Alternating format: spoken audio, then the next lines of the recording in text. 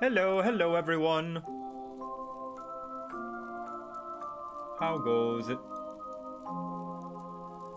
Yes, if you're thinking about what job to pick, what class to start out with, pick whichever one is the coolest, because, and, you know, most people like to say this about most games, but it really is true with this one. Just like with Monster Hunter, pick the one that's coolest, because all of them are viable.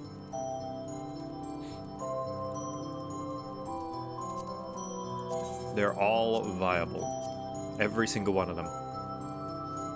Even at the high end, like the high end, ultra hardcore gamer super pro level, like it all comes down to player skill.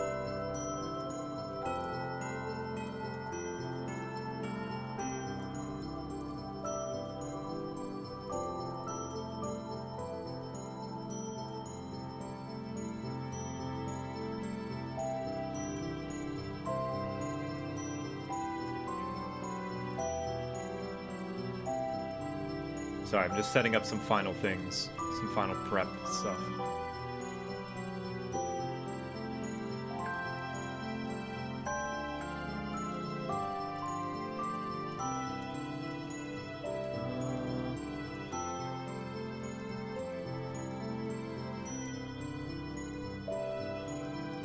Doing some final things. Even Res Mage. Red Mage is fun, dude. Like, I love how mobile they are.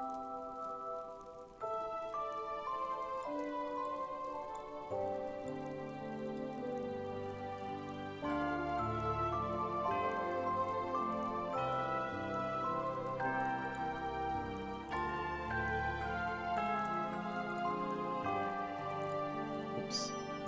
There we go. Sorry for swapping around. Okay, so let us begin then, shall we? Heavensward Part 2. Venturing deep into the domain of the dragons, the heroes come face to face with the great worm Horace Velgar, from whom they learned the sordid truth of the Dragon Song War. Born of man's treachery was this bloody conflict, and by man's hand it must be ended. Thus does the warrior of light sally forth with Ishgard's greatest champion, the Azure Dragoon. Is the Azure Dragoon on a mission to crush the serpent's head. Let us go. The music's a little loud? Okay, I can turn it down.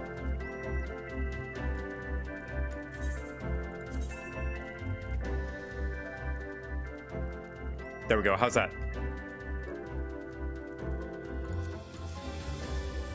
Better? I know apparently last stream the game was a little too loud. So I just want to make sure that it's like loud enough, you know? Can you actually play songs as a bard? Yes. Let me show you. I will go bard real quick. Bard. And I will show you. If I pull out my harp again.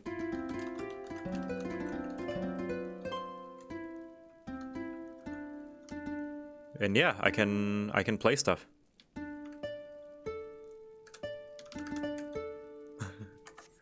Yeah. But I'm playing Paladin for this main story. I'd rather be louder than quieter. I'd rather it be quieter, because at least you can still hear me.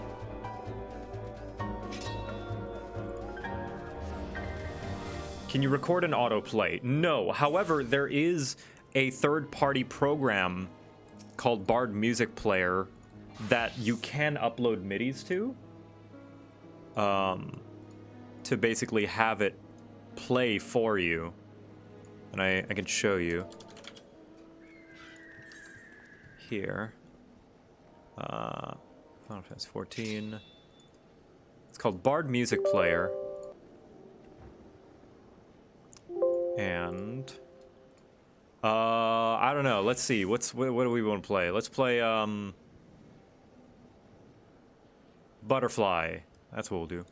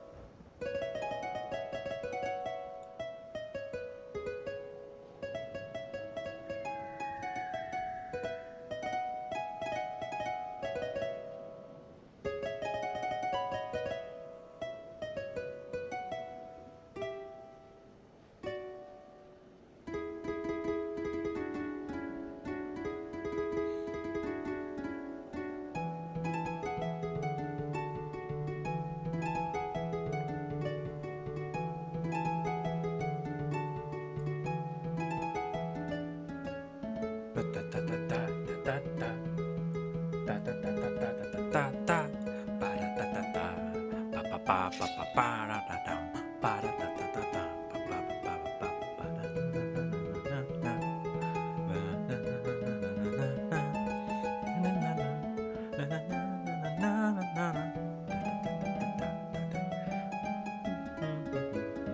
Grahatua, I hope you have a good day at work. But yeah, that's Bard Music Player. It is a third-party program, and some people will actually play concerts around the game and stuff. Hello Yukino, nice to see you again. But yeah, we continue. Let us go talk to Racevelger? No, Racevelger left.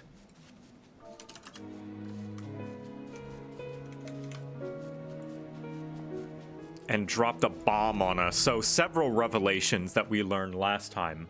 One, the Dragon Song War was caused by man's betrayal of the dragons.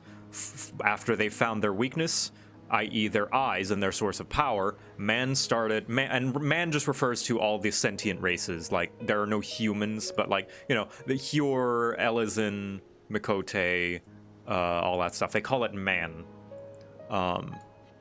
Man found dragons' source of power and their weakness, their eyes, and started conquering them, killing them, stealing their power for themselves, because man is greedy like that. So, firstly, that's what we learned. And then, Nidhogg, in his anger after man killed his sister, Radatasker, rightfully so, by the way, he's right to be angry, basically started a long vengeance against man to try and slaughter them out for killing his sister, which is understandable, honestly. However, in his long siege of man, he has been recruiting man as well, those who believe his cause to be just, and transforming that man, those children of man, into dragons to help their cause. So the dragons that have been fighting Ishgard, that has been at war with the dragons for thousands of years, are killing their own people. Yeah. That was another bomb to be dropped. And the third bomb to be dropped is Ysael, our good friend Ysael, who believed herself to be the reincarnation of Shiva, who is the ancient, long lover of Racevelger, is not, actually. She believed herself to be a reincarnation of Shiva, but she's not. It was all false. It was all lies. And she's a little bummed out about it. What false god is this Shiva? What manner of phantom have I welcomed into my heart? Yeah, and she has the Echo, like us, chosen by Hydaelyn. So not all answers are there yet. So 3 major bombs dropped on us, and Estinian is unfettered. He believes our objective is no different. Kill Nidhogg. Because nothing is going to stop Nidhogg from laying siege to Ishgard. Even if we do understand his motives and the history now, that doesn't change anything to him. Iceheart's faith in the worm was misplaced, which leaves us but one road to follow. And Alphino, do you have any plans?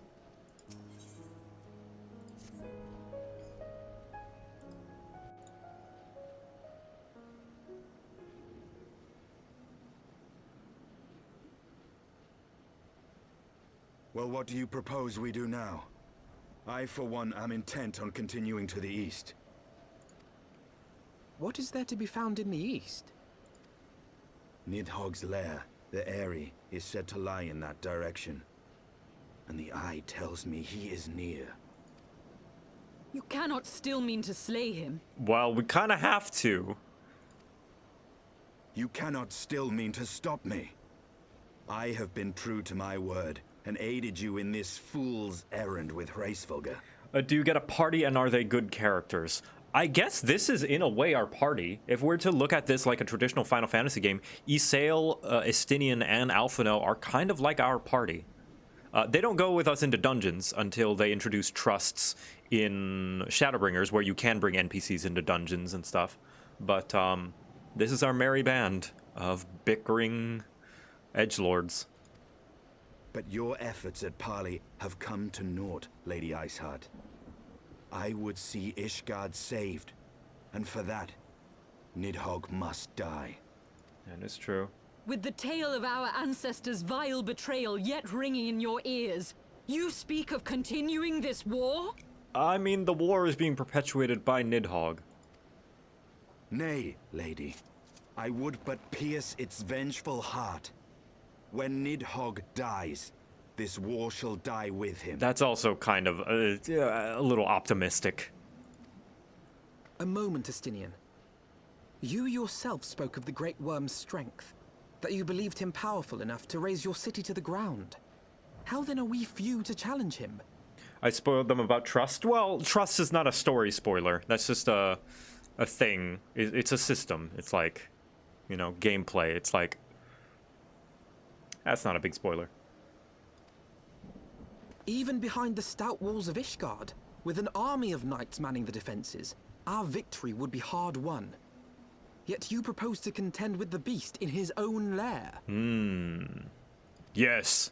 In close combat, this will afford us an advantage. And with two Azure Dragoons working in unison, who can say what might be possible? Two? Are you talking about me? I'm not a Dragoon right now. But such speculation is meaningless if we cannot even find the worm.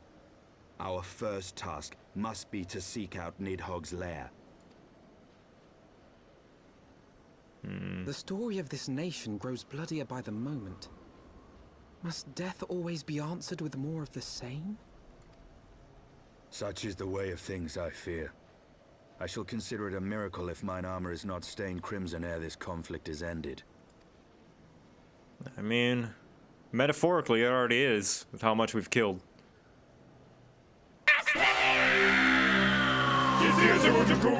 Lies. Everything I believed. Everything I thought I was. Gone. Oh. All gone.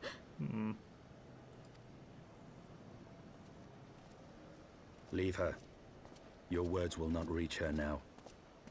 And we have not the time to wait for her to gather up the pieces of her shattered faith. Oh, Estinian.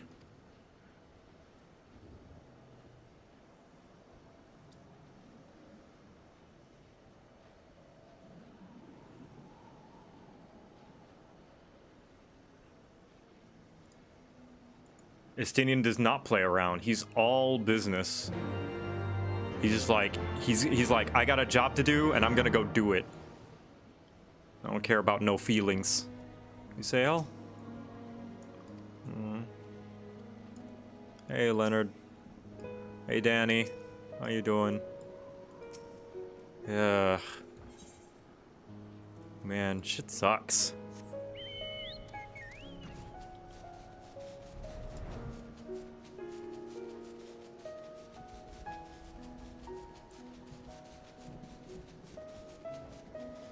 Also, this music.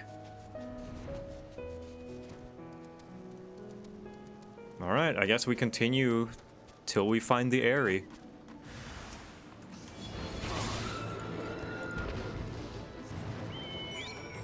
Lots of traveling.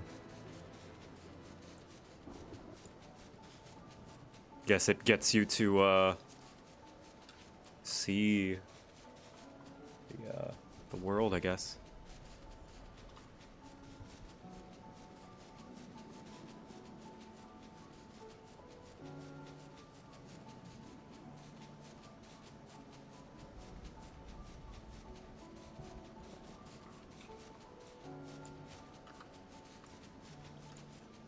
Is that a chocobo? You bet it is. Sorry, I was just doing B-roll footage. Yeah, every mount can fly.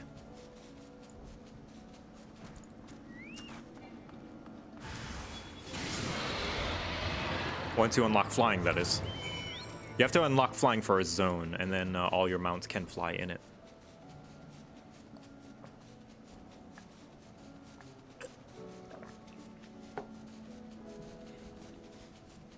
Oh, Oh, Alex Wolf, thank you for the $5. Your videos have given me constant cheer while drawing 300 plus characters on a big goodbye project. Holy crap, that's a lot.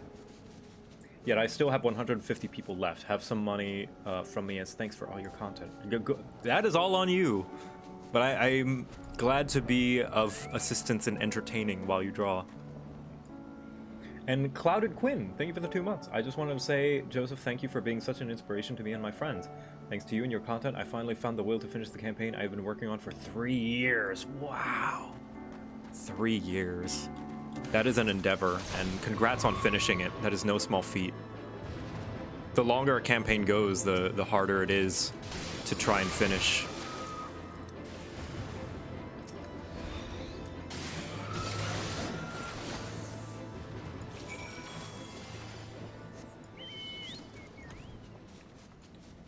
What's my favorite onomatopoeia?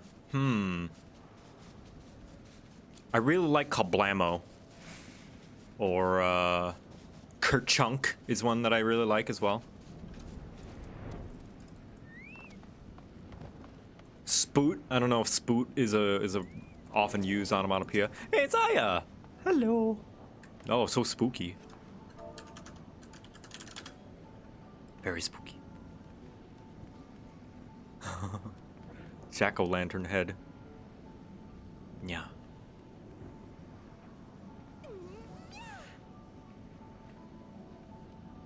Yeah. Yeah. You know, I like yeah. Oh, I like plap. Plap is good. Estinian, pray tell me I am wrong.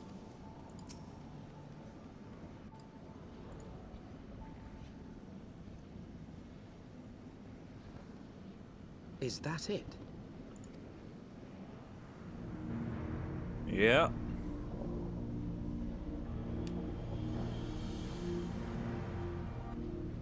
Aye, that would be the airy. I feel Nidhogg's presence through the eye, his caustic hatred gnawing at my soul. 'Twould seem the death of his consort has put him on guard. Mark how he wards his lair with tempestuous winds. Oh, Neum is a good one. I like Neum. A similar barrier once barred our entrance to the primal Garuda's domain, until we discovered the means by which it could be penetrated. Oh, so does that mean we're gonna need Earth? Is Earth the one that beats lightning?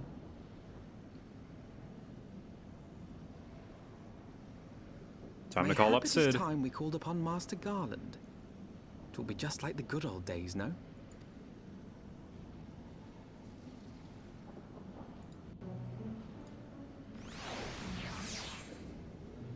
That's corrupted wind? Okay, so we're just gonna need some, like, strong ice or something.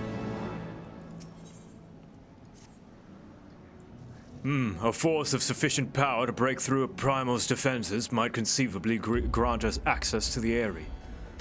And I can afford no better solution. Pray consult this engineer friend of yours.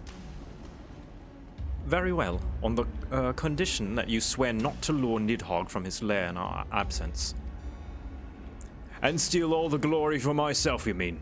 Nay, I am not so selfish as that. Contact me via link pearl when your preparations are complete, and we shall set forth from Ishgard together.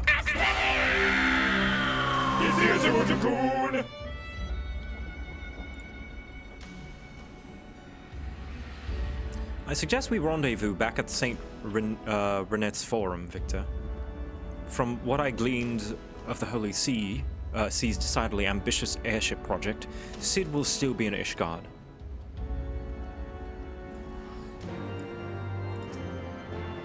Go, meet with your engineer friend. I shall remain here and keep vigil over the worm. Yeah, I'm gonna be using that button more and more frequently. It's just, you know, every time Estinian has like a one-liner or like a prominent thing to say, you know?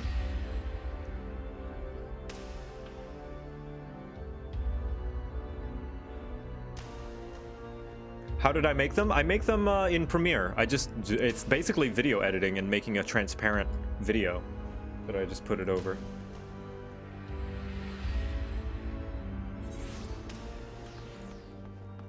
Where this?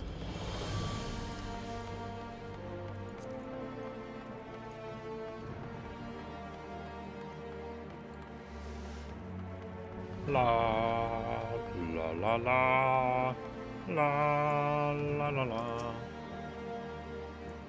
When you last saw Master Garland, he was advising the Ishgardians on their ailing airship, correct? In that case, he might still be at Camp Cloudtop. Failing that, we could try the airship landing, or maybe even the Skysteel manufactory. But let us not waste time searching aimlessly. Someone in the city is sure to know where to find him. The question is who? Sir Emmerich would seem to the obvious choice, but there is no guaranteeing he'll be able to grant us an audience at short notice. Ah, I have it. Count Edmund's youngest son prides himself on knowing all of the Holy Sea's juiciest rumors. Let us return to the manor and see if Lord Amanalain is about. I hope he's learned his lesson.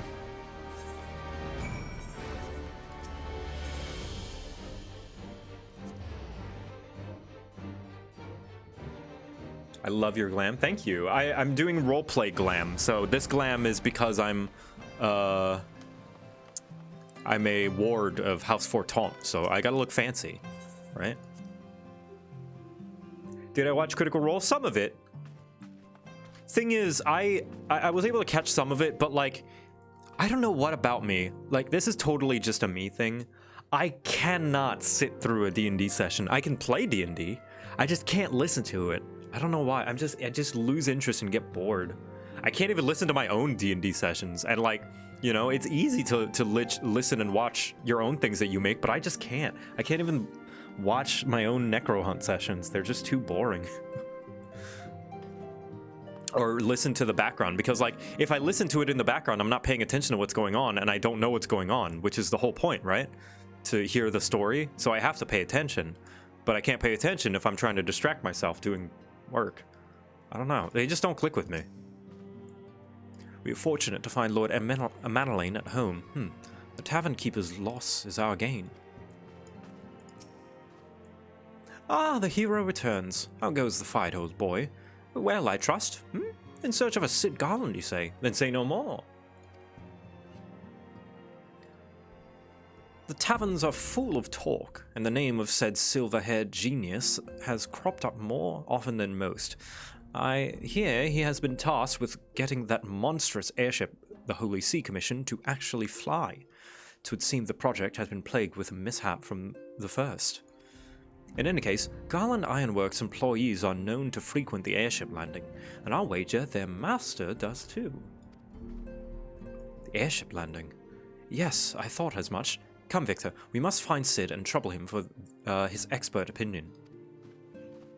Are you gonna make a video of all your MSQ buttons? Maybe, if I do make more of them. Could do like a little compilation.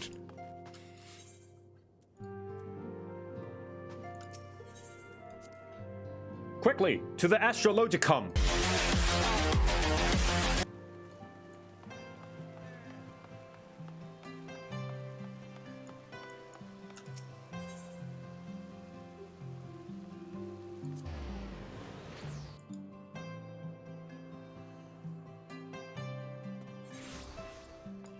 The naming of Sam's new character was hilarious. Yes, it was great. Fresh cut grass, FCG. It's like my creator named after all of her favorite things, you know, grass, pie, pussy, you know, all of her favorite smells. It's like, oh my God, Sam.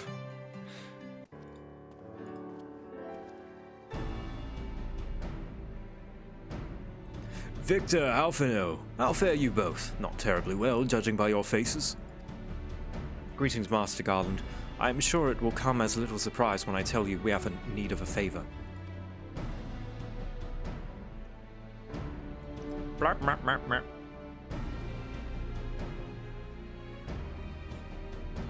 Another wind barrier? And you say it was conjured by Nidhogg? The Enterprise could certainly take you where you need to go, but she would not fare well against dragons. She's agile for a ship her size, but not that agile. The Dravanians would fly rings around her. And if they took into their heads to incinerate the rigging, there would be precious little we could do to avoid them. But there must be something we can do, some manner of weapon we could employ. Estinian stands vigil at the edge of the churning mists. But we do not know how much longer. Alright, alright. I didn't say it was impossible. I said it was impossible for the Enterprise. We needed a smaller boat. Biggs, Wedge, it's time we gave that new toy of yours a proper field test. Oh, wait! They were talking about making new airships during the Crystal Tower raids? I wonder if that ties into this. That's really a really nice touch, if true. It's probably best if I let the lads show you. Come on, the manufactory's not far.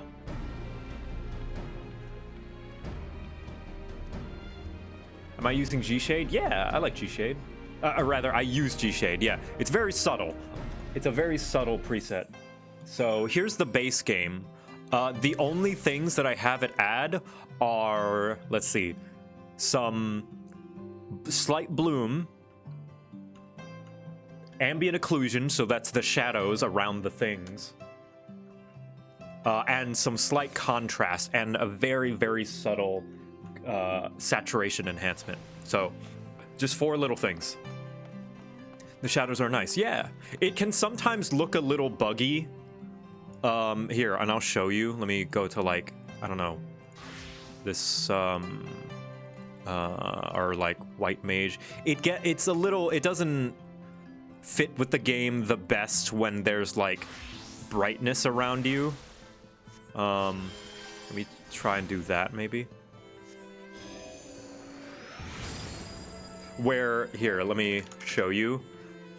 The problem appears when there's like a bright particle effect that's supposed to light you up, but the shadows are like still really dark. Like, you see how I'm not supposed to be lit up like that. I'm supposed to be like a white silhouette. See?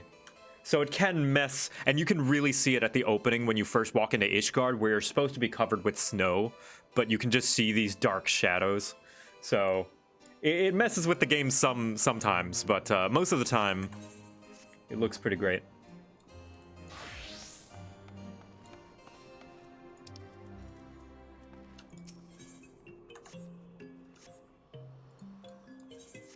Cool. Sky Steel Manufactory. Just go to... Whoop.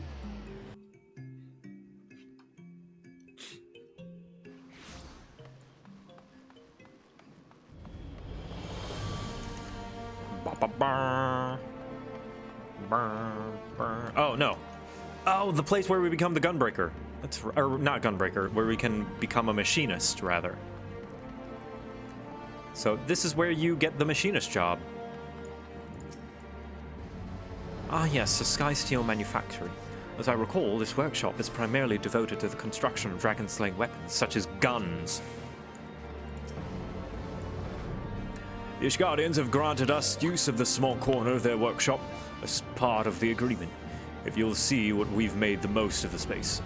I think you'll see what we've made the most of the space. Let's see.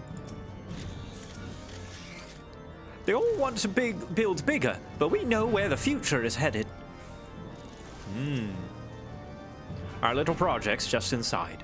Oh, you're going to like this one.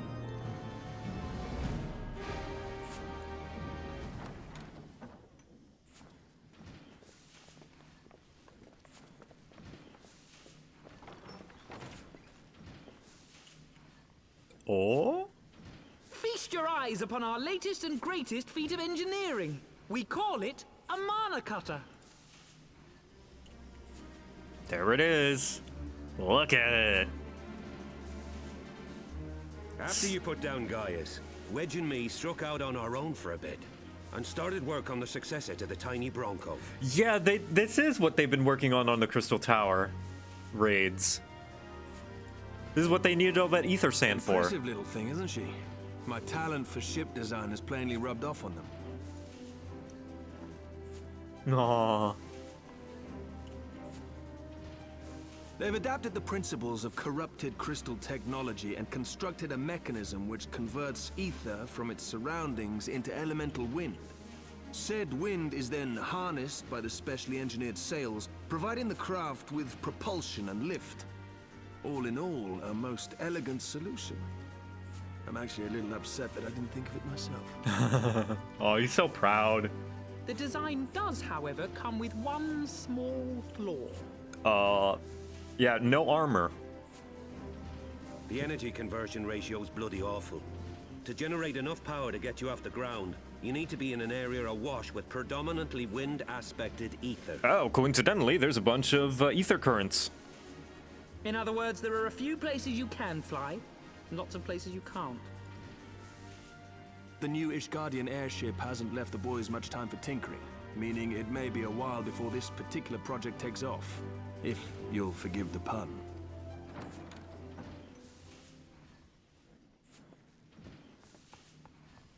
Oh, look at Tataru. He's got a cute little apron. Tataru, what's happened? I've been looking all over for you. There's been word from Uldah. It's about Her Grace, the Sultana. Oh, I don't know if we have the time.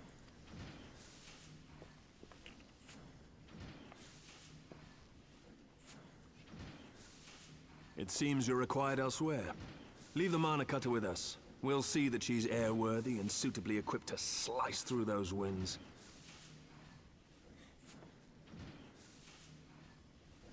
You, meanwhile, should concentrate on providing Rauban and the Sultana whatever help they need. Okay. Man, word travels fast. Within the Scions, I guess. That Sid somehow knows about it already.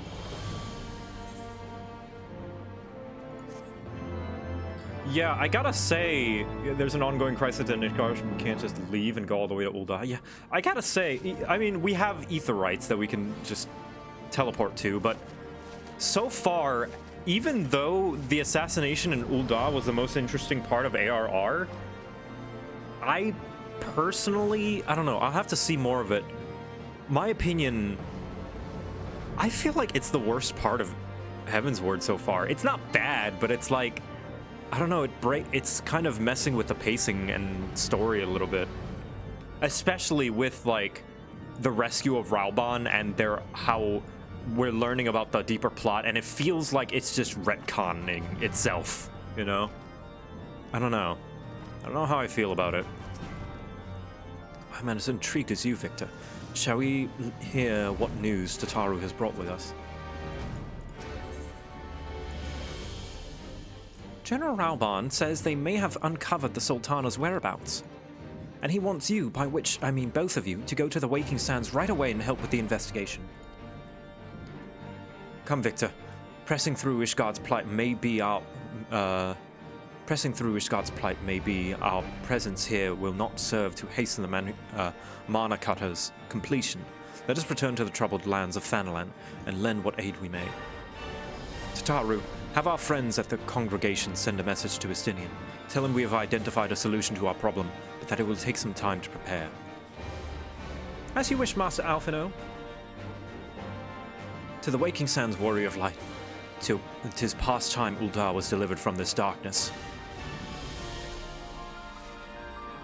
Yeah. Is this my first time experiencing the story? No, this is New Game Plus. I have gone through it, but this is a refresher for me. Feels like an afterthought, weirdly dragged back during an important thing on Ishgard. Yeah, it's like, it's kind of thrown in while we're doing important things in Ishgard. Like, I can understand going back to it when there's nothing, when there's a lull in the story, where there's a lull in the Heavensward story or something, or like, I don't know, or if it was given more time. It just kind of feels like we do one thing in Uldah and then like do like 10 things in Ishgard and then suddenly one thing in Uldah, and then now it feels like it's about to resolve after doing it like 3 times. I don't know. Like a B plot. Yeah, but like with how much it was built up in ARR and how big of a deal, it doesn't feel like it should be a B plot, you know? But that's how they're treating it. It's like they're suddenly making it not that big of a deal. I don't know. I feel as though after Teleji served his purpose to be a villain and kick all of this soft reboot into motion, it just kind of was thrown to the wayside, I feel.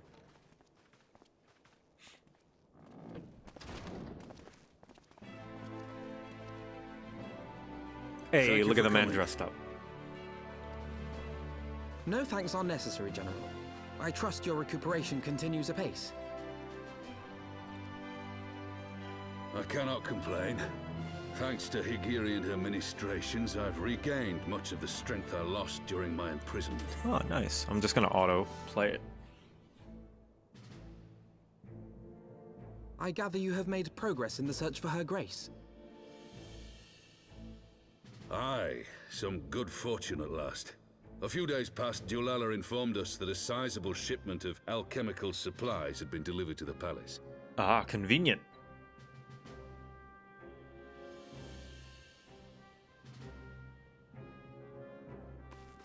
With Papa Shan's assistance, I set out to ascertain the source and nature of the shipment. My inquiries led me to Frondale's frontistery. Backslash! There, I learned that an order had been placed for a curious substance designed to sustain patients trapped in death-like slumber. An invention of the former head alchemist, apparently. Now it's short time. A death-like slumber? This cannot be a coincidence. Lend some weight to Dulala's claims, aye. Her Grace is likely somewhere within the palace, abed but alive. Yeah, we were told that basically Teleji was going to assassinate the Sultana, but the Sultana learned of this plot and instead swapped out the poison for something that would put her to sleep instead. And also another reason why I feel like this plotline is not as good is because this was all Lolorito's plan, which was reliant on Raoban killing Teleji, which is not a surefire thing, which, like, they're trying to paint Lolorito as this smart 5-head 8D chess player, but, like, that is such an unreliable, like, part of your plan. Is that really Shulk's VA? Yeah. Pippin is Shulk. Before making any attempt to extricate the Sultana, however, it seemed prudent to learn what manner of substance was used to induce her torpor. To that end, I made inquiries as to the whereabouts of the one most like to have administered it. The lady in waiting, Muriel. The handmaiden. We sent for you as soon as we learned of her location. All that remains is to apprehend the woman. We shall find our cat's paw in the Silver Bazaar. How do you know? But we must tread carefully. The market is not the bustling place it once was, and someone is sure to mark our coming. Should they inform the monetarists, we'll have a fight on our hands. We must be prepared for the worst, and being short an arm, I thought it wise to take another in its stead. What say you, Warrior of Light? Will you lend me yours? Absolutely. You have my shield. Then I pity the bastard that stands in our way. Come, my friend. For Nanamo, and for Uldah! Yeah!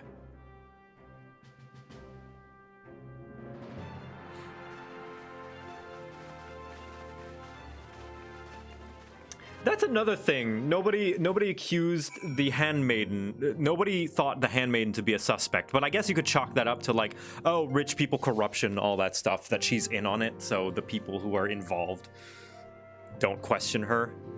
But yeah, that is a little... basically, this whole plot line is a little messy, IMHO. If one had chosen to entrap the Sultana in a death-like sleep rather than slay her, then one would surely know of the means to rouse her from said state. There must be an antidote to this poison. Yugiri? You're a ninja. You know about poisons, right?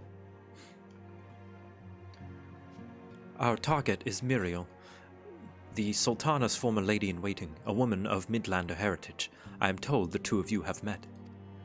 Our sources indicate that she left the palace shortly after the incident, and quietly rejoined the dwindling population of the Silver Bazaar. I suggest we begin by questioning the market's residents and confirm that Muriel is still in hiding there.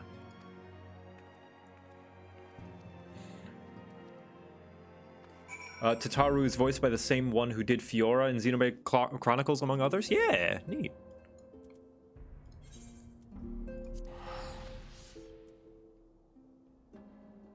I always figured Lolorito was planning on sticking Nanamo in the pocket. alive so that Teleji could do his shit shenanigans and leave Nanamo in reserve until Teleji ran out of his use. I mean, yes, we know that that's its plan. It's just that plan, the execution of that plan was reliant on too many unsure factors, which makes it not seem as good a plan as they're trying to depict it as. Right? It's like, this was all according to plan. It's like, this plan was reliant on, like, so many unsure things. And all it just makes me more aware of the fact that that it is a written story. I don't know.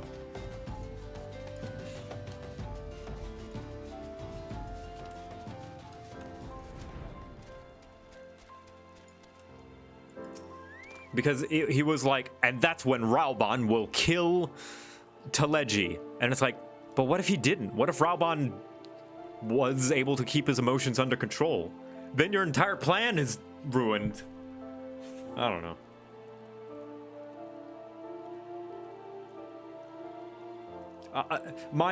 Like I said this last stream, my assumption is that the writing team, whoever was in charge, was just trying to like scavenge and like kind of wrap this up because it wasn't that interesting a story, or they didn't really know where to go with it, so they just kind of tried to patch together what they could. Because the Ishgard story was like more interesting and served the game better, perhaps. That's my guess. That's my theory. I don't know for sure. Do I know of any... Yep, I'm gathering evidence.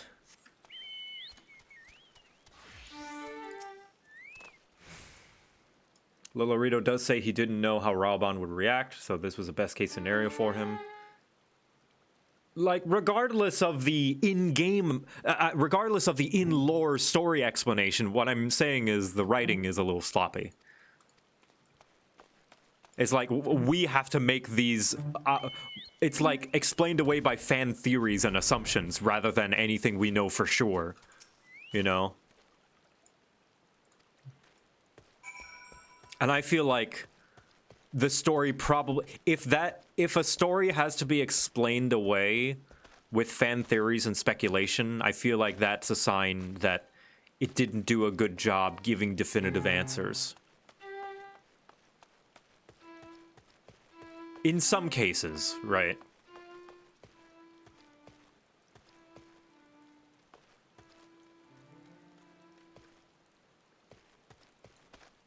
Like, I understand there are some stories that are good, even with leaving it up to speculation. I'm trying to think of an example, right? Like, Evelyn Dever in Incredibles 2. Her motivation is to make superheroes illegal. But superheroes are already illegal, right? So, what was her... So, she tries to do all this to make superheroes super illegal? Like, I don't know. Like, she helps her brother legalize superheroes and get a good reputation just so she can ruin them again, right? And there are fan explanations of like, oh, well, maybe she did this and that and this. It's like, okay, but that's something you came up with, not the story. You know, it's not in the text. That's something you came up with. The plot of Incredibles 2 is just what happened in the intro in the first movie? Yeah, basically. Yeah. But whatever. I'm getting defensive of my own opinion rather than like, it's not a big deal, it's just a footnote. But I'm just analyzing this as a whole and like really noticing that there are shortcomings in Heavensward. It's just interesting that those shortcomings, in my opinion, are what's left over from ARR. It's like, the best part of ARR is the worst part about Heavensward, in my opinion. They were going to make them legal again, but then she was going to make sure that they will never be legal for, or be okay in society ever again. Were they going to be legal? Because at the beginning, you know, the Incredibles were shunned again, and they lost their house and had to go live in a motel. I don't know. I've met the Sultana's handmaiden on numerous occasions, but I cannot for the life of me bring her features to mind. And if there is another explanation that is like someone theorizing, it will be because someone theorized and is what they gleaned and came up with, not because of what was explained in the story itself.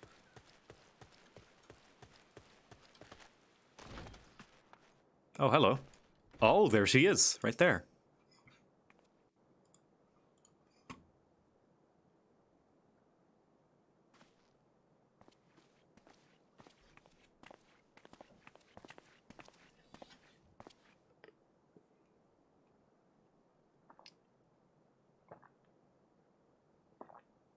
You are Meriel, the Sultana's former lady-in-waiting?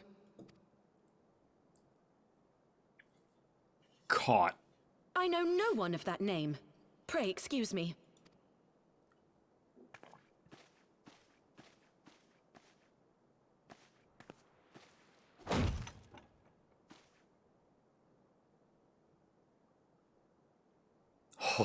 General Alden.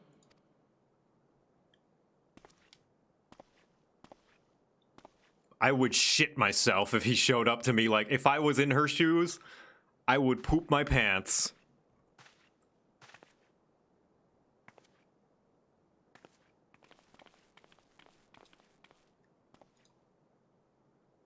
We will have the truth from you, girl. Oh. Hey, Lolorito. Mayhap it would be better coming from me.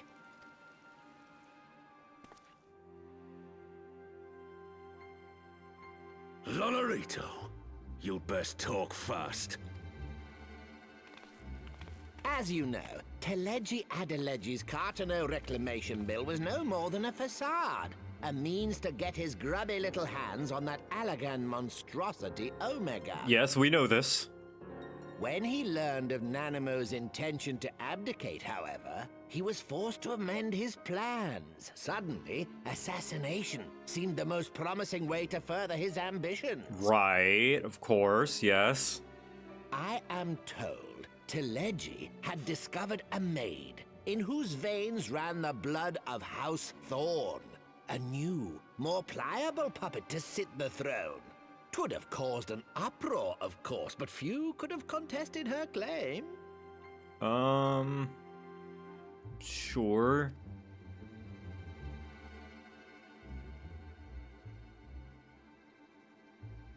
'Twas plain that Teleji's wild machinations had outgrown our ability to control them. So I decided to usurp his scheme and left the fool to seal his own demise. Again, reliant on Raubon killing him. Not a great plan.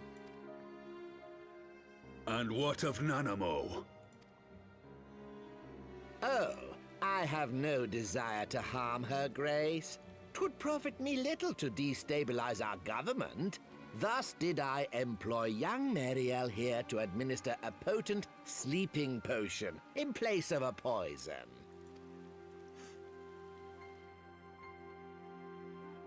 You should know, General, that your dear friend Ilberd was fully aware of my plan. What? I had him lie about the assassination as a means to prime your rage against Teleji. We weren't entirely sure how you would react, but God, things went rather better than expected. Like, this really does feel like Rise of Skywalker levels of no, we didn't actually do that, you know, like when what's his face, Kylo Ren was like, I didn't lie to you. What I said, it's like fucking, it's like the writers changed their mind midway. It's like, no, he lied, see? You conniving little worm. You had your claws in the Crystal Braves before their first recruit had sworn to serve! But of course, when a new game begins, 'tis only prudent to have a piece on the board. Ilberd was mine. The writers changed. Yeah, I mean, I'm not... I don't envy the writer's position. This is something that was necessary that they needed to do. But, you know, I'm still calling a spade a spade. I'm just saying that it is flawed. I understand why it's flawed or what resulted in it being this way. The results are the same, though. I feel this is dumb. Truth be told, a significant proportion of the Braves' initial endowment was also mine. With such large sums moving about, 'twas a rather trifling matter to disguise my own contribution. It was for the better, but it's not graceful. Yeah, there had to be a little bit of sloppy transitioning and changing directors and writers somewhere. And I guess, there are worse things for it. If the one victim had to be the assassination plot, I guess I'm not too upset. It's just a shame that it could have been so much more, right? Considering that it was the catalyst for basically all of this to happen, right? For the entirety of Heavensward happened because of this assassination. But, so I'm a little bummed out, but I guess rather this than something else be on the chopping block. Ah, Ilberd. I secured his services with a promise to support his cause once my authority had been solidified. I swear, the man thinks of naught but prizing Alamigo from the grasp of the Empire. Yep, he is a one-track mind. Unlike you, General, the poor fellow seems quite unable to forsake the land of his forefathers. Mayhap that's why he called you a traitor to your people and a disgrace to your homeland, amongst other things. What was it he always compared you to? Oh, yes, an overgrown lapdog begging for scraps at the Sultana's table. Oh, how we laughed.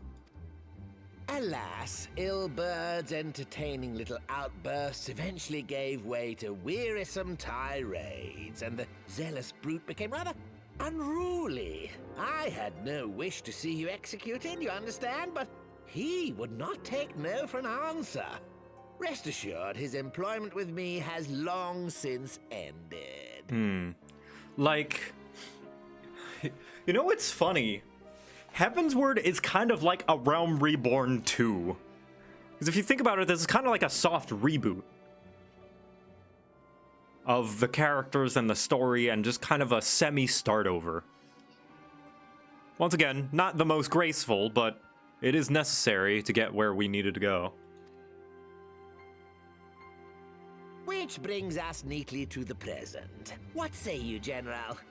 Both you and the Sultana are alive. We have one corpse and one fugitive. And preparations have been made to restore your good name. Shall we cry quits and start again with a blank ledger? Yeah, there we go. Yeah, see? Soft reboot. The hells we will! Do you honestly expect me to forgive and forget? After all you've done? You're guilty of high treason! Stay your blade, Master Alden. You yourself are not innocent.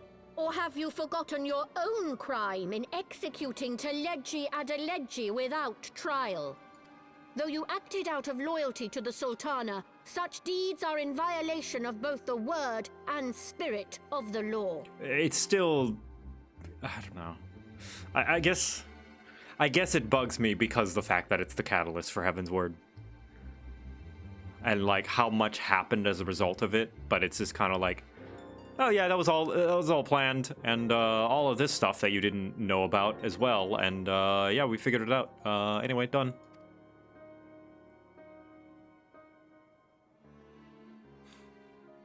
The transition between expansion historically all have some degree of retconning, yeah. If you would, Lord Lolorito? I guess so. I think this is probably the worst case of it, which is a good sign, because this isn't even all that bad.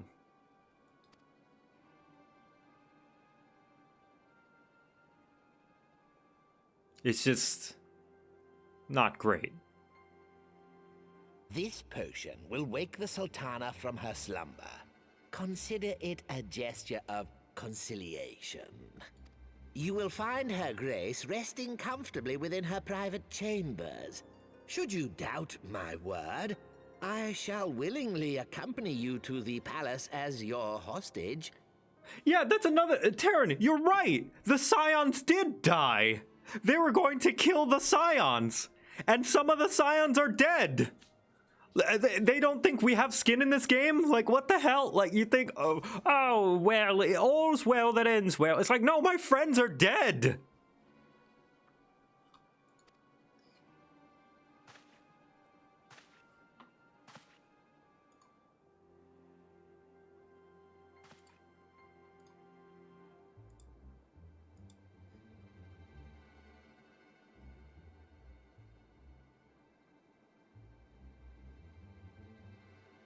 I like not your motives, Lolorito.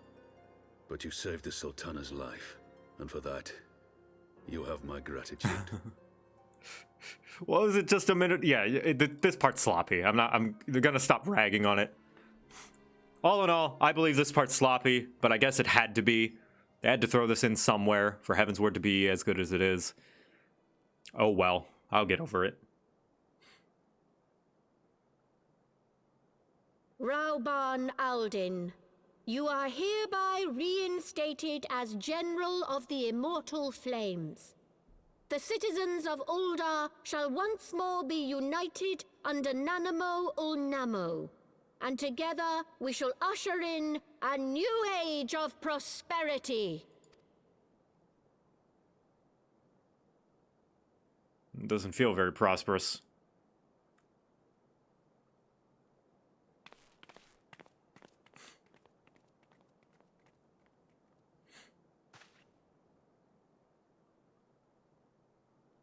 Yeah, me too, Rauban. Angry and tired.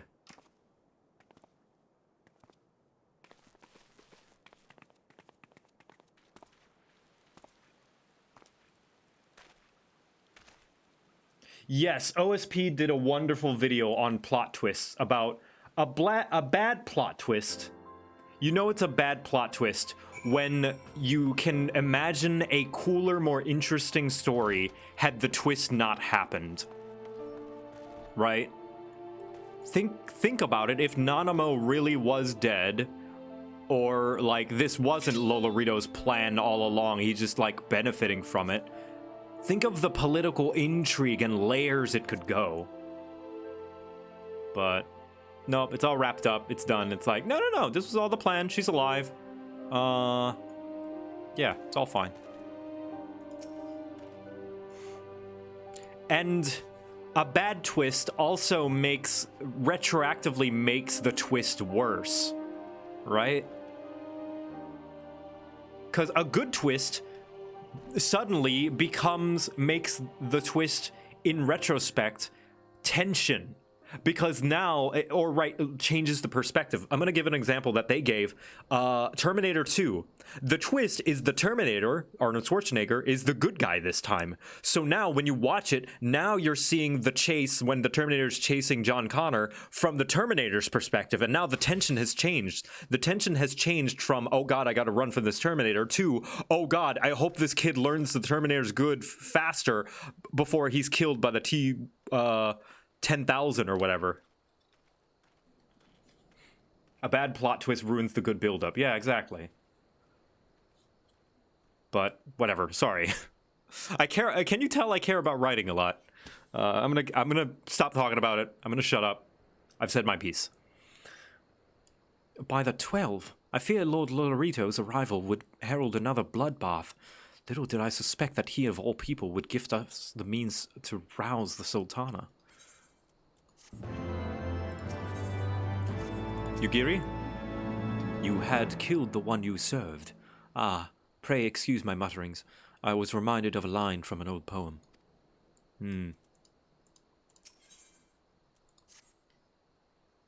That's a very pretty shoulder pad. I know, right? It's so ornate. I love it. Shall we also make our way to Uldah? I should imagine Bartholomew has been instructed to admit us.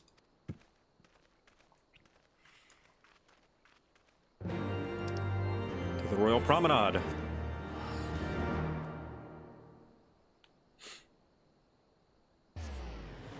Yeah. It's a pretty bad twist.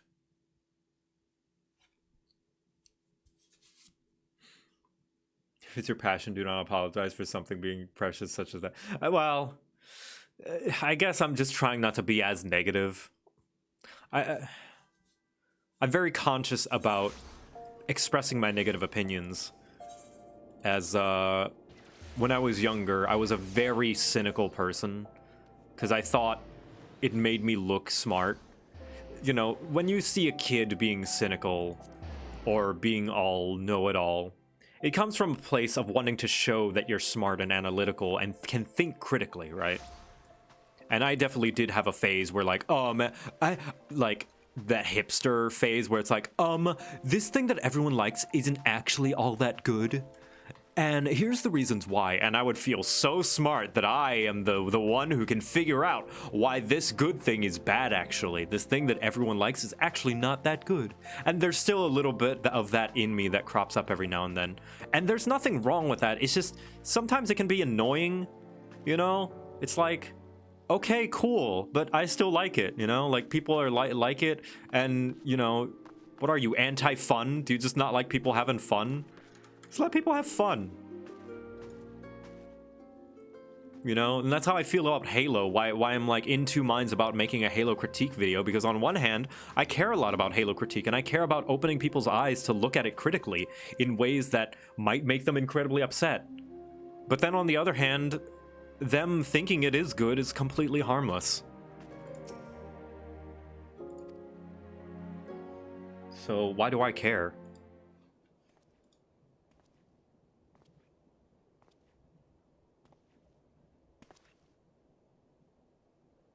It's something that I'm still trying to learn and grow from.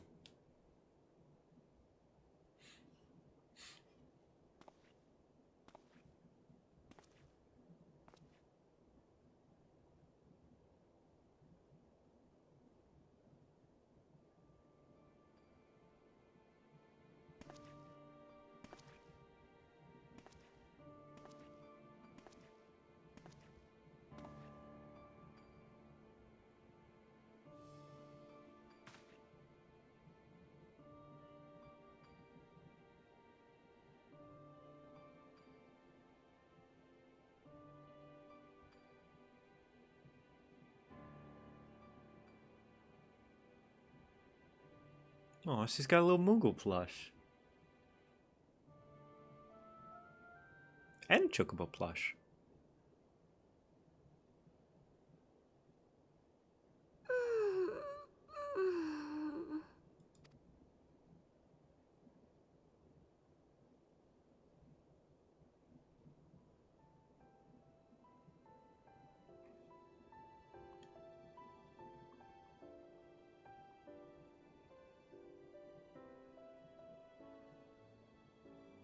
I was having the longest dream.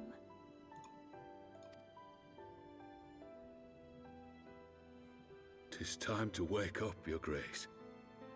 Another day begins in Thanalan, and the sun blazes bright upon the sands.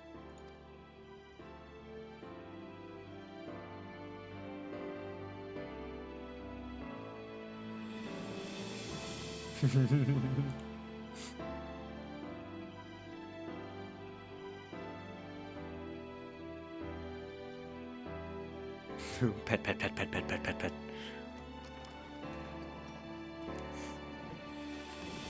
Oh, you can't carry her on your shoulder anymore. Well, I guess you still got one arm left. Her Grace is awoken. The palace physician assures me she's none the worse for her slumber. Robon, have you had a shower? You need to clean up a little bit. You got some dirt on your face.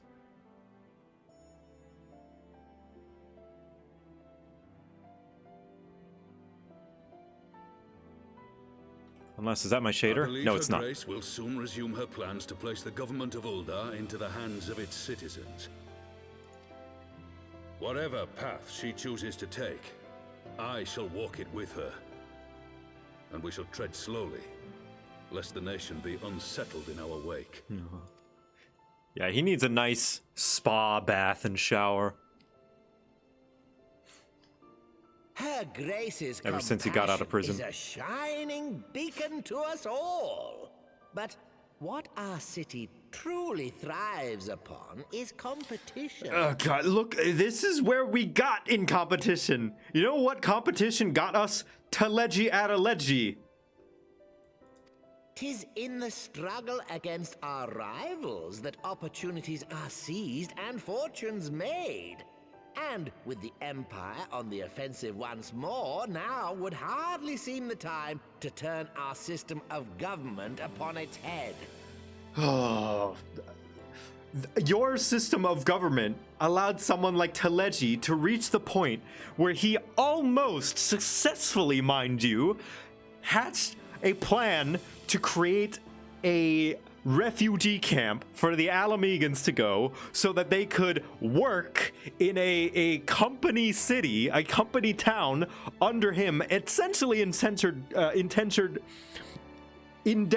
servitude, i.e. slavery, to dig up Allegan technology so that he could get control of Omega. And yet you still say that this is the way to go. Are you privy to new intelligence, my lord? I would hardly call it new. Remind me, what was the name of that enormous Imperial warship which met its end in Mordona? Wait, I have it. The Agrias. Yes, well, 'twould appear that the Garleans have been hard at work on another such vessel. How close are they to completing this ship? Is it operational? Also, where did you learn this? Its maiden flight was a success, I hear. I should imagine Emperor Varys is eager to see how it performs in battle.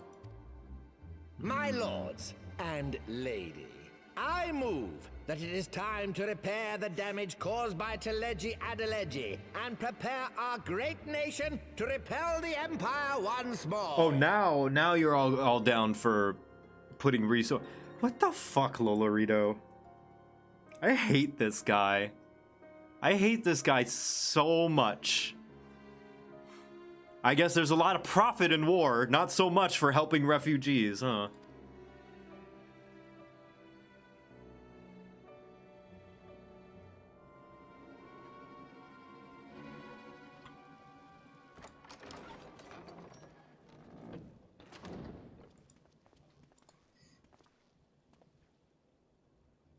"'Tis well that the Sultana has awoken. The Syndicate yet needs to put its house in order, but 'twould seem the worst of the confusion has passed. Uldah has taken control of its future, and I must do the same." I mean, it's nice that he's willing to fund the fight against the Garleans, but like, where was this when we were trying to help the Alamegans? Huh? And the Domans, huh? When he brought the Domans to Uldah, you were like, oh, we don't have the resources.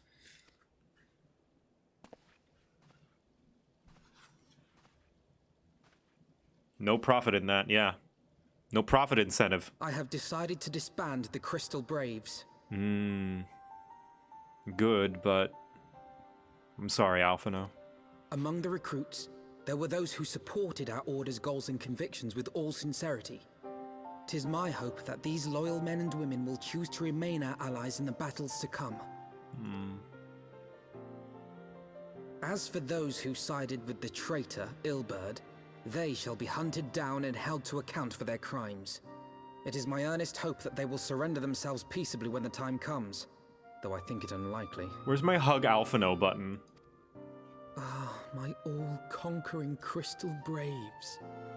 The model army meant to pave the way for a single unified grand company of Eorzea. That so high an ideal should be brought so low.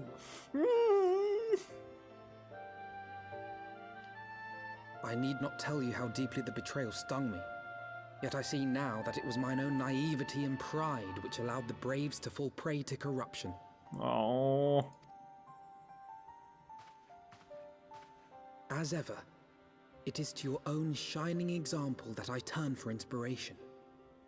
Like you, I mean to stand firm in the face of hardship and give mine all for the cause. let us resume the search for our missing comrades, that we might come together to shine the light of dawn across the realm once more. Yeah, that subreddit was bad. No, he's The finally... role of Crystal Brave Commander suited me ill, and I shall play it no longer. Henceforth, I shall be no more or less than Alphino, proud member of the Scions. Fuck yeah! Hell yeah! I gotta give him like an Alphino. Alphino Levier! Like a title thing. I need to make a title thing for every NPC. That's what I gotta do. Hell yeah. Look at this boy. Look at that smile.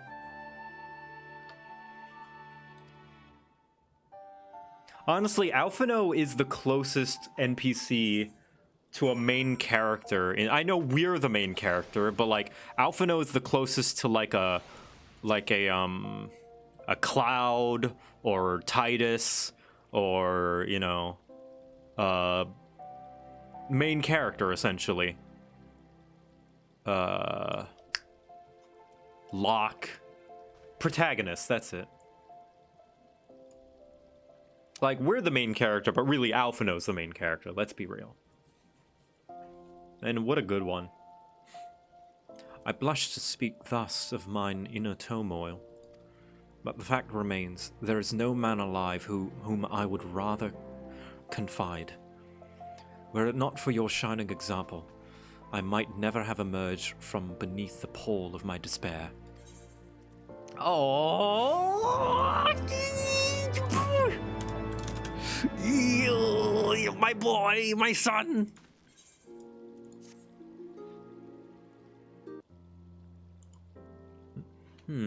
Still no word from Master Garland.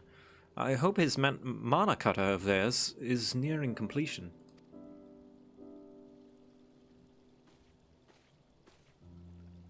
I am assured that her grace will make a full recovery. I and Uldah too shall flourish once more.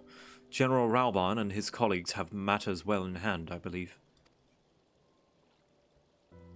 Lady Yugiri, a question if I may. I believe your people have been keeping a close watch on the Crystal Braves. Might you know how things stand at the Rising Stones? Ah, yes, of course. You will be pleased to know that the 3rd Unit Braves abandoned Revenant's Toll when they learned of Captain Ilbert's defeat. The only blue uniforms to be seen there now are those worn by soldiers loyal to you, Master Alphino. To me? I see. I'm grateful to hear that at least some of our members were true to their oath. Ere we return to Ishgard, I must go to the Rising Stones and thank these stalwarts for their service. It shall be my final act as Crystal Brave Commander. Will you join me, Victor? You were there at the company's inception. It's only fitting that you be present at its end. And I would appreciate the support. Absolutely. I'm gonna be the first one there. You watch.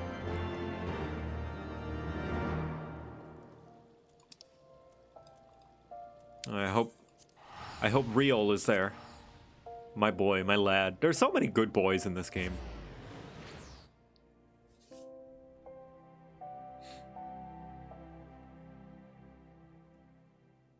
You do a lot of traveling across the continent for like weird little errands that could have taken care of via message.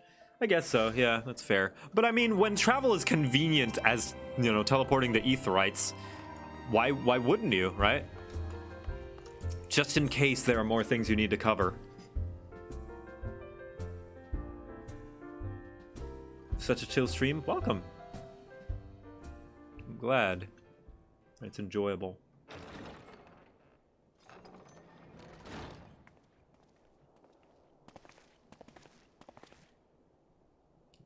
Commander, you're alive. And Victor too, I knew you scrapped through. Hell yeah, Riol!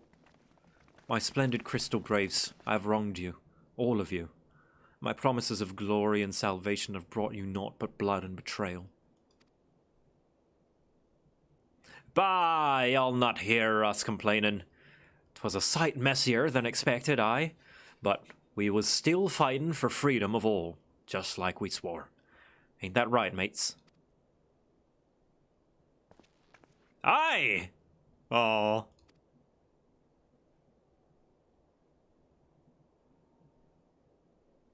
You humble me. I'm truly blessed to have such steadfast comrades. It is with most profound regret, then, that I must... That's enough of that, Commander. We know what you've mind to say, and we ain't having none of it. We've talked it over, see, and we all agreed. You can take our uniforms and strip us of our ranks, but we won't be no less of a company. Aw, but the Crystal Braves... The Crystal Braves may be finished, but the ideals upon which the company was founded live on. They bind us to each other, and to you. Commander, Alphino, our minds are made up, so you may as well get used to it. Let us help the Scions. Let us help you find Minfilia and the others. Aww. This is so sweet. My friends, after all that's happened, I know not what to say.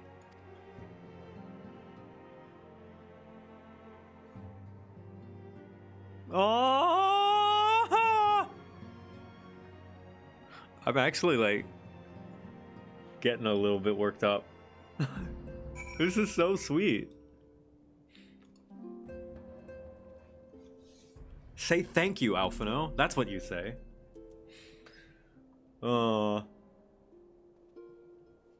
I remember mentioning in some side quests that link pearls being considered a bit unsafe.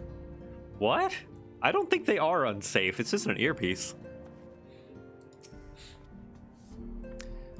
I don't know if you know, but during the Godsdamn Feast, Falaman got ambushed by some 3rd unit curs over in Limsa. I'm told she danced free of their noose, though.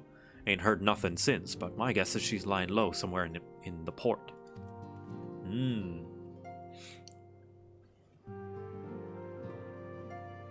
So the Crystal Braves were around for like a week before they became corrupt? I think maybe like a month. I don't know the exact time span, but yeah. Unsecure. People can listen in. Yeah, no, they're not dangerous to use. It's just, yeah, insecure. Unsecure, rather. But they are useful, though. But not all the time. I'm still of the belief, even if they were secure, I'm still of the belief that sometimes it's better to just make things more personal, you know? We'll find the missing Scions, I promise you. Between us and the immortal flames, no stone in Eorzea will be left unturned. We scrutinize the Scions' records, and they should provide us with likely locations to which the missing Archons might have fled. Put your mind at ease. It is for work just such that we have been trained. Yeah, this is a young Doman man.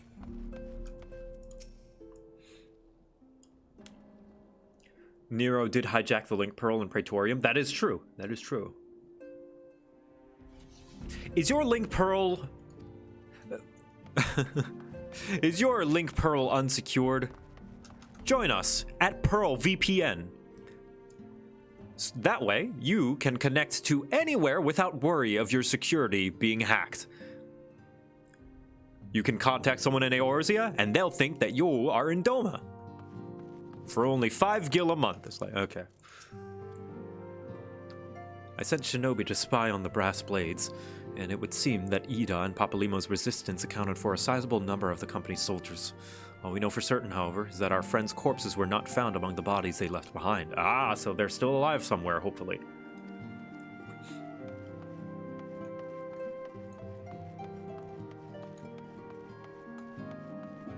$5 gil a month is really cheap? Yeah. I don't know what the conversion of gil is. Like, I guess we could look at the merchants, right? It's like, orange juice is what, 10 gil? Pray, excuse me. I thought my tears spent. Aww. Could assume it's like yen. Okay, possibly. My grandfather used to say that one could measure a man by constancy of his comrades. Mayhap I am the exception which proves the rule. Nay, do not protest. I know that I am not worthy of the loyalty, Victor. But as Thalic is my witness, I shall do everything in my power to earn it. 4 gil for a bottle of water? That's real cheap. An etherite is the cost of a taxi ride? That's an expensive taxi, if so. Okay, let's do a little conversion, actually. I think there are some merchants out here in Revenant's Toll. Let's do some conversions.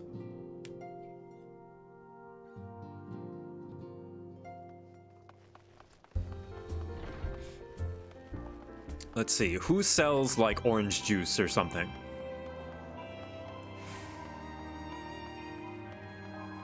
Yeah, taxis are pretty expensive. Let's see.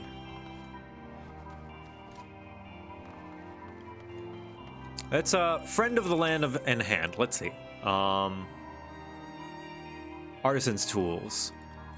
Let's see. No, those are turn-ins. Independent mender, independent merchant. Here we go. Purchase weapons. 6,000. Items. There we go. Items. This is bait. Field gear. Here we go. We can probably get these. No? Hold on. Battle gear. No, tools. That's what I want. Saw. Okay. A saw is 5,000 gil. Right? Just a basic, really good saw. Level 43. We can assume level 43 is like a middle-of-the-road saw. How much is a saw? Let's see.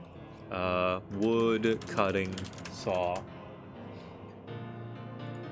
Just a run-of-the-mill wood-cutting saw is... No, not circular saws. Saw. I just need a regular saw.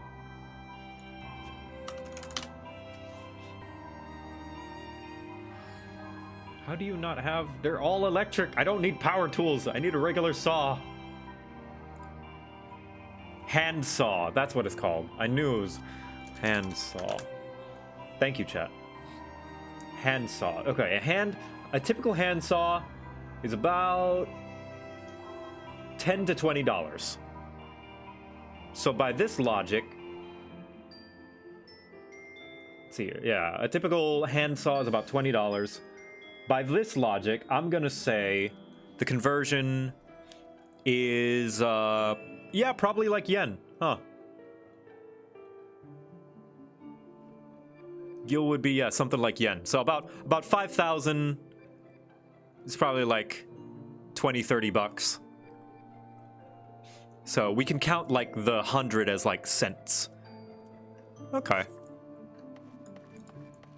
For only 500 gil a month, you too can subscribe to Pearl VPN to make sure that your Link Pearl connection is secure and not able to be hacked by any Garlands.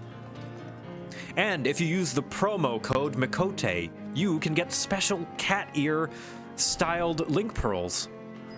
Perfect for a walk in the park.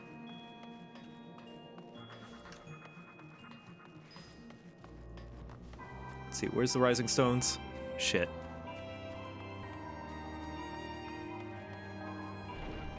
There it is.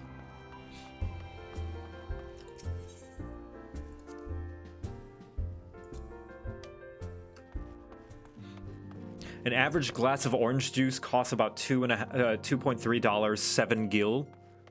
Oh, that's a... Or it might just be, yeah, 10 cents for OJ, yeah. Food and drink is just incredibly cheap, I guess. I must speak of future plans with the remaining Braves. Any information we uncover from the missing Scions will need to be shared with our allies across the realm, specifically Urianger in the Waking Sands, and Tataru in Ishgard.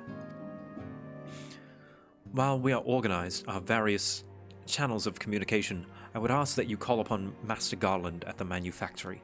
I will join you in Ishgard as soon as I'm able.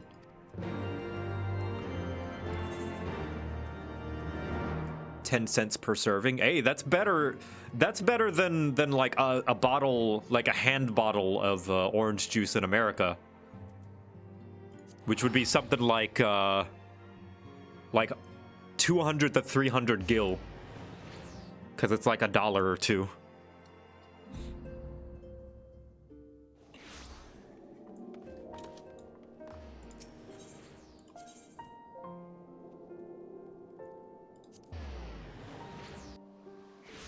Didn't that FF anime have a weird exchange rate for gil? Was there a Final Fantasy anime? Oh yeah, there was. There was that really bad one where they're on the train, right? And like every episode is solved by the one guy putting various different elemental bullets into his gun and shooting it at the bad guy. Victor, how in the seven hells do you do it? I was just about to send for you. We have but this moment completed the Mana Cutter's first successful test flight. A few minor adjustments and she'll be ready to go. While we see to that finishing touches, you might want to pay a visit to Fortemps Manor. A dragoon by the name of Estinian was looking for you. Estinian? Is he a dragoon?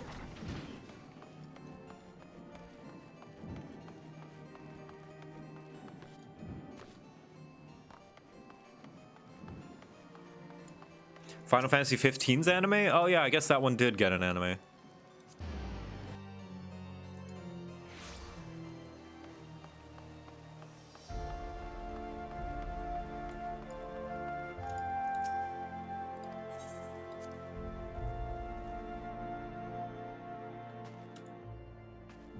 Hello. Hey, Estinian, you look out of place here.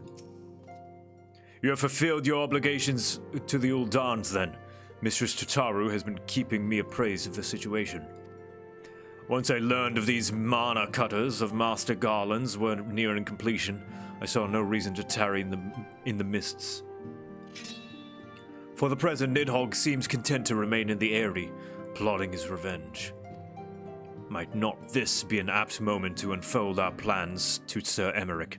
I think we have kept him in the dark long enough. We're gonna go tell him that we're gonna go kill, I guess.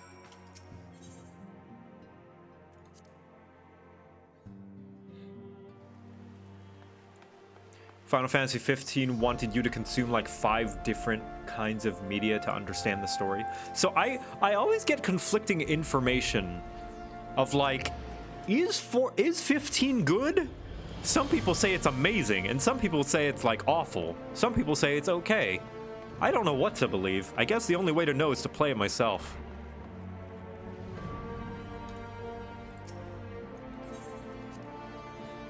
Gameplay-wise, no? Oh, but it looks so fancy.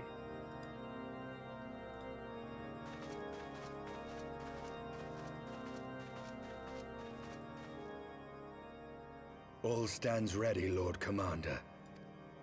Ah, the moment has come then.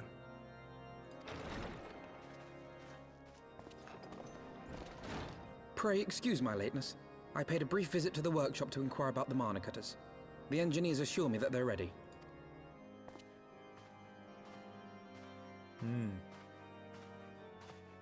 The area is now but a short flight away. Yet what a long and winding path we took to reach this point. If you're highly aggressive and do bum rushes, then yes. If you prefer slow, methodical stuff, then no. I've never played it, but I know that my older brother dislikes it. It's good in the first half, but takes a nosedive in the second. I have heard that. Was fine. First half was enjoyable. Second half was solid after the DLC, but still incomplete since they canceled the last of the DLC. Gotcha. I just remember that 15 was everywhere when it came out. They pushed the marketing hard for that game. They really wanted it to be like the best Final Fantasy game. Were it not for Master Alphinaud's proposal, we never would have attempted to parley with the dragons. Though our negotiations yielded little, our expedition with Lady Iceheart taught us much. Oh yeah, we didn't tell you about that part. You took an unimaginable risk. I could scarce believe the tale Estinian told. Aye, 'Tis true that many of our countrymen would sooner die than join hands with the heretic's mistress. But 'twas through that most unlikely of alliances that we came to speak with Hraesvelgr. A conversation that went rather poorly, as I recall. In this instance, the journey was more important than the destination. Had we not slain Nidhogg's consort, Tiamat, and put the Great Worm on his guard, the Dravanians would have arrived at Ishgard's walls long ago. Oh, convenient. Aye, that they would. Full grateful am I for every hour of respite your actions have afforded us. Thanks to you, our defenses are much improved. 'Tis but a pity they won't be enough. Thus, you believe an assault upon the airy represents the city's best chance of survival. Is that not so, Estinian? Don't just pull that out. I am under no illusions. Nidhogg's might is legendary. But with his eye in my possession, I can stifle his strength at the source. Victory will be hard won, even so. And I shall be glad indeed to have the Warrior of Light at my side. Oh, thanks, man. You shall have my blade as well. There are more of these mana cutters to be had, yes? Lord Commander, no. How can I, a proud knight of Ishgard, stand by and do naught while an outsider risks life and limb for our homeland? I swore an oath to protect this city. Damn, what a Chad. Pray leave the slaying of dragons to dragoons, Sir Knight. Your duty to command the city's defense is no less vital. Should we fail, and Nidhogg slip through our grasp, who then will hold the walls against him? Will you leave Ishgard in the hands of the Holy Sea's zealots? Damn, true. There are others. Who but you has the authority and the standing to orchestrate a city-wide defense? I do not, and neither does the Warrior of Light.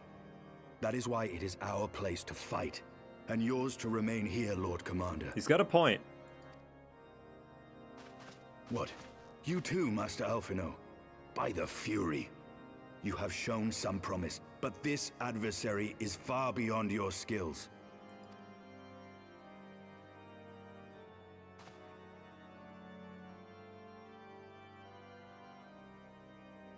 Your candor is appreciated, Sir Dragoon.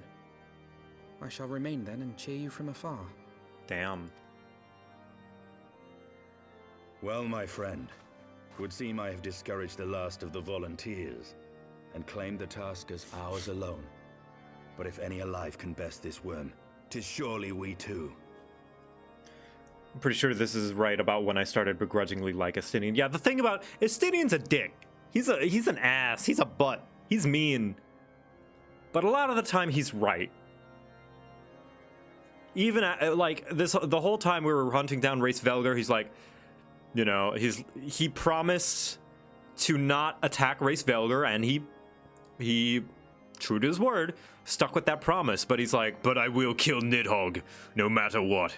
And then we learned from Hraesvelgr the story, and you know, he's like, oh well, it's a shame, it sucks, but I'm still going to kill Nidhogg because I have to, because there's nothing we can do. It's like, yeah, you're right. You don't have to be such a dick about it. He is a realist, yep.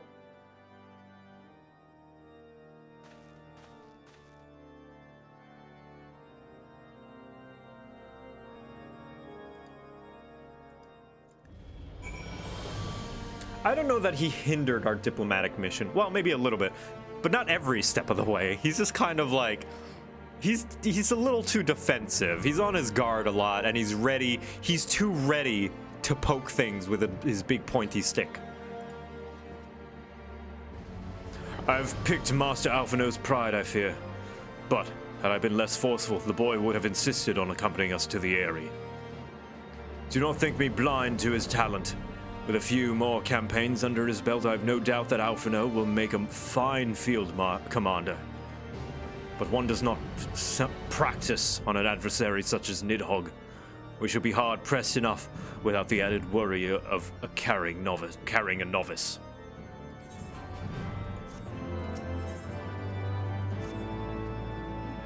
We have tarried long enough. Let us call upon Master Garland and take possession of the mana cutters. Wow, so we're just gonna go... We're going to fight Nidhogg already? Man, I don't remember it being like... It feels so soon. But I guess we are halfway through.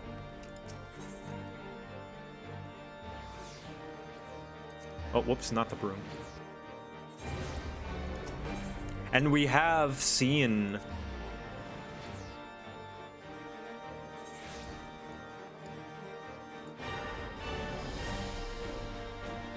We have seen, like, his forces attack Ishgard, you know?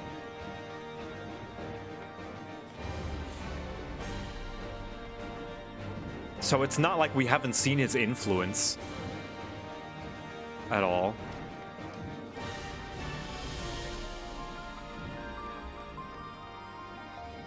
It's just interesting.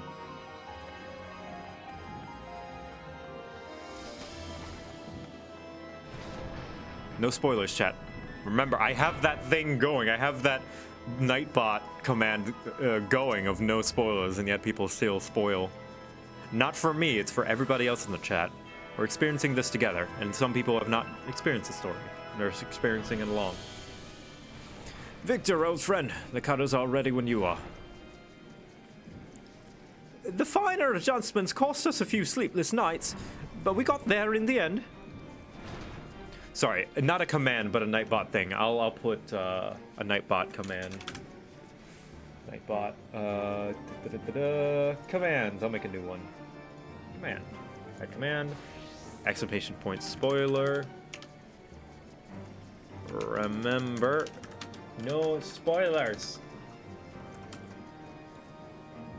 And I'll do spoil. There we go. Should work now.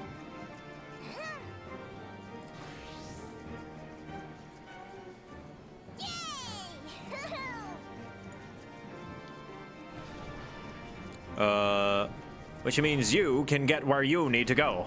I tell you, these things, these little beauties will tear through that wind barrier like a cement drill through cottage cheese. And that, my friend, is a Garland Ironworks guarantee. Ooh. You have our thanks. Come, warrior of light, the dread worm awaits. Can I get a coupon for Garland Ironworks products?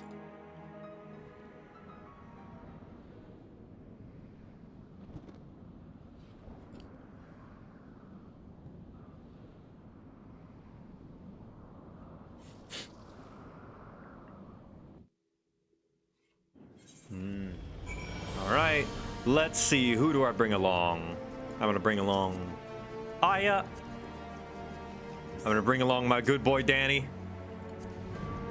And Minori, I had you on last time, so you know what?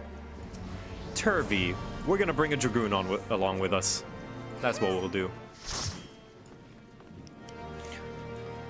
So we are. Oh, hello. Oh, thank you. Thank you for the jack-o'-lanterns. Here, have some chocolate.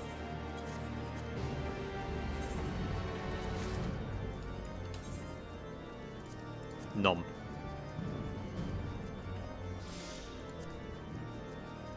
All right, you think we could do it with 3 DPS? I think we could possibly do it with 3 DPS. I don't know, with a high enough item level? Maybe not, I don't know. But yeah, let's go. It's not minimum item level anymore though. Sorry about last time. I wonder how JoCat would advertise the Ironworks as a sponsor. I would want to do like one of those truck commercials where the guy's just yelling at the top of his he's just yelling the whole time. Here at Garland Ironworks, we've got 50% off 0 APR Gil on our newest airships.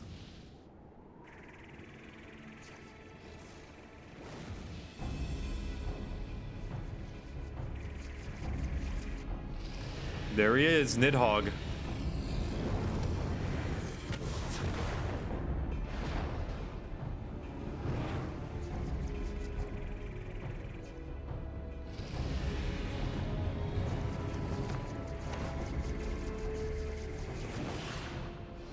Oh, Flash!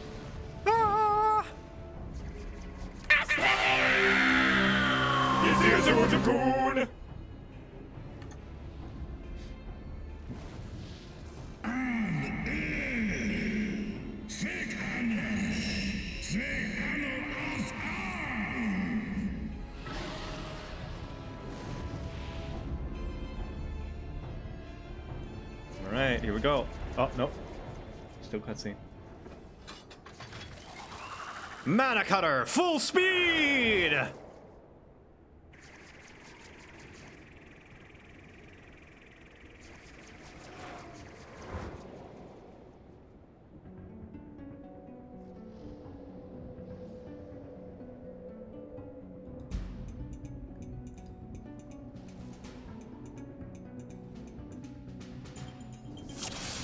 Alright, here we go. Let's go kill Nidhogg.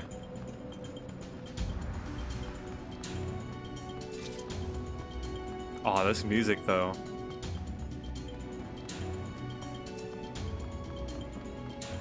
Come here, you. I'm pulling wall to wall. I'm going in deep.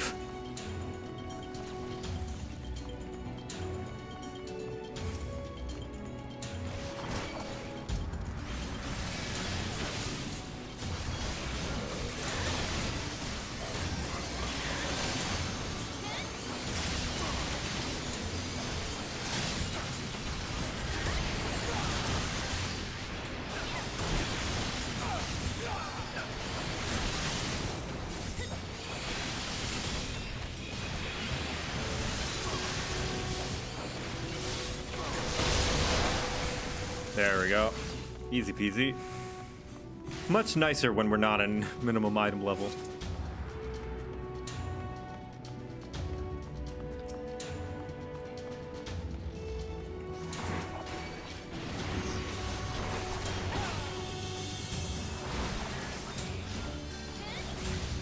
Look at this place though.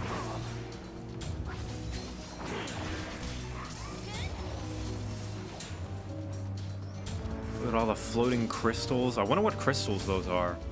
If they even are crystals. Corrupt wind? Are those the corrupt wind crystals?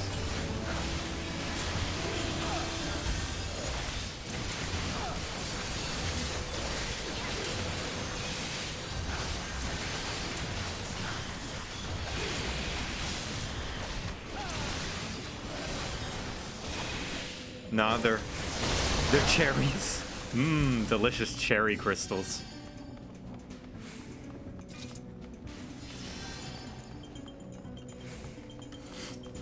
Rangda noodle.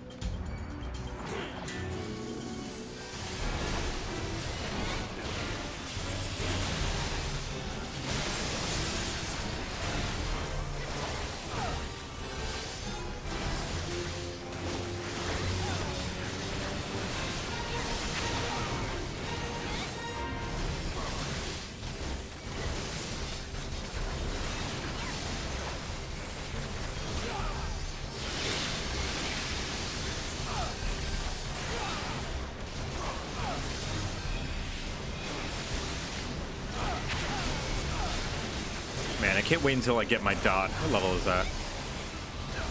54. Oh, I have my dot. I'm silly. Whoops. I don't remember the mechanics of this fight. I guess I just killed.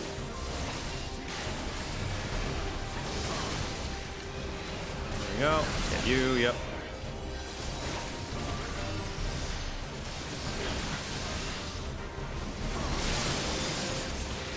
I'm pretty sure my dot's base potency is higher than Rage of Halone, yeah.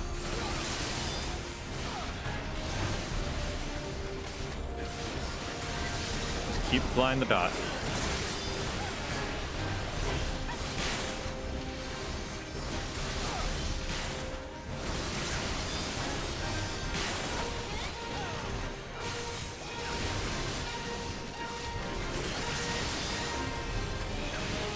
There we go.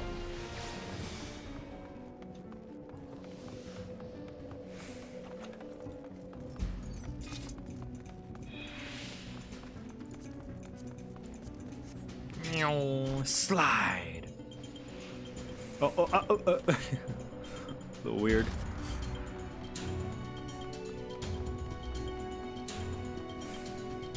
The sleeping dragons. And the Dravanians. Oh god, that really sucks. That's really sad. Learning that, like, these Dravanians are actually Ishgardians.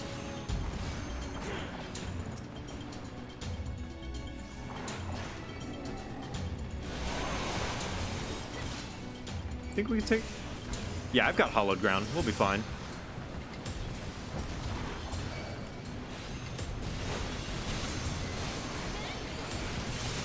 Alright, I'm gonna... Oh god, oh that's bad. Oh, that's real bad. Now,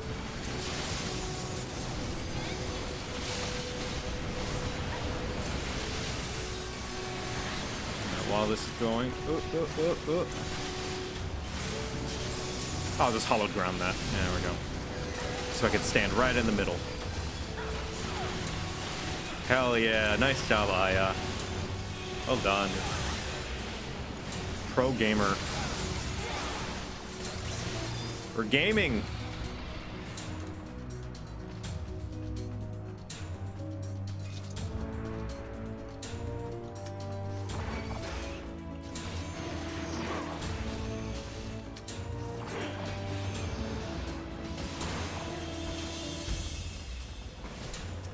Yeah, we could probably take it.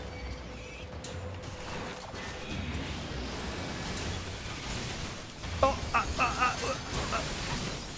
did I pull too much? I think I might have pulled too much.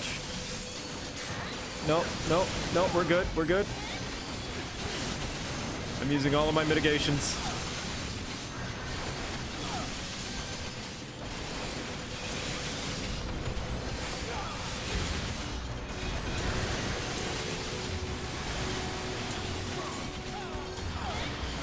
God, Gento, you're so good at video games. Oh my gosh. You're so good at video games. Look at you.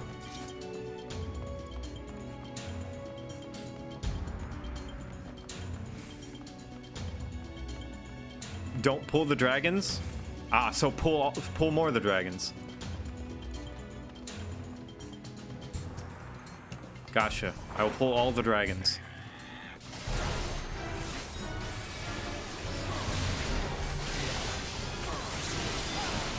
I will continue to pull the dragons. Thanks for the advice. Yeah, they're free XP. I need that XP.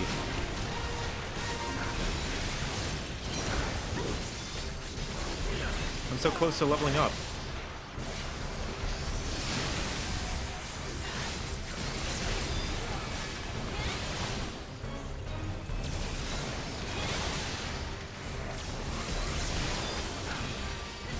Mustard gas.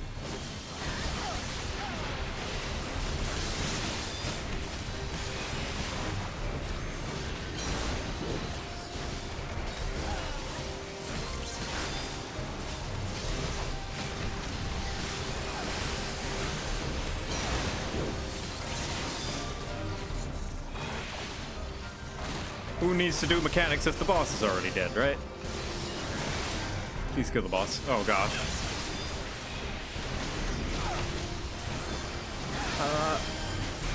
There we go.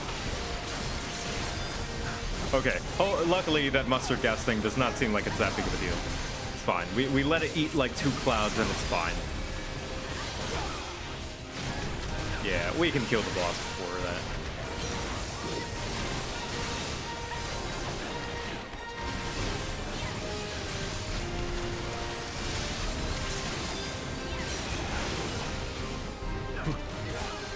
My uptime, no. Okay, yep, we just gotta kill the boss and we don't have to worry about the bomb. There we go. Ooh, fancy arms.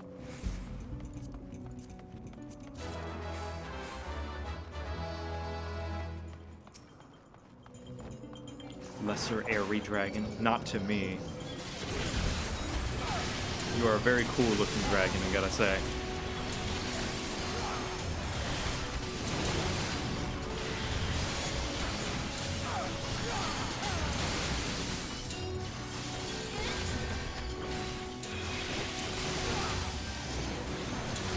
Dungeons and Dragons at the same time, no less.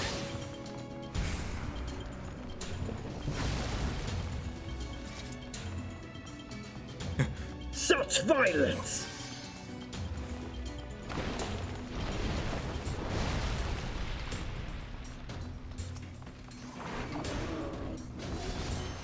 Ned Sorngar. Airy dinosaur. Diresaur. Okay, I thought it said dinosaur. Daddy, I'm a dinosaur!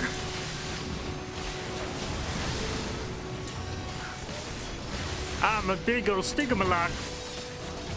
I use my horn to attract mates. Ah!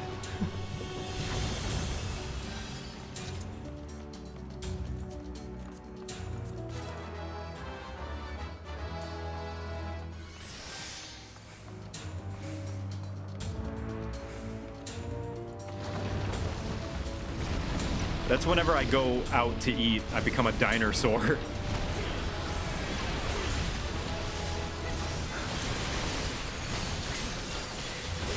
That's how you know. Whenever the scholar puts down sacred soil, I almost pulled these into the next room. But when the scholar puts down sacred soil, that's a sign that you should stop. Don't make them waste their sacred soil. Sacred soil is really good.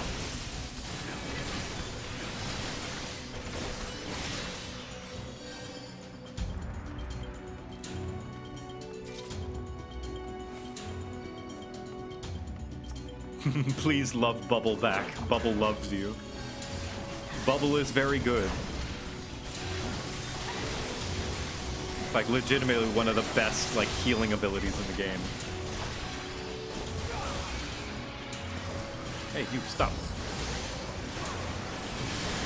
Stop. Stop that.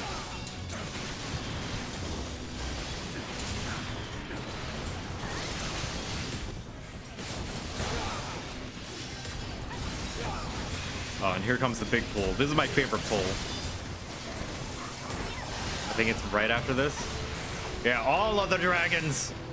All the wyverns. So many.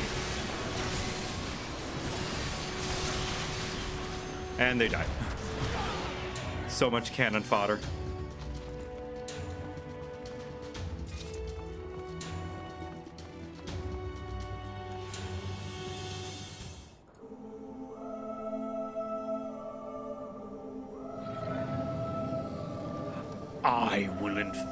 I will enfeeble. I didn't see that.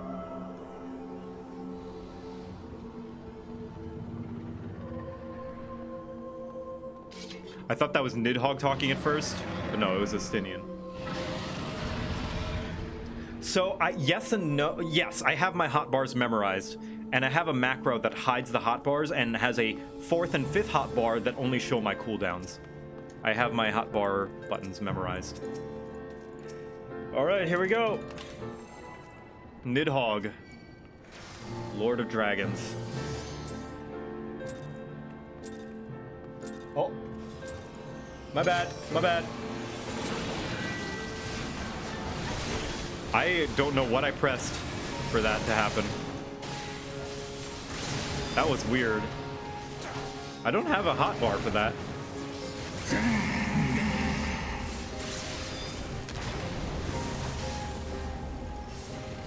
Strange.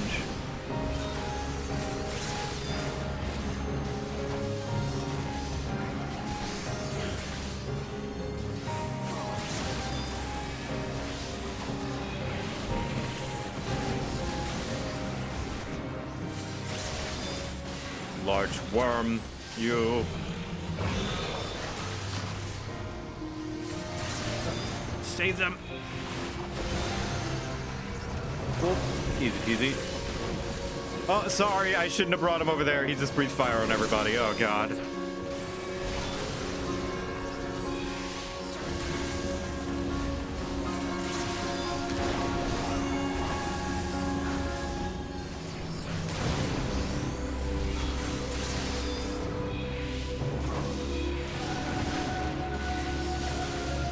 I love the way dragons talk. Me too, it's really cool. My patience for you, incessant struggling, doth falter. Succumb now to the might of the great worm. Such unthinkable power. Must use the eye to shield us.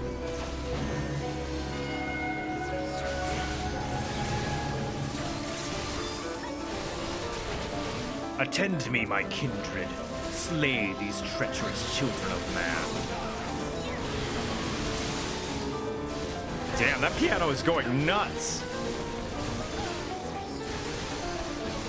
Get it, piano player.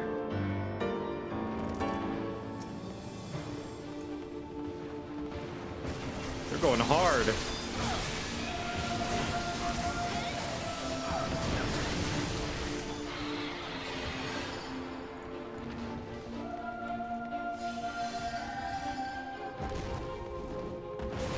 Ah. No, you don't. Yeah, all right. Do it, Estinian! Is here to the goon?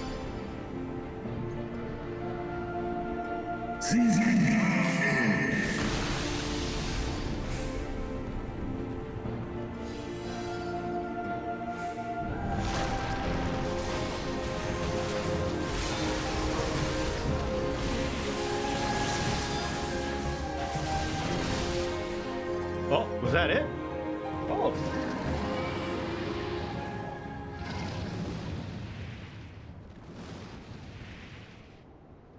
I was gonna say, we didn't knock his health bar all the way down.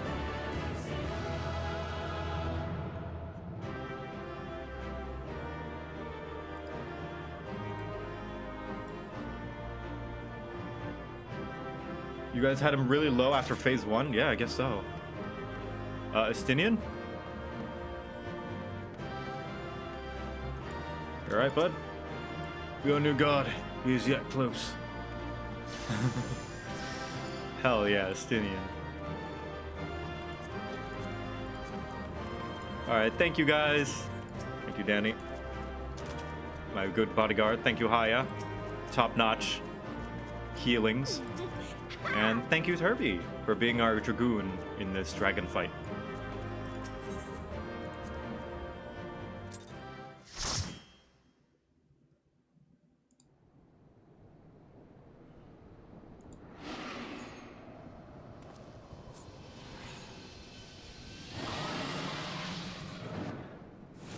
Yeah!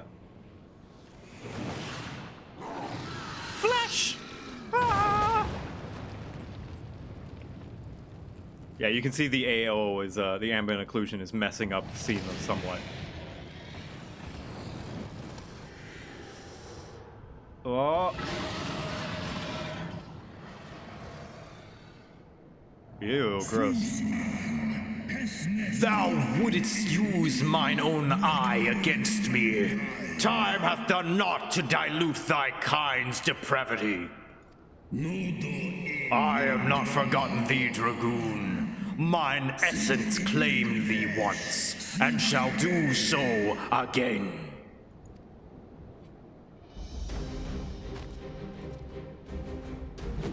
No, worm!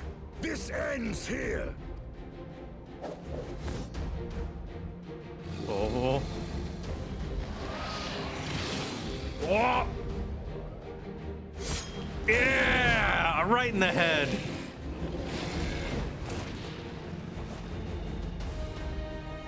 Get him, Estinian!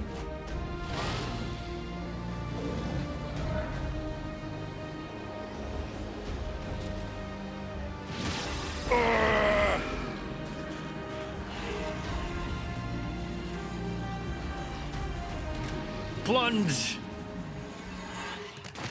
Wow, the one time he smiles, he's joyful at the thought of slaying a dragon. Oh my god, all that blood, jeez.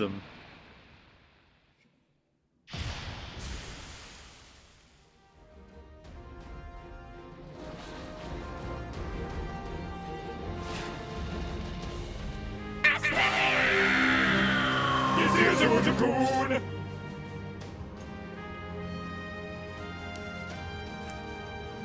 You gifted my people 1,000 years of suffering.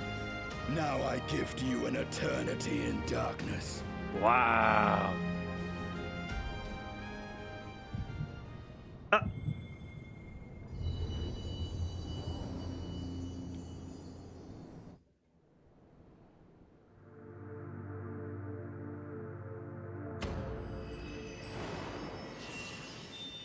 Hey, what's this one? Wind?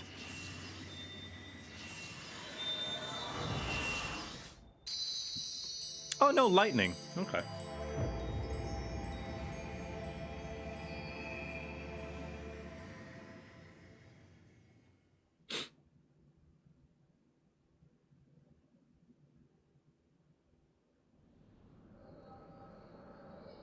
Oh, flashback.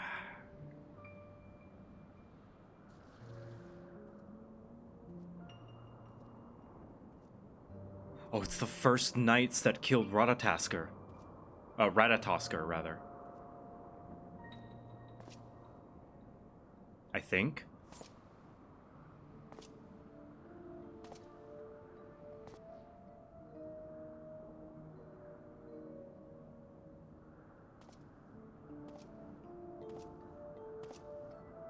But they're the same color here. The one Estinian was holding was yellow.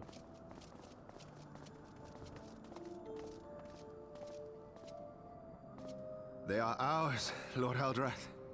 The eyes of Nidhogg.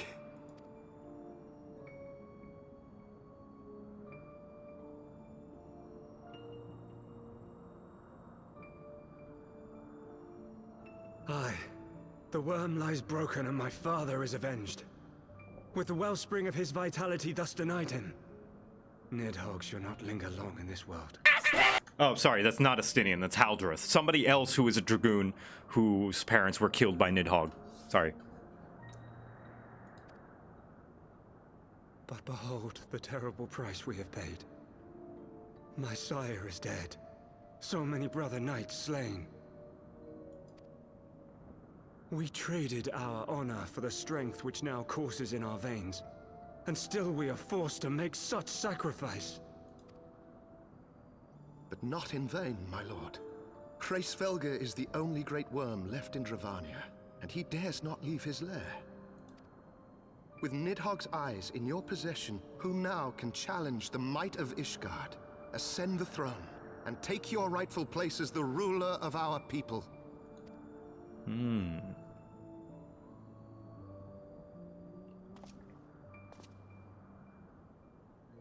Nay, my friend. I must forsake the mantle of king. Though Nidhogg be defeated, his wormling horde yet darkens the skies with wings beyond counting.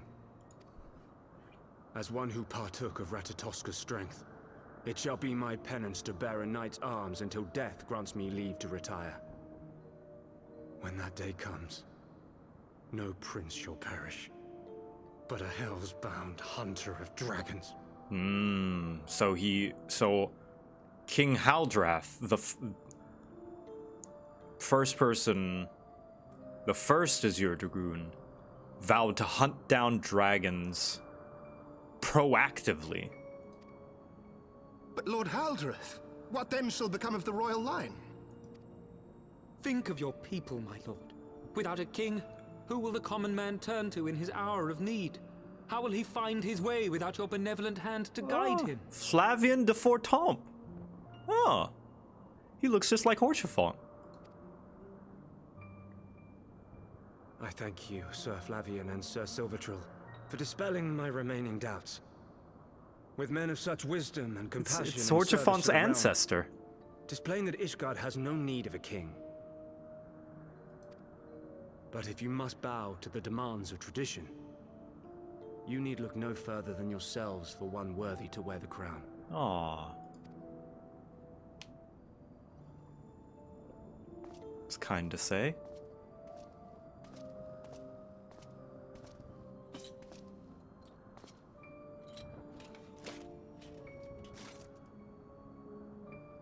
Fare thee well, my brother knights, my loyal friends.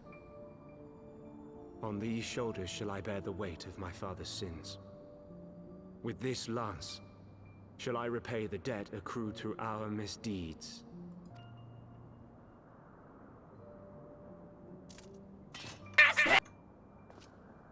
Still not Estinian. Not Estinian, sorry.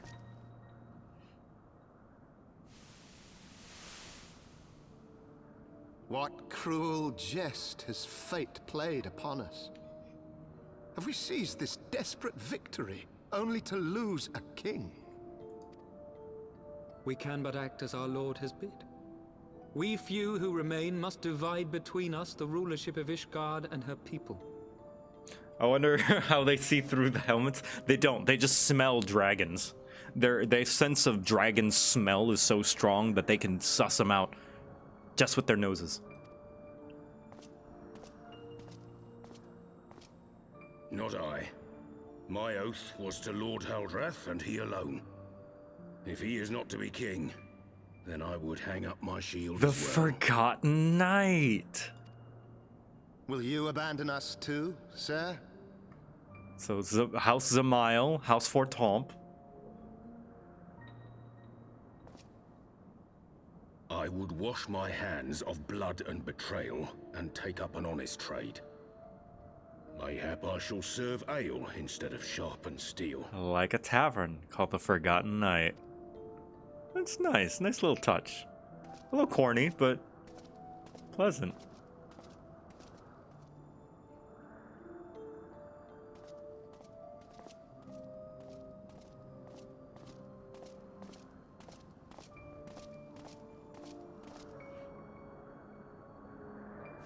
You know, yeah, the Forgotten Knight is kind of like the 5th High House. So, Fortomp, Zamail, Heinar, and Durandare. Forton, Heilenat, Durandare, and Zamail. Ah. But 4 houses to rule all of Ishgard. And what of the throne? We keep it empty. Until the day a king rises once more, we must assume the role of stewards. We shall shape our nation anew with a history of our own making, and let the truth of this dark day die here, upon the battlefield.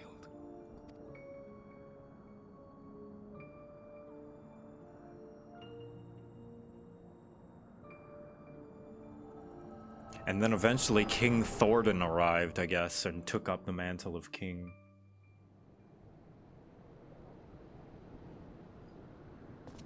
Or rather, no, King Thordan was the founder of Ishgard, What ails right? you, friend? Are you wounded? You're a little covered in blood.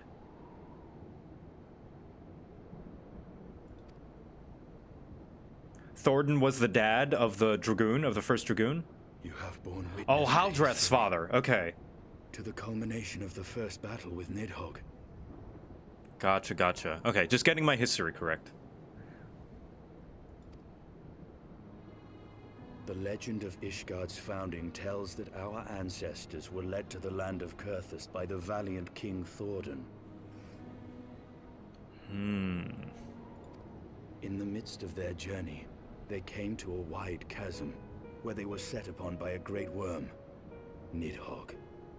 A furious battle then ensued, with Thordan leading the van. So King Thordan was actually the one who led the assault on Ratatoskr, correct? Like, he was the instigator of the violence. He and his men, he and his Knights 12 attacked Ratatoskr first and killed her. And then Nidhogg, and that pissed off Nidhogg. They fought Nidhogg. Nidhogg killed Thordan. And so his son, Haldrath, finished the job, killing Nidhogg. Or so we thought. Though the brave king was slain defending his people, his son, Haldrath, the first Azure Dragoon, fought on undaunted. Okay, good. Yeah, this is a good recap as well.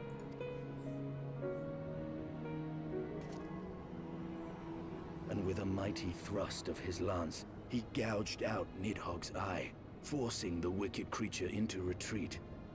They ate her eyes, too. That's right, so that they could gain her power. Yeah. Thus, did this eldritch orb become a sacred treasure of Ishgard, lending its power to every knight deemed worthy to bear the title of Azure Dragoon. Well, you're more of a Crimson Dragoon now, friend. A rousing tale, is it not? Would that I could still believe it. But your vision, which we must accept as immutable truth, leaves no room for doubt, save on one point.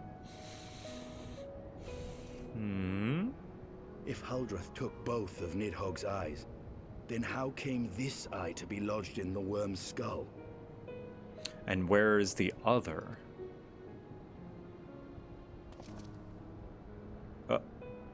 Don't give it to me! It's icky. It's still got mucus in it. Beneath every answer we unearth, another question lies buried. Was he always missing his left horn? No, it was just, I guess, battle damage.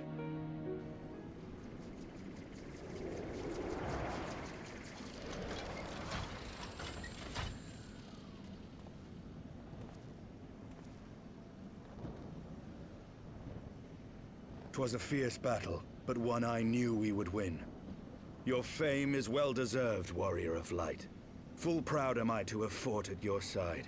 I would fain return with all swiftness to Ishgard to inform the Lord Commander of our triumph. But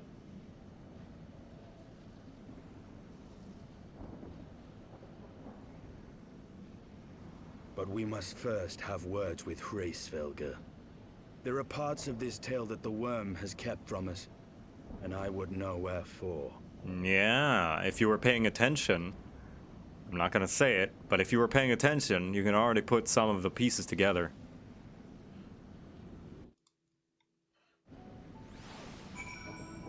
Alright, awesome. Hello. Oh yeah, we have the mana cutter now. I should put that on my hotbar. I think that's fitting.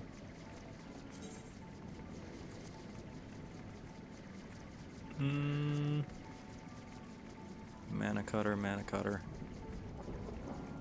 There it is. Hell yeah. Though Nidhogg is fallen, my heart is yet heavy, and the stain of corruption pleases me not. When all has been put to rest, I must needs forge my armor anew. Yeah, you could just clean it off. You know, like, clean it instead of, you don't just have to get a new set of armor. With Nidhogg fallen, none save Hraesvelgr remains to answer our questions. Let us trouble the wyvern again. The worm, sorry. And if Iceheart yet lingers at Zenith, all the better. I would have her hear the truth from the dragon's maw. It's soaked in dragon power / Nidhogg's rage? Perhaps. I'm sure it's more than just a simple wash.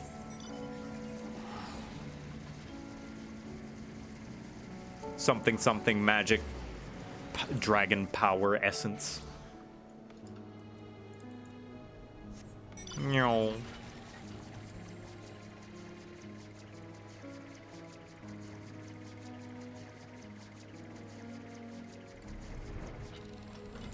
Hello, Estinian. She has scarce moved since last we parted. Hraesvelgr's confession will soon shake her from her stupor. You sail? You okay, buddy? 'Twas you, was it not? The furious screams of the dragons carried far. You've slain Nidhogg. What more could you desire from this place? Will you not allow Hraesvelgr to mourn the death of his kin in peace? Spare us your sanctimonious judgment, Ice Maiden. We have a gift for the Great Worm, and a mystery that can no longer lie buried. Lady Iceheart, the Dragon Song War has all but consumed your life and claimed many of your followers. 'Tis time you learned the truth of its beginning, the whole truth, that we may at last bring this bitter conflict to an end. Wow, he's already put it together. Sound the horn, warrior of light. Estinian's smart. He's rude, but he's smart.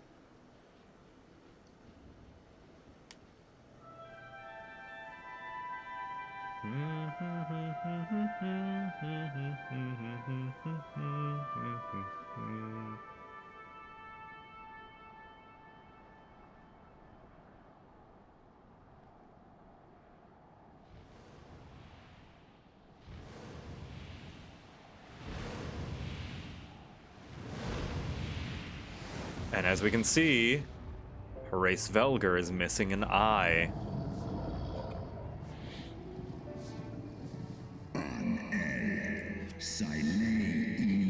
Impenitent mortals ever seek to bury old wrongs under new.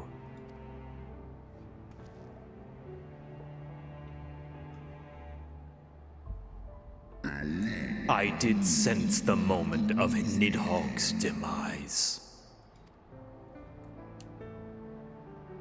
You mean the moment I prized your eye from his head? Yep.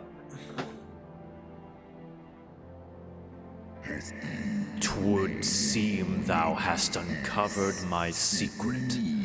I, unto the blinded Nidhogg did I yield 1/2 of my strength. So then where's the other eye? Estinian has 1. We have Horace Velger's. Nidhogg's second eye is unaccounted for.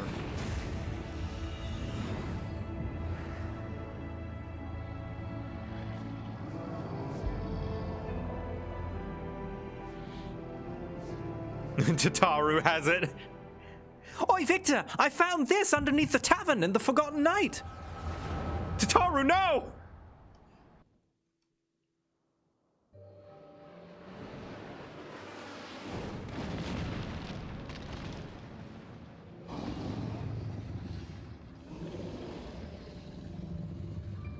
Oh, this is actually kind of sad. Nidhogg, what hath befallen thee? We are undone by covetous mortals. They did take Ratatoska's eyes and glut their appetite upon her essence.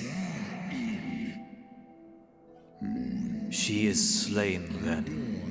What madness hath unmade our peaceful accord?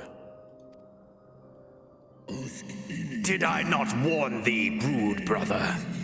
They have ever been untrustworthy creatures, these short-lived Elezen.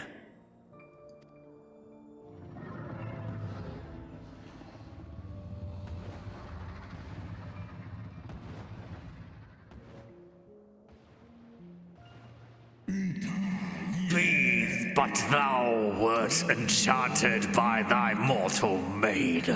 Thy folly hath cost Ratatoska her life, and me mine eyes. Oh, my beloved Shiva, how swiftly are thine kin made bestial by their appetites. Horace Velger, 'twas thy blindness that did invite disaster into our lands.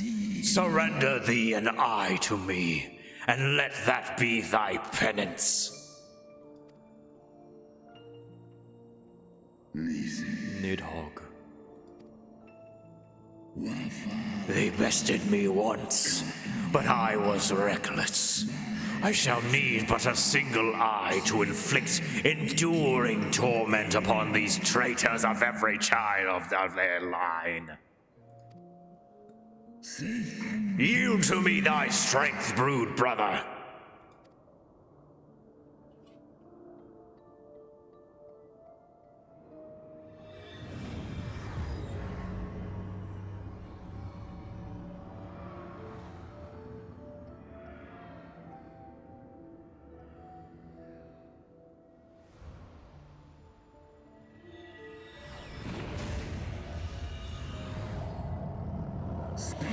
My vengeance has begun!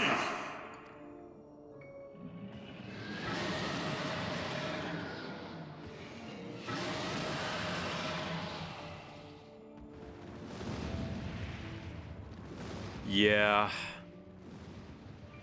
Part of me's starting to think maybe Nidhogg wanted this war in the first place. And I guess Ratatoskr was finally his excuse to go and start killing.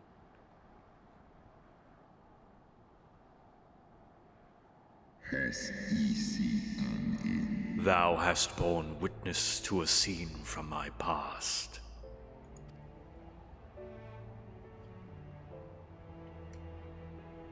It was yours.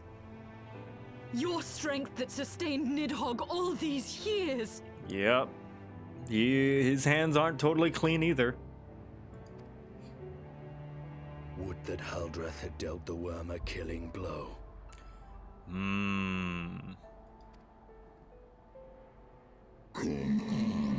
Nidhogg's a shit.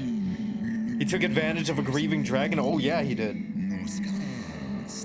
When my brood brother did appear before me, bloody and blinded, his life was all but spent.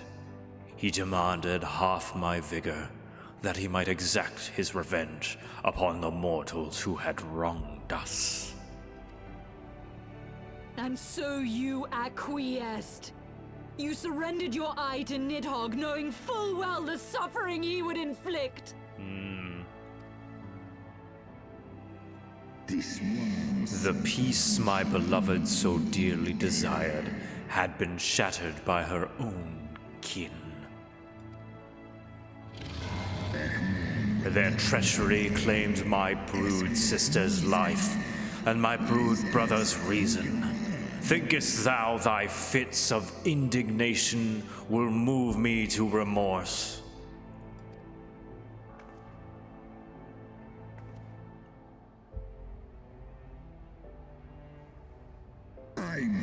Go, mortals, take your unruly passions, and leave this place. Your presence here spelleth naught but misery.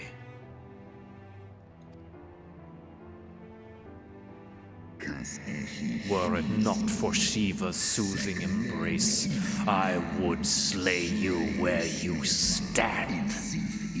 Woe betide you should the bond we share ever weaken.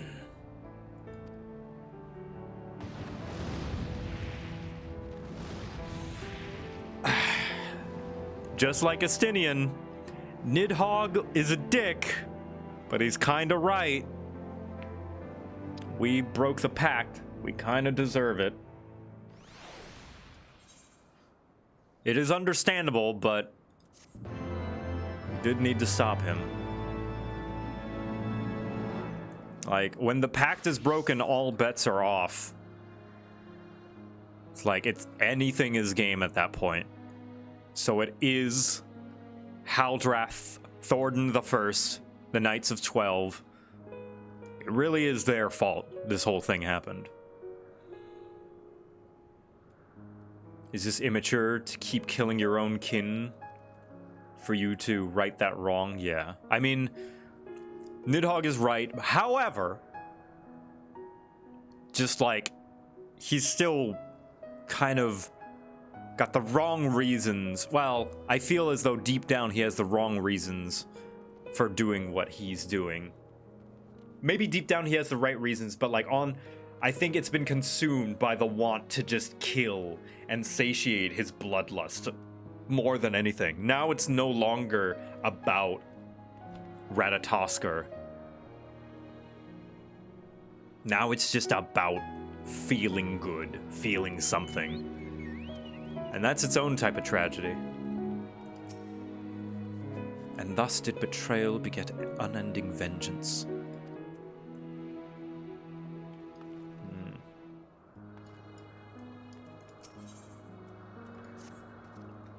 Though he lifted not a single claw, 'twould seem that Hraesvelgr weakened his own manner of vengeance, wreaked his own manner of vengeance against us. Yeah, Nidhogg is long past giving a fuck. Yeah. 'Twas my life's goal to slay Nidhogg. But I find there is little joy to be had in its accomplishment. But you have rid the world of a hate-filled creature, and ended a bloody war in so doing. I lost my family to Nidhogg's flames. And 'twas with fury in my heart that I took up the lance. Every blow I struck in the name of vengeance. We were not so different, he and I. Yeah, there's a lot of parallels between Estinian and Nidhogg. It's like both kind of taking it too far. No longer killing for the justice of it. Just killing because killing makes them feel good. Because they feel as though they are serving that justice. You know? In their minds, their enemies deserve it. I will not judge you for your deeds. I have not the right. Too many innocents have perished in the name of my greater good. Yet even with all that has passed, the tale is incomplete. Yeah, Nidhogg's second eye. Estinian's smart. We are short a great worm's eye. Yeah. Of the pair which Haldreth took from Nidhogg, only one is known to us, the one I bear. What then became of the other? Why did Nidhogg, who had taken such pains to prolong the Dragonsong War, suddenly decide to hurl his entire army against the walls of Ishgard? Lord Commander. Aye. The deed is done. Nidhogg is slain. What? In the city? A battle with whom? Oh. At once, Lord Commander. Hold firm till our return. Uh-oh. Fighting has broken out in the city. Lord Emmerich was sparse with the particulars, but it seems some commoners threw open the gates to a force of heretics. Oh. Oh no. I gave no order to attack. Are we to mark the end of the Dragonsong War by spilling the blood of our own? Mayhap Hraesvelgr was right about us. I mean, we have kind of been doing that this whole time, what with turning people into dragons. Let us away, warrior of light. The people must be saved from themselves. We'll jump there. Let's go! Wait! I would join you! There has been enough violence. I will appeal to my people in the city and make them see reason.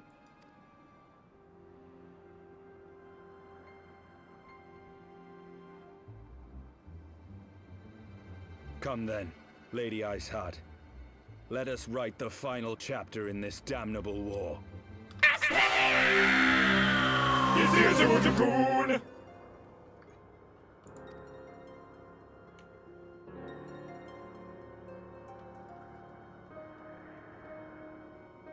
The Warrior of Light is sort of a murder hobo too, but that's the problem with RPGs. Yeah, most video games have you killing most of the time.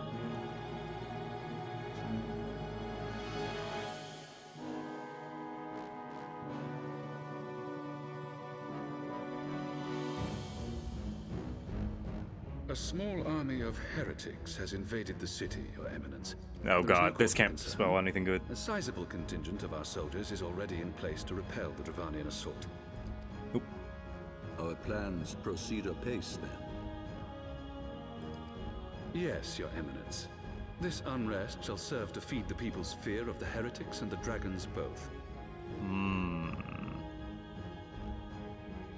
And what benefit would that be to you? And lend renewed fervor to their prayers for deliverance. Oh no. Oh no, it's all coming together. Renewed fervor to their prayers. He's talking with Ascians. He's trying to summon a primal. Very good.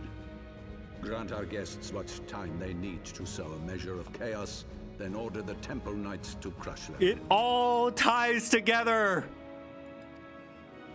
Your will be done.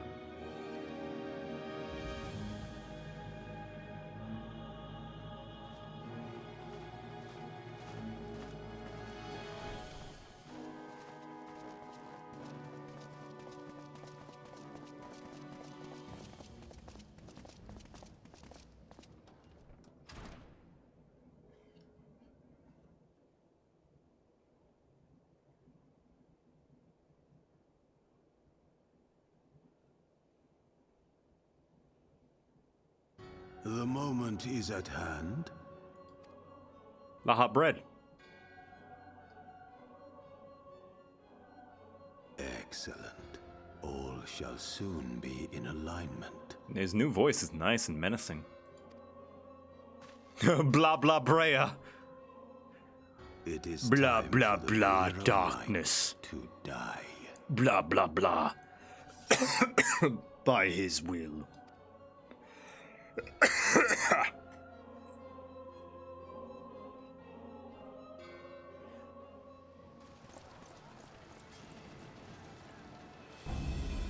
Oh jeez, Ishgard is on fire.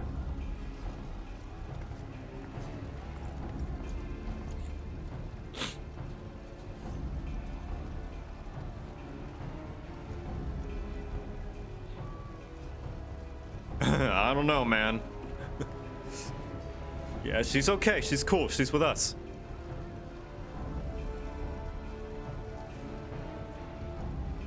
I'll tell you on the way.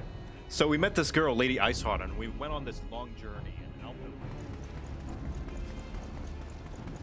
There!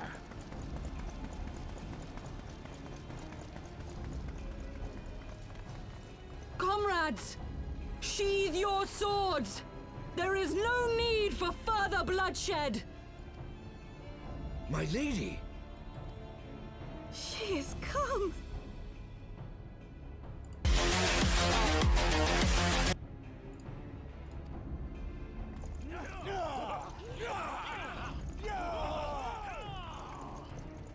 Hear me, brothers and sisters! The war is ended! Nidhogg is no more!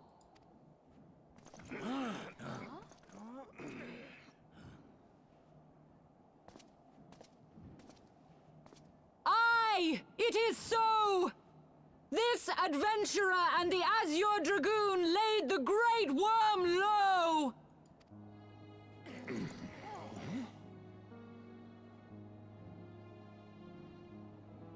The endless cycle of violence between man and dragon was born of our forefathers' treachery.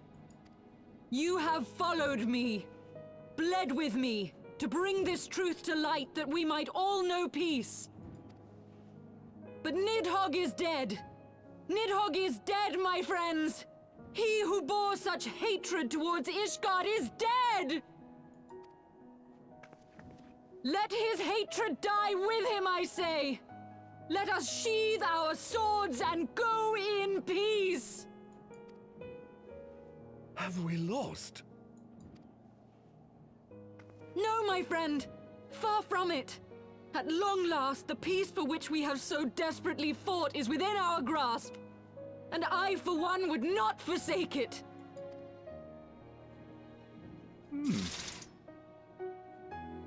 Peace? Huh. Well, good on them. They're taking the loss pretty well.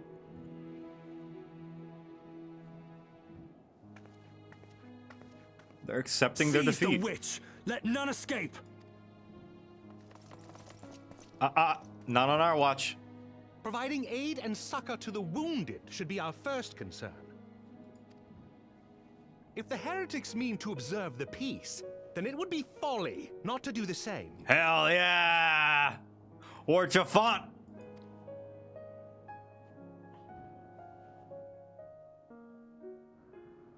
Last guy.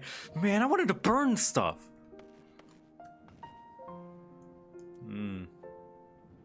When peace arrives, people's first thought is that they had lost. Yeah, it's very sad. Let us see how long this peace lasts. Alright, have a little bit of optimism, Estinian. Where was all that pride and that, oh, we're definitely gonna beat Nidhogg, huh? Come on. That was rather too close for comfort, but 'twould seem this calm is returning, that calm is returning to the streets. My mind, however, yet clamors with 1,000 questions. You returned to Ishgard in the oddest of company, my friend. You'll get used to her. Is she around? No? Okay. That, my friend, was rather too close for comfort, Praise Helone that things did not end in bloodshed. I confess, I was more than a little dismayed to see you in the company of Lady Iceheart. Whatever is going on, Victor? Talked with her, she learned she's not actually Shiva, lots of stuff. Beg pardon? You traveled to the Churning Mists together, along with Astinian. Never was there a more unlikely alliance, nor one so magnificently effective. Nidhogg dead, the heretics pacified. Father and Sir Emmerich must know of this. Let us break the news to them together. I will bring Sir Emmerich to Fortomp Manor. Yes, an excellent suggestion. Very well. Victor and I shall await you there. Alright, hello. Hello, dear defenders of Ishgard. Well done holding off the horde and fighting off the heretics. Well done, all of you. Good job. You will not be receiving a raise or a promotion, but I will be throwing you all a pizza party.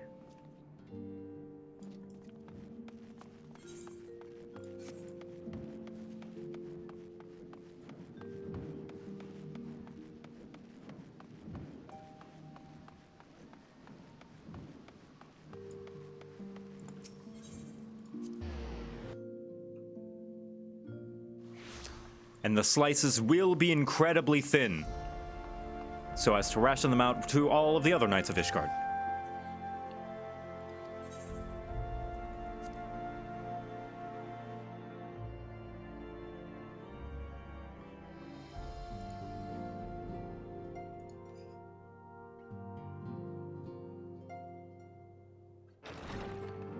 I am arrived. I expect many pamperings. Helone, you are safe. Hi, Dad. My safety was never in doubt, Father. For I had the Azure Dragoon and the Warrior of Light by my side. We bring the most wonderful tidings.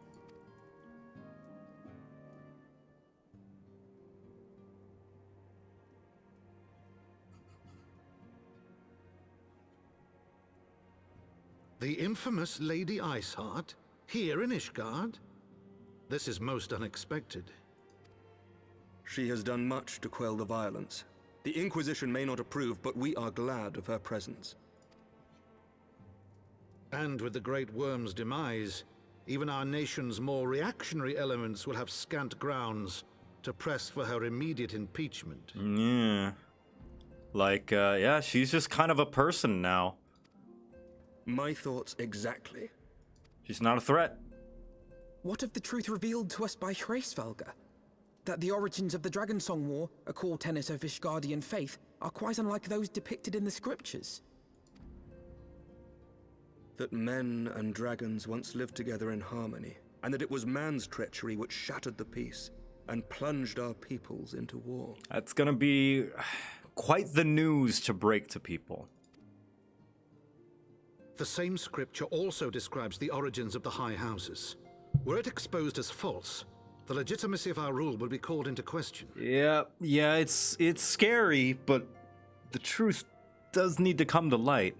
What we do with it, though, is what's going to, like, whether or not we deem that as important or not. That's gonna depend on the people. If both highborn and lowborn can trace their ancestry to Thordan and his knights 12. Then the class doesn't really matter now, does it? But a single sip of dragon's blood is required to confirm their lineage. If the Holy See knew of this and chose to remain silent, their crimes are grievous indeed. Regardless, this state of affairs cannot be allowed to continue. Yep. You know it.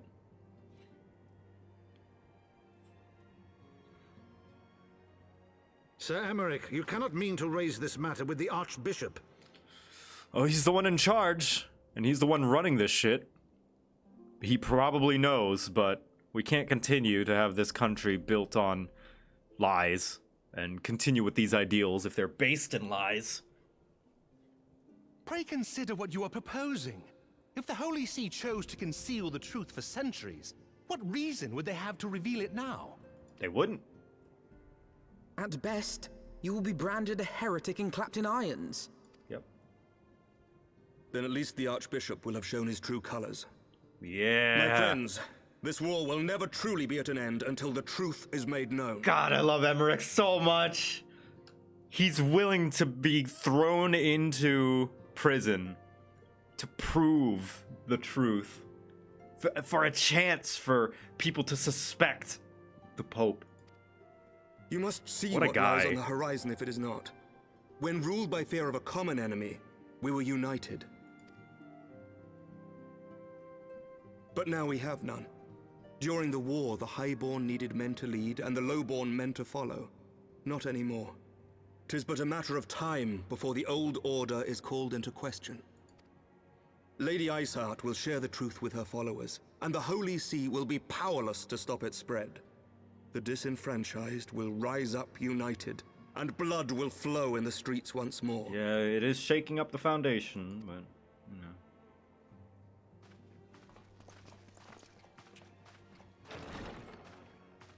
A divided Ishgard will not survive. Oh, I love Emmerich Tread so much. carefully, Lord Commander.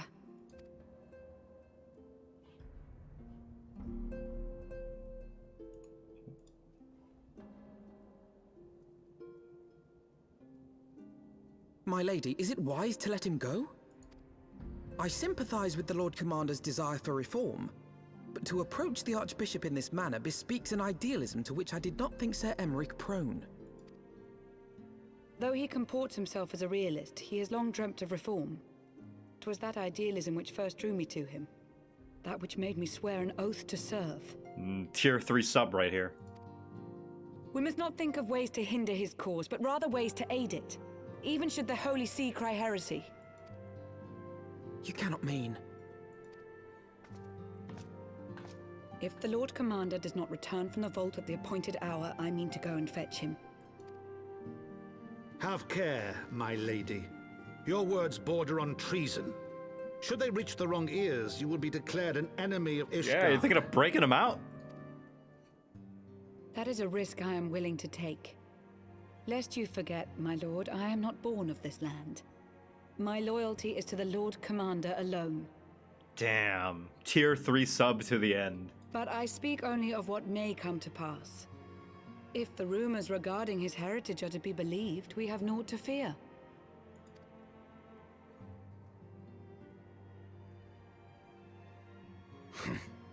Lies and slander. Damn. Forgive me, what rumors are these? That Sir Emmerich is the Archbishop's bastard son. Oh. Senior clergy are not permitted to marry and sire children. But even the holiest among us are not immune to temptation. I labor to believe it. Sir Emmerich is truly the Archbishop's son. He has never been publicly acknowledged as such. But the rumors have plagued him since childhood. That he rose to his current position, despite being despised as a bastard and accused of profiting from his father's influence, bespeaks the quality of his character. Yeah, like... Fuck, dude, like... poor Emmerich had such a bad childhood. Emmerich and Horchefant. God, they just need a hug.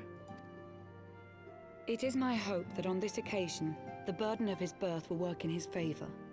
Should our worst fears be realized, the Archbishop will not be so quick to execute his own flesh and blood, affording us time to mount a rescue. Bastard or trueborn, he is our nation's best hope. If the Holy See dares to threaten him, I shall lead the charge against the vault myself. Hear, hear! The future of Ishgard rests on Sir Emmerich's shoulders. I too will do mine utmost to aid his cause. Orchefant, be reasonable. A knight lives to serve, Father. To aid those in need. The people need Sir Emmerich more than ever, and we may be his only hope. You have my shield. There is no greater calling for a knight than to save the life of his fellow man. I swear to you, on the sigil of our house, that I shall do this and make you proud. And my sword!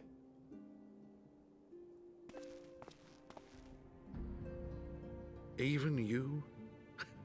Romantic, reckless fools, the lot of you. So be it.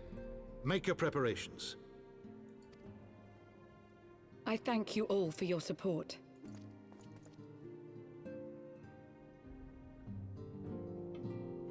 Estinian, you want to help out? At all? No? You must see the wrongness in what the Archbishop is doing. Of all people, he should know better. All right, Estinian. You're like, oh, his plan is so dumb. What's your plan, Estinian? Huh? You're just gonna sit around and not gonna help out? Man, you remind me of a realm reborn Alphino. That's what you are.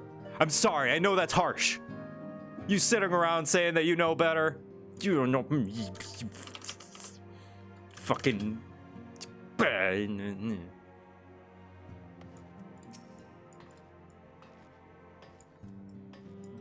Orchifont, thanks for being a good boy. Have no fear, father. My arm will not falter. My shield will not break. I promise you, we shall prevail. Far be it for me to criticize a man for his blind idealism, but he might at least have pretended to consider another course.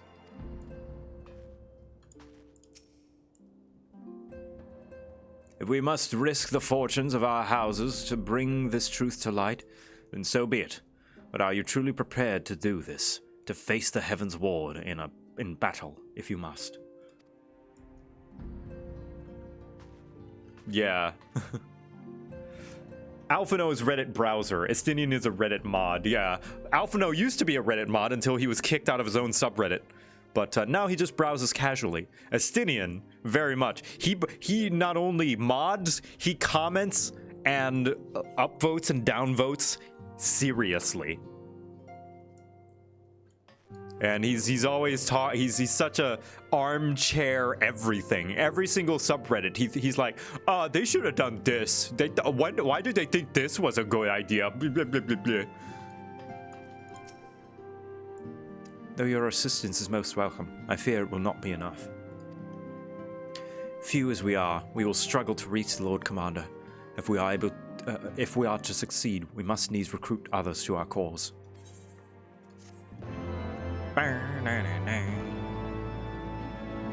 He upvotes and downvotes comments, yes. And whenever there's a comment that he doesn't like, he makes sure to write like an entire 50-paragraph reply just to prove them wrong. That's Estinian.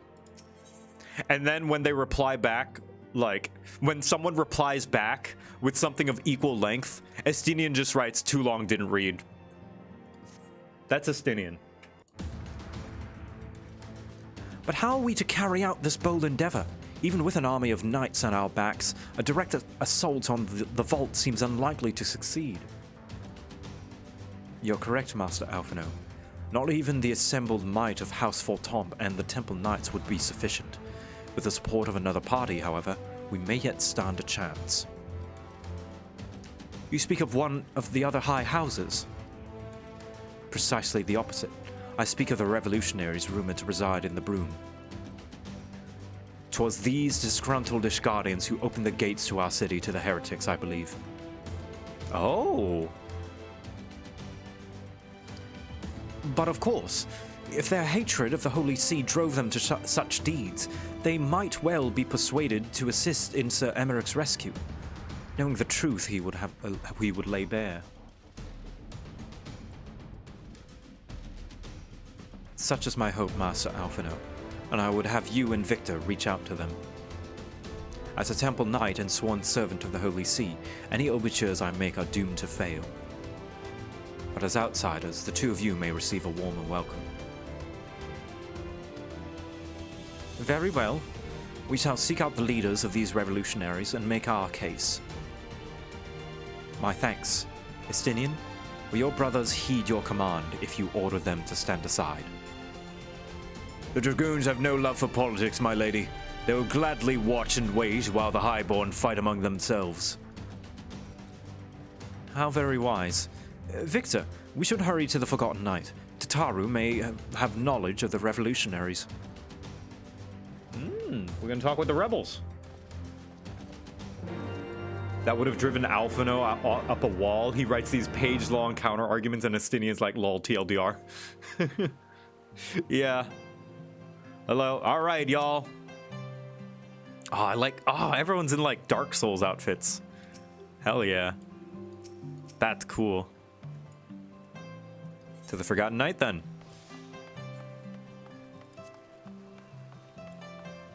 Dragoons give no shits unless dragons are involved. Yeah, they're basically mercenaries.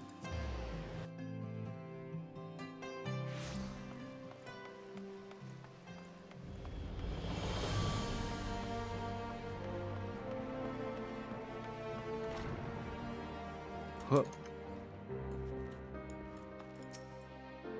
It would seem that the Forgotten Knight was spared the worst of the earlier chaos. Victor, Alphino! Gods, I've been worried sick. It's so good to see you. And you, Tataru. How do you manage to escape the chaos in the streets? Gibrion and the others barricaded the doors until the heretics left. No one was harmed, thankfully. But what about you two? What came of your journey? It's a long story. Fought dragons, saw a dragon, met with a dragon, heard about laying with dragons. You're not serious? What was Sir Emmerich thinking? I mean, the way you talk about him, I wouldn't have believed. Anyway, I heard rumors of the people you're looking for, but I doubt they'll be much of use. The only thing I can say with any certainty is that they'll be led by someone called the Mongrel. A queer moniker, if I ever heard one, but mayhap it will make the individual in question easier to find. Come, let us all make inquiries below.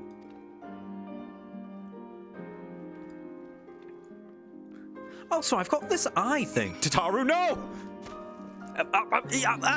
Snow in here? Where? How? What? Huh? I have...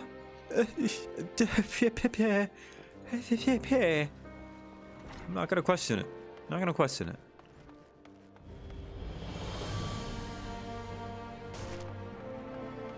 Hello, broom. What's that? Speak up. Alright. Ah, you two! It's your fault! Fucking... Don't you... Oh, you're dead, kid. You are so dead. Fucking... You too.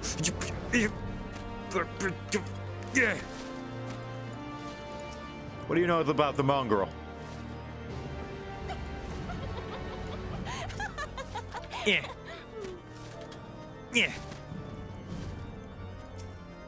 Yeah. Yeah.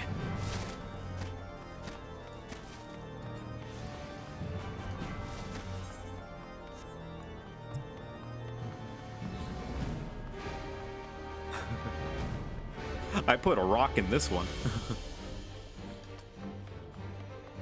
Oh, excuse me, ma'am. You look a little cold.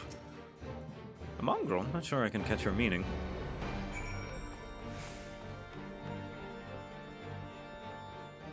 Yeah, you can throw snowballs wherever there's snow. At first, the people were a bit standoffish, but with a little effort and a lot of parley, I've managed to make plenty of friends. That's good. Not a single shred of information, just as I expected. These revolutionaries would not have evaded capture for long without the masses' complicity. Still, it is good to know that Tataru's ears are sharp as ever.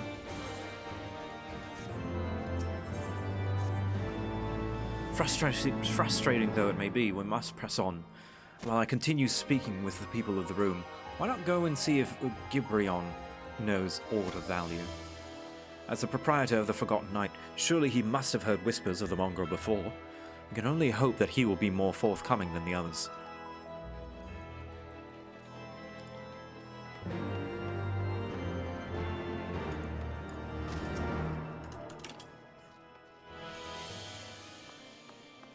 Gilbrion, by the way, your ancestor was one of the Knights 12.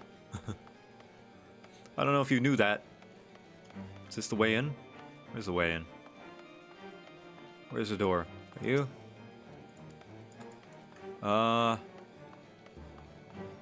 Is this the way in? Where's the way into the Forgotten Night? I missed it.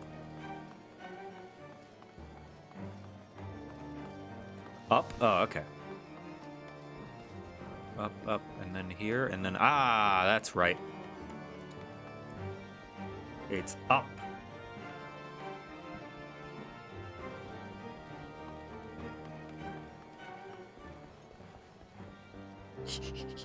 Hey, Gilberon, you're technically royalty. You know, people long for sympathetic ear, but they need to know that it comes with tight lips. Discretion, Victor. That's what my customers expect. If they don't get it, then I don't get them. That being said, I'm not without my sympathies. I've heard the tales, and I know you've done right by the highborn and lowborn alike. The least I can do is point you in the right direction. But to do that, I'll need you to do something for me. So happens there's a hunter up in the Crozier who owes me a fair bit of coin. However, I've agreed to accept payment in fresh herbs. Go and get them for me, agreed? Yep, more chores. I swear to Halone, if I get pelted with another snowball, I will raze this city to the ground myself.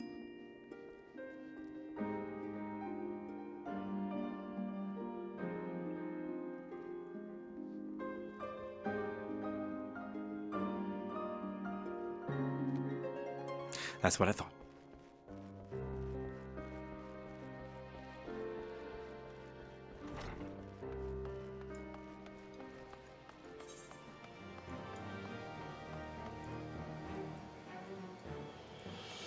Etherite.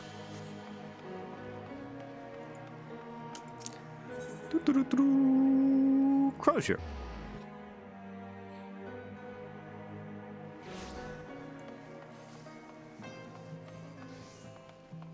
How can you throw snowballs in here? That's what I was saying. Where did they find the snow? I want to give you my baby. Oh, and you are an amazing content creator, and you helped me through tough time. Oh, I'm glad. Thanks for the bits.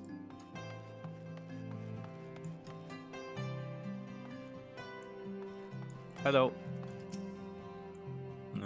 Gilberon's Aaron Bory. Yep. Thank you for the herbs. Thank you, sir. Much appreciated.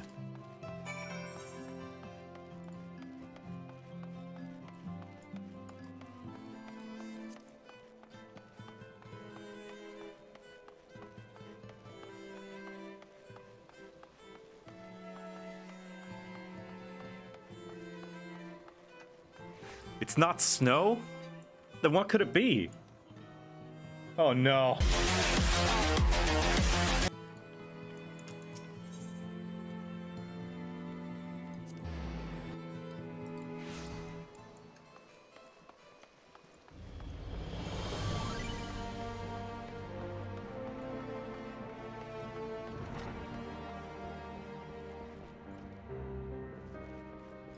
Oh, it's flour. Okay. Well, you're going to hand them over or not?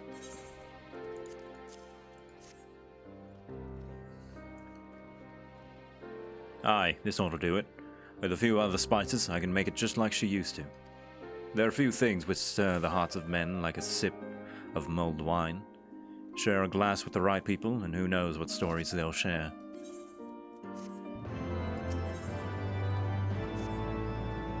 Now that I think on it, there is a woman I know who's rather fond of this blend. Hiertha is her name, and she resides in the Pillars. She's a maidservant of some noble house or another. I forget. Anyway, be a shame if she didn't get to try this wine. Well, I'll give her a bottle. Oh yeah, Danny, you fit right in there. Perfectly. It's asbestos. Oh god, I'm gonna get cancer, aren't I?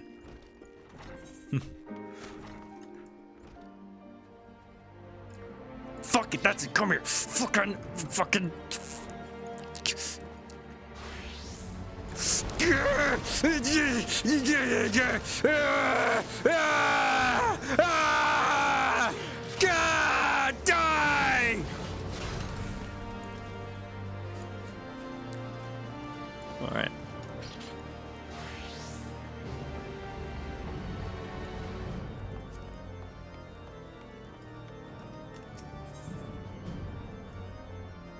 Where am I going?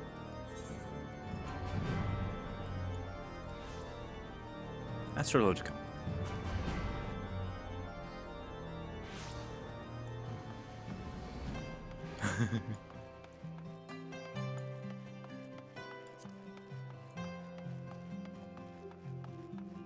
You like my warrior glam? Thanks. It's shovel night.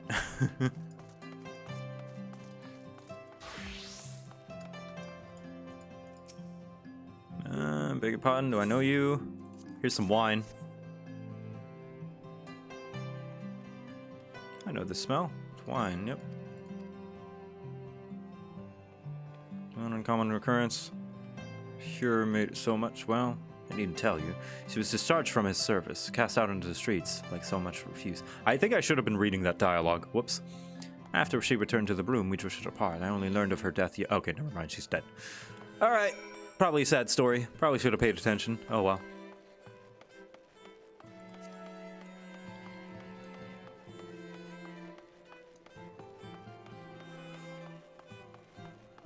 Have I noticed the guards' names in Ishgard? I have not.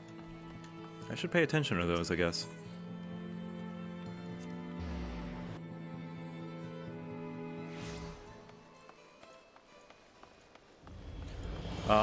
Firmalbert. Sure.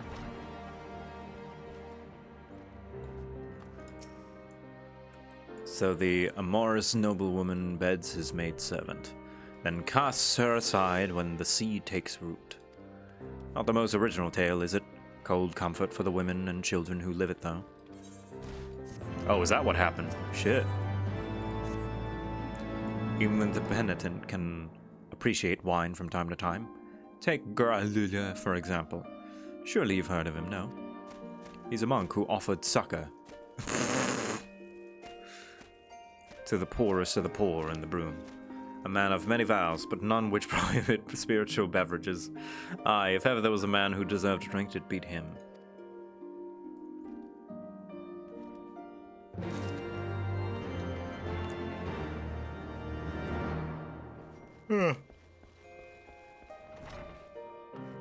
Huh.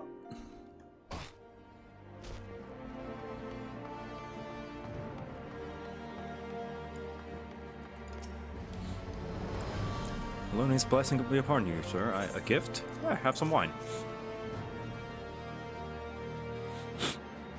The scent, how reminiscent of the wine once made by a dear old friend. May her soul rest in peace.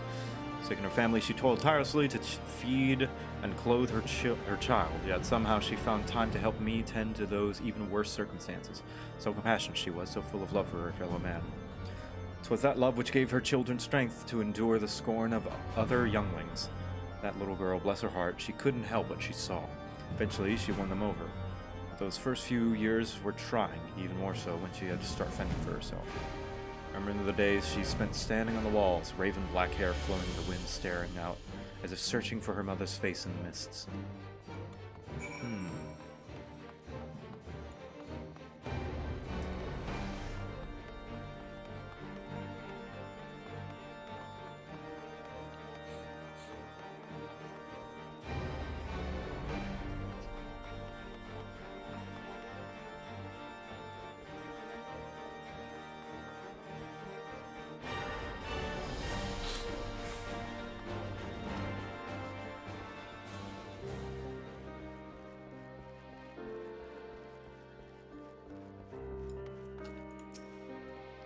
She was a remarkable woman, Victor. After everything she's forced to endure, she still remained hopeful for the future, for her daughter's future. I assume he's having me do all of this. Oh my god, it's Madame Dimitrescu! What the heck? I love you. Watch her go.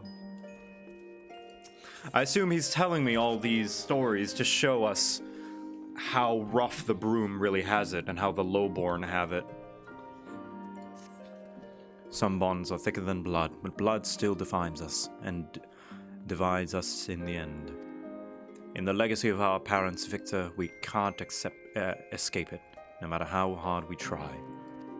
So the mongrel and her pups chose to embrace theirs, to proclaim it all to all and sundry. If you can understand that, then maybe you can find her on your own.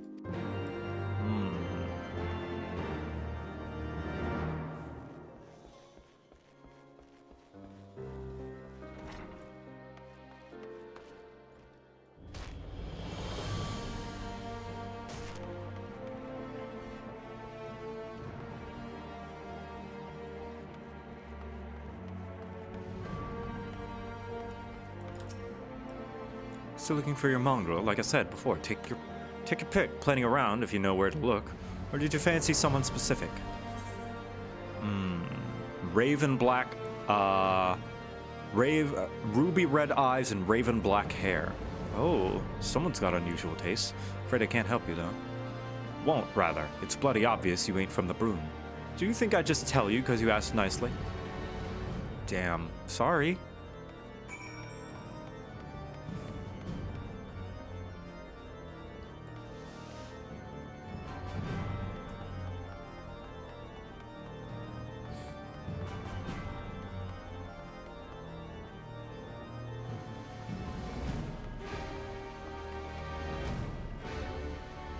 Played Paladin only. Yeah, I didn't really pay attention to the Paladin story because it didn't grab me aside from like the romance between the gladiator instructor and her man. Have you made any progress, Victor? No. I talked to a bunch of people. I heard about red eyes and black hair. So our mongrel was born of an Elysian nobleman and a Huron maidservant. Granted, it is no location, but it is far more information than we had before. Yes, now that her striking features are known to us, mayhap we need only remain vigilant.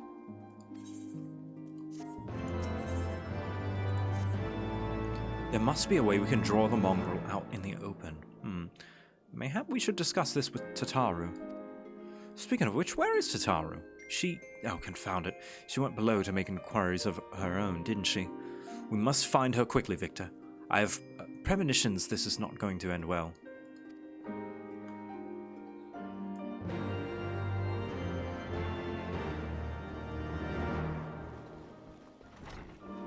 Yeah! Ow.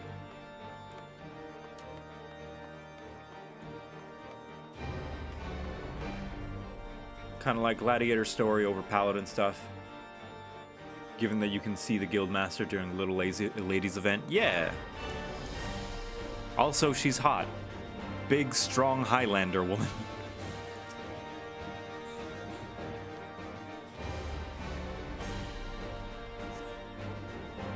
Cast your gaze over the streets below, but see no sign of Tataru.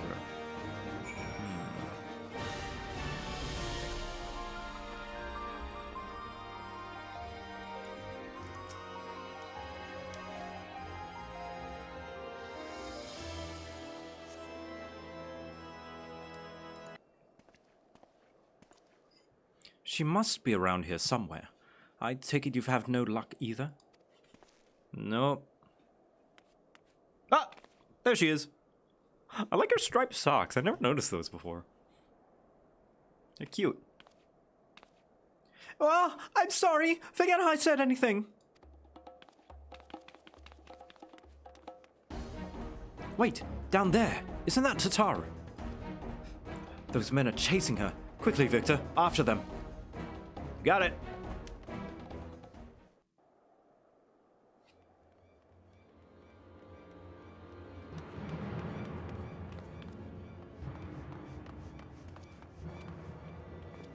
Where do you think you're going, Missy? Oh, that's the guy that first told Alphino to check out the Forgotten Knight.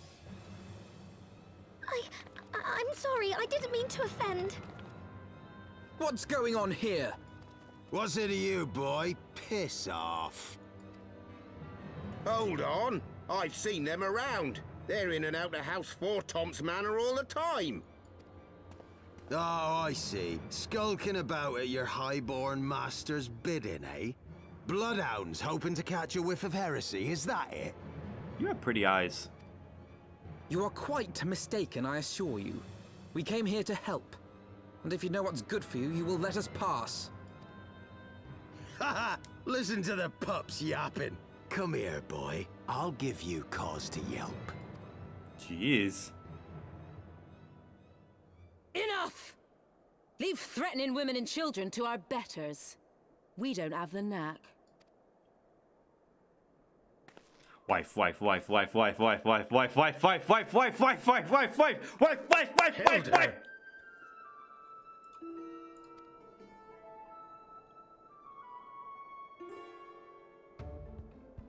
Lay a finger on the blue blood's pups, and you're like to lose the hand.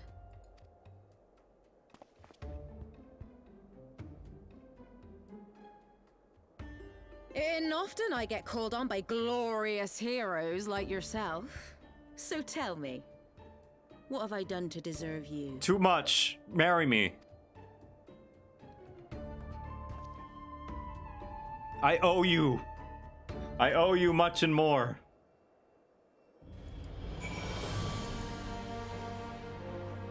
I am looking extremely respectfully. For once, it would seem the fates are smiling upon us. Had those ruffians forced our hand, I dare not think what would have ensued. Before you start, let's go somewhere a bit more private, eh? The Forgotten Knights, say. Yee! It's a date!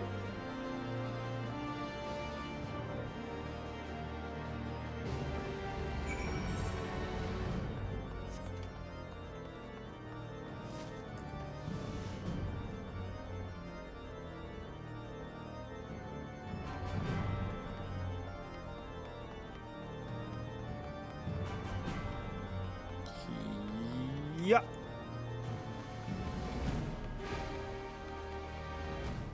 FF14, there's a waifu and or husband for everyone. Ah, oh yeah. Oh, an instance. Yeah, this game caters to everyone in some way.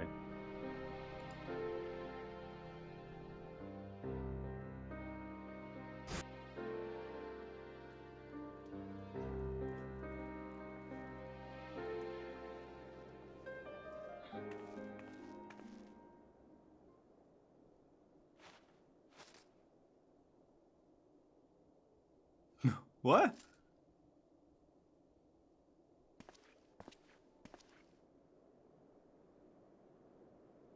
Ah. Getting some drinks? Oh, or leaving the room, I guess. Actual privacy. How much influence do you have?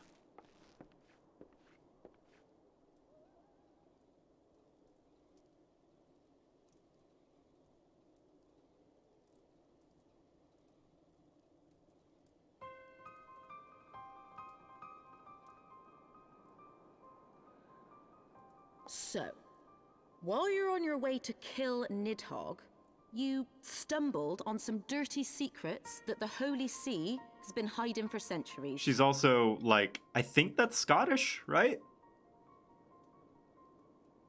Like a slight Scottish to it. Whatever her accent is, I love it.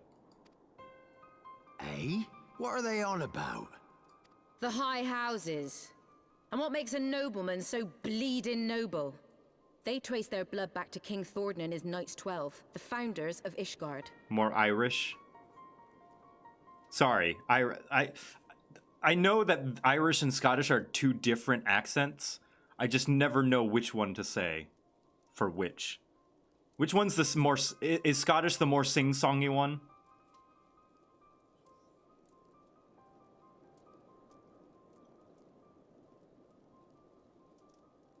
And then there's Welsh. Yeah, Welsh is another one. Sing-songy, you know, like, the high houses. And what makes a nobleman so bleeding noble? You know, that one. What's... They trace their blood back to the King Thordan and his Knights 12. Whatever that one is. That's Irish? Oh, okay. But our friends here reckon we're all descended from the heroes of Eld. Highborn and lowborn alike.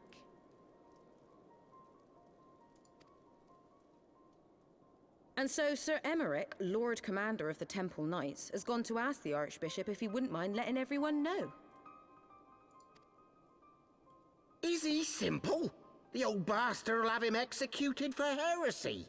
I guess he's willing to die to bring it to light. Wow. Seems to me that's what the good sir wants. Yeah. Seems he thinks a noble sacrifice will serve to prove his claims. Yeah, that's exactly what he said. We cannot stand idly by and allow Sir Emmerich to do this. Ishgard has need of him. Look, you've a good heart, I can see that. Willing to risk your neck for someone else even when his troubles ain't yours. But what's this got to do with me? If Sir Emmerich is imprisoned in the vault, we will need all the help we can muster to breach their defenses and rescue him. We're gonna break him out. And you know a thing or two about doing a crime. I know you don't like the Holy See. Here's your chance to break some shit. Oh! What in the hell's?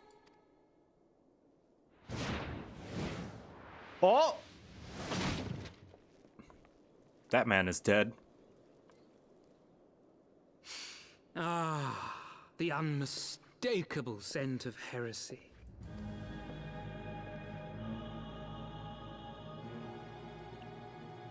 And what do we have here?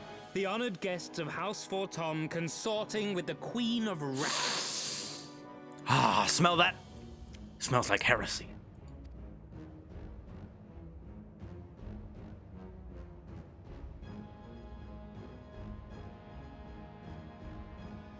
Ooh, plotting insurrection, I shouldn't wonder. That won't do. What does heresy smell like? I assume mead and armpit sweat. Sickness is wont to fester and spread. It must be burnt out ere the infection takes hold. I reckon Oh Sir my God. would be happy to wield the irons himself. Well, so happens I've got irons of my own. You make my iron the big iron. Oh no, he's got protect. No one has that spell anymore. Such simple creatures, rats. Certain to attack when cornered. Let us step outside, milady.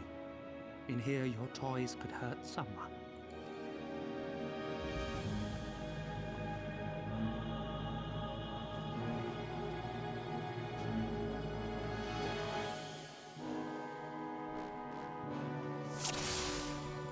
Oh shit.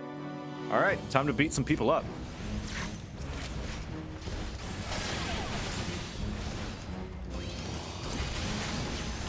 Damn, he's got some health. All right, where's the healer? You're the healer. Stop it. Stop that. Stop that. Right there!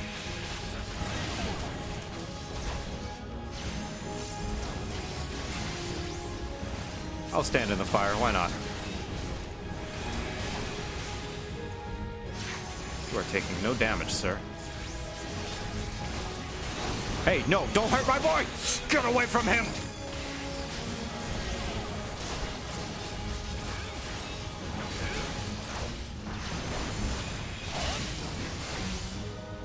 No, you don't. No, you don't. Disgust me.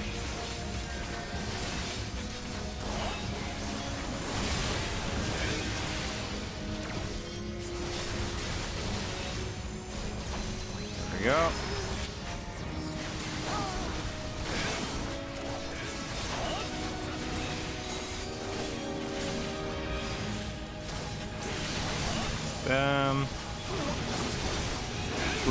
Please stop standing in the fire, you guys.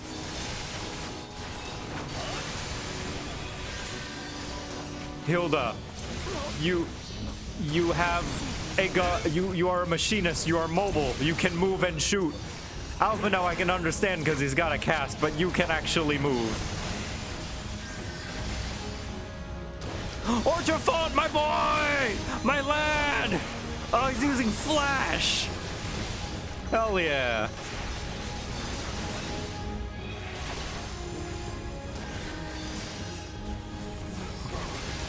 bear witness! Oh, Hilda said this mongrel bitch is going to put a bullet in between your eye. Helone, guide my sword! We stand a queen who calls herself, who self-identifies as a bitch.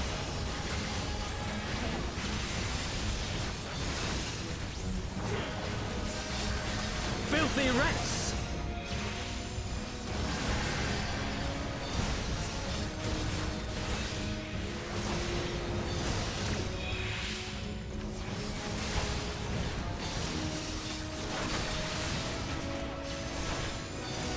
Sir, this is too much fire. Alright, let's just kill this guy, and we don't have to worry about that other guy, hopefully. Nice.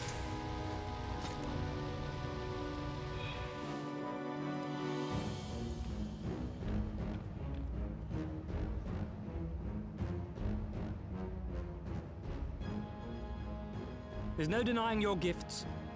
A well-deserved reputation indeed. So you surrender? Enough!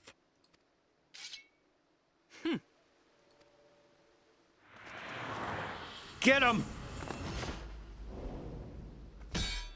Oh, what the hell? What? Can you just do that? Shoot him in the face. Lucky bastard. Nay, 'tis we who are lucky. Had we fought on, 'twas but a matter of time before our conflict claimed the life of an innocent bystander. Yeah, I think he was a dragoon.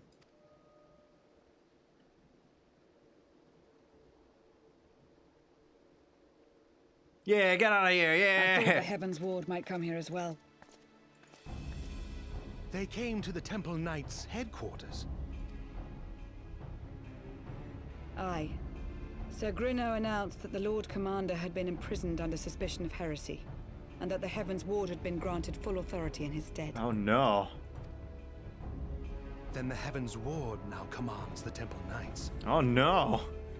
Those still loyal to Sir Emmerich answer to me. Alas, that amounts to but half our number. The other half, who opposed his promotion to Lord Commander, have gathered at the vault as ordered. Hey, that's just like my sword.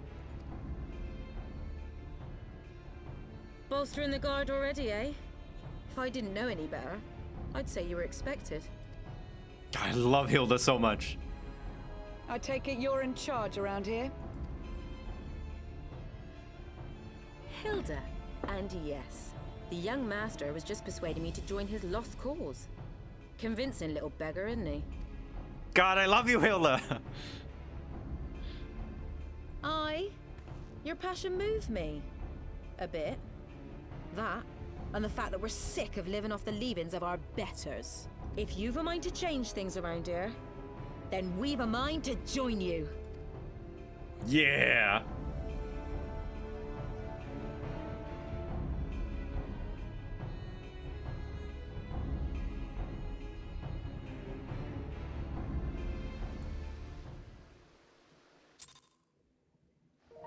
She's so cool.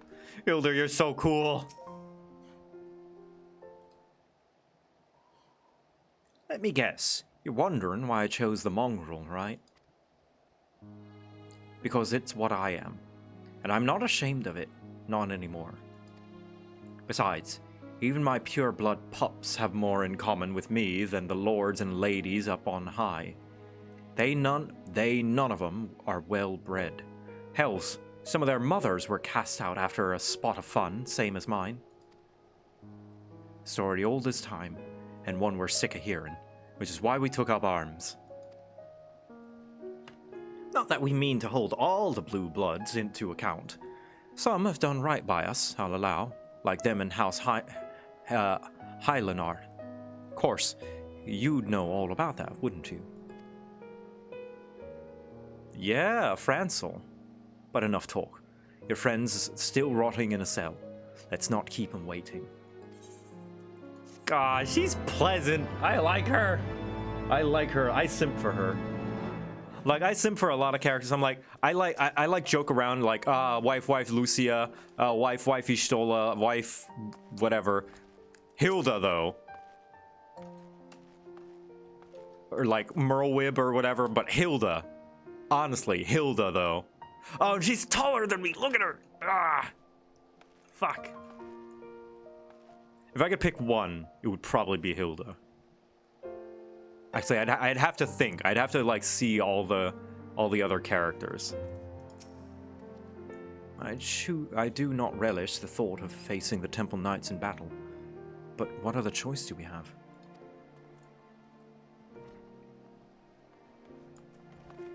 Hello? Ho ho ho! You didn't half give the highborn scum what for? That was a sight for sore eyes, that was. Bugger me. If you ain't everything they say, how in the hells did you do that thing with the other thing? You know, you just put your hands back and you eat a lot of vegetables and kind of do stretches beforehand, you know? I never liked him. Not since his days as Inquisitor. He took far too much pleasure in his work. Time is of the essence, Victor. We must move quickly before they discern our intent. Tataru?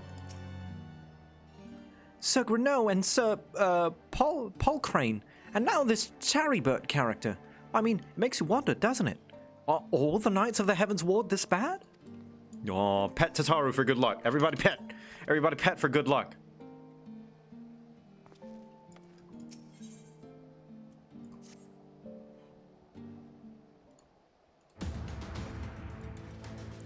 We've been working in secret to undermine the Holy See and the High Houses. That much I'll acknowledge. But this nonsense about throwing wide the gates for the heretics is just that, nonsense. If not you, then who? You Temple Knights, of course. Reckon it was your beloved Sir Emmerich doing it at first, but then I heard how he lost his head. My next best guess would be the Heavensward.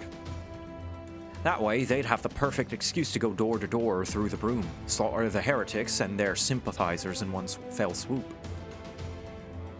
But the Heavensward scheme did not account for Lady Iceheart's intervention, and so they've been forced to improvise. A fine bloody mess, ain't it? But the die is cast. So, what's the plan? We must divert the attention of the High Houses away from the city, and to that, we need the cooperation of your allies in their service. And what makes you think I have friends in high places? You would be fools not to, given your goals. Low-born knights are ideal recruits. More swore fealty only out of desire for a better life. If offered an opportunity to shed the yoke and live for themselves, who among them would not at least be tempted to take it? Rare is a man eager to die for a cause he does not hold dear, but it needs to come to that this day. If they and their fellow knights are deployed afield to deal with a new threat, a massing of heretics, for example, then they will be unable to join the defense of the vault.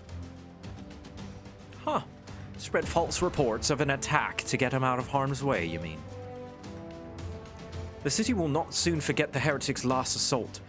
If the High Houses believe another attack is imminent, they will have no choice but to act. Can it be done? Can we trick him into leaving Ishgard? Aye. But can we keep him out for long? Not bloody likely. Make sure you're ready before I send word, because you won't get a second chance at this. Then it is decided. To the vault! The Archbishop must be held account. And the Lord Commander granted his liberty.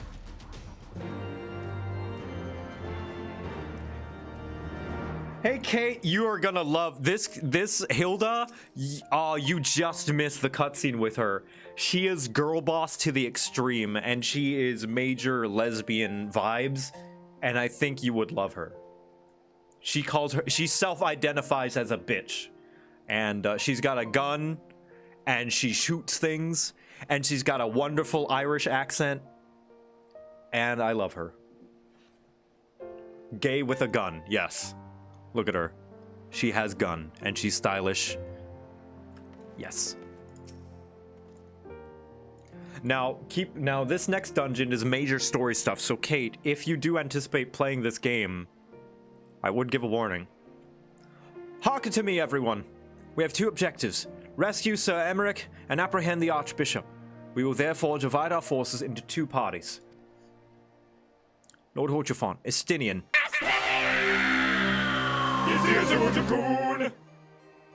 Master Alphino and I will make ready to breach the underground goal and search for the Lord Commander. We will not move, however, until the second party has entered the vault. I speak of your party, Warrior of Light. For this plan to succeed, you will need to fight your way to the highest level of the vault, even unto the Archbishop's private chambers. When the Heavensward realizes what you intend, they will fly into the Master's side, leaving only a token force to ground the goal. Temple Knights loyal to our cause have already secured the entrance to the vault. Once you are within, they will signal to us. If all goes to plan, we shall rejoin you with Sir Emmerich and confront the Archbishop together. Is everyone clear as their duties? Then let us do what must needs be done. Hell yeah. Where is Estinian? I guess we're gonna go get him. Alright. Okay. So, those of you who are watching, now I'm not trying to say you're not allowed to experience the game this way, but any of you who are wanting to experience this game's story by playing through it, I'm gonna tell you now is your final chance. This is your last warning that this is the segment of no return. That if you wish to play this game, which I highly recommend. This is still free trial, by the way. This is free trial. All that I've played so far, all these streams have been included in the free trial. I highly recommend playing for yourself. And this is the point of no return, because there are major spoilers from this point on that might not be as impactful if you don't play it yourself. That said, those of you who are going to stick around, I hope you enjoy.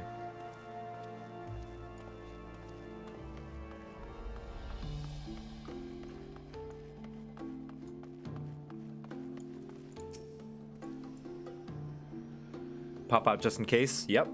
I highly remember, Kate, free trial. You have a PS4. You can play it on PS4.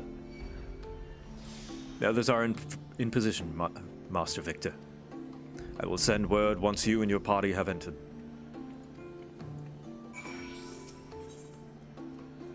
All right, the vault. So let's see here. What is our lineup? Who do we have lined up here?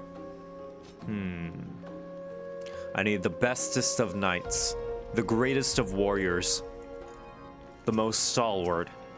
Danny, you have been by my side and protected me from the very beginning. I will have you join my siege of the vault. Minori, you have followed me through my entire journey, and despite your shenanigans, you are trustworthy, and your aim is great. I invite you to the party for siege of the vault. And lastly, our cat boy's not here. So, Aya. Your glamour is sexy and your meat is huge. I invite you to the party for siege of the vault.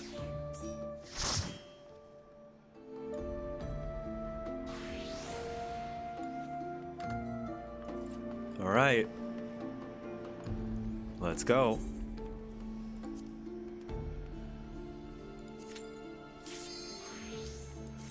Oh yeah, I am the cat boy. I was talking about Graha, but...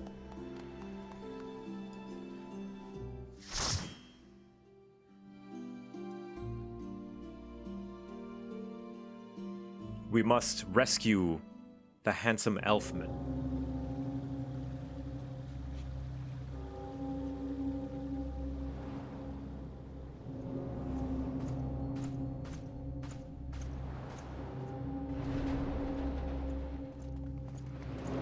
Yeah, Graha Tua. Not Graha Tia, Graha Tua.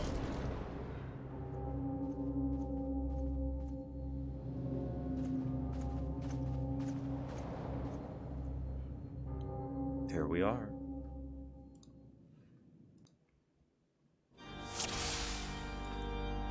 All right. Once more. Unto the breach. Deus Vult! Deus Vult! Deus Vult! Deus Vult!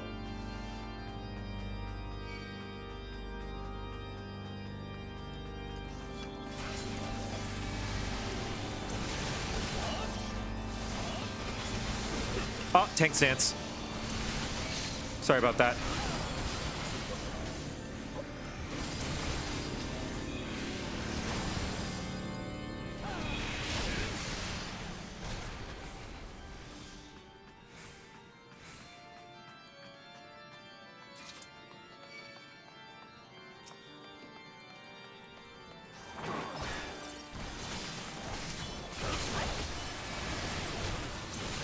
See. Oh, all right. That's the whole thing. Sorry, there's the sanctuary. There, I'm gonna bring him into the sanctuary. There we go. There we are. I forget how big the pulls are in this, like the pull sizes.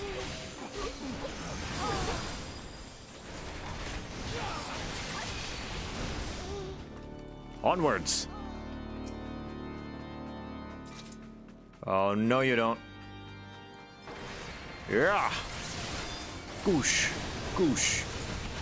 Can we pull to the next thing? I think we can. Yeah. Big pulls, massive pulls, huge pulls. I get to use hollowed ground when I make big pulls. Hollowed ground, yeah!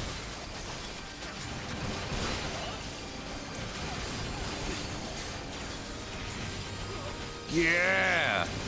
Oh yeah! Oh, I love getting to use hollowed ground.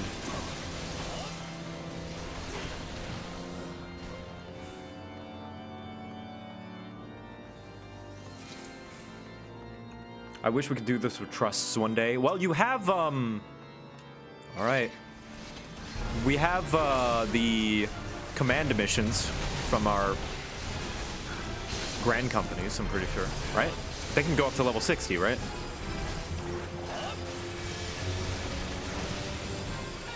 Oh my god, we're annihilating him. And he becomes large.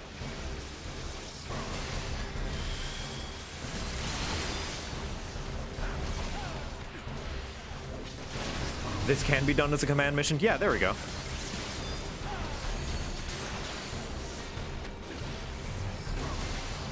Oh, with like Archifon, Alphino, and maybe Hilda, yeah. That'd be really cool if they could make retroactive trusts. That'd be pretty neat.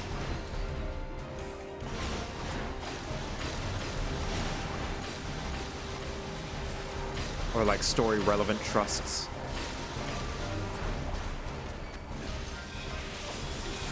Because, because in Shadowbringers, there's a trust with Spoiler, but Spoiler doesn't, you know, become a permanent trust, right?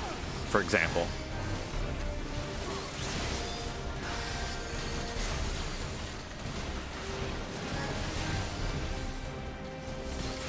Yeah, kill him before he even gets a chance to do his first mechanic. Yeah, dead. But how?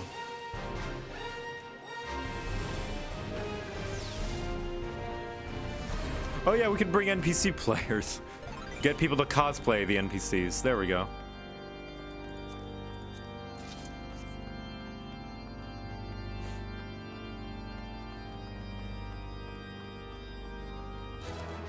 No, I'm talking about one of the spoiler trusts that can't continue to be a trust because spoilers. They're one of the first trusts that you get.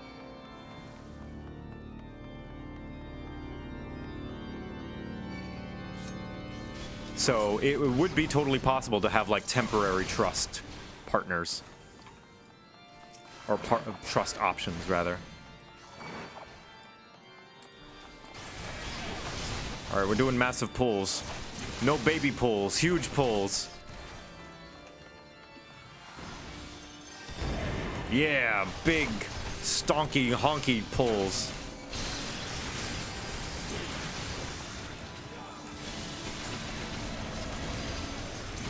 Oh, there's a black mage over there. We're not worried about them.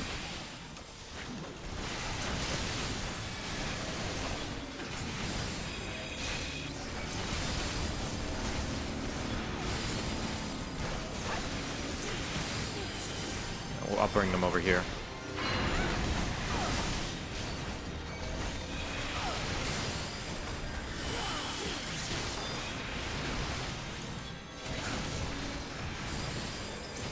Yeah, I wish I could keep that trust.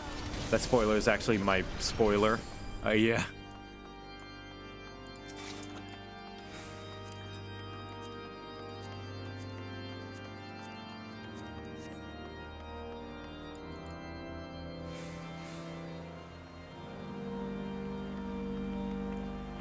We only pull big in this house.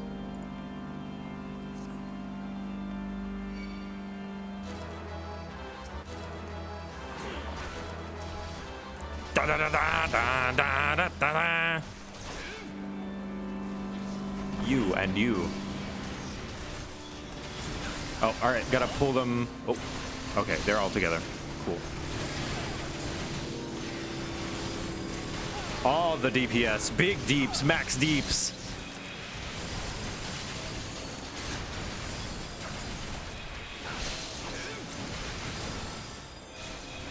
Do I have a link to my only tanks? Yeah, I'll show you guys after this dungeon to my only tanks. I've got some incredibly promiscuous glamours for my tank for if you're willing to pay the subscription. I'll cut you to pieces! Oh, it's Sir Grenot, the brute. Sir Grenot is a brute. A well-accomplished brute, but a brute nonetheless.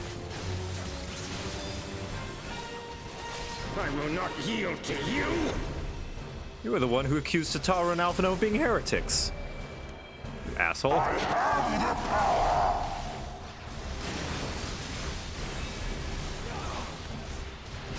Yeah, this butt munch.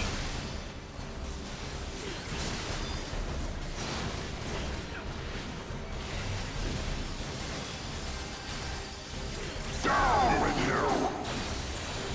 I have the power, He-Man.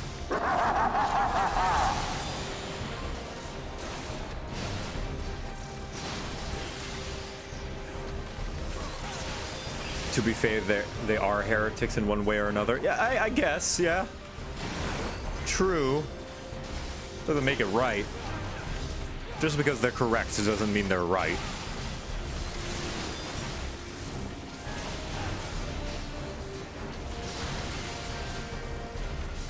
Look at this idiot.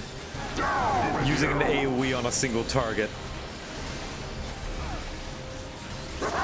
Silly Sir Grenot. How's the audio, by the way? It's not too loud, I hope. Always worry, because it sounds fine on my end, but I never know until after stream.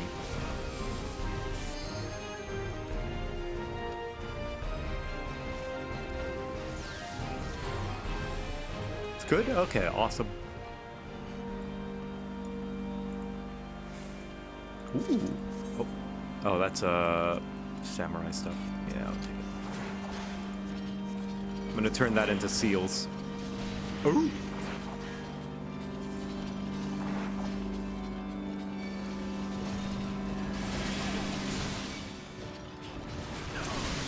Spam your holy. Yes. And the suns begin.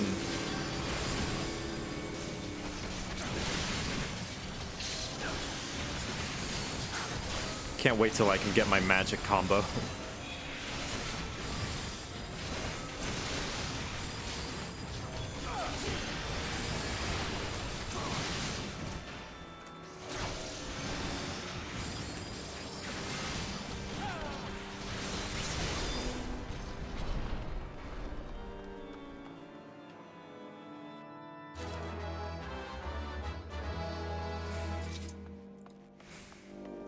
Ooh. Oh.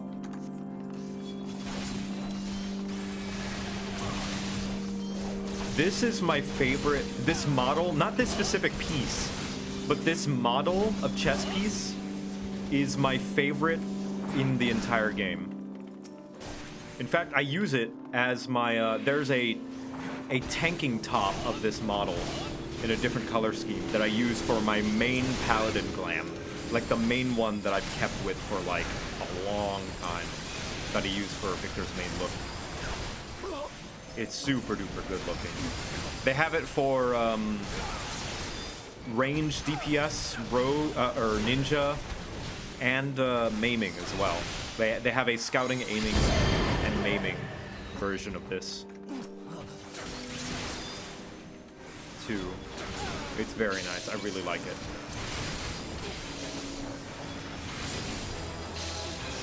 Okay.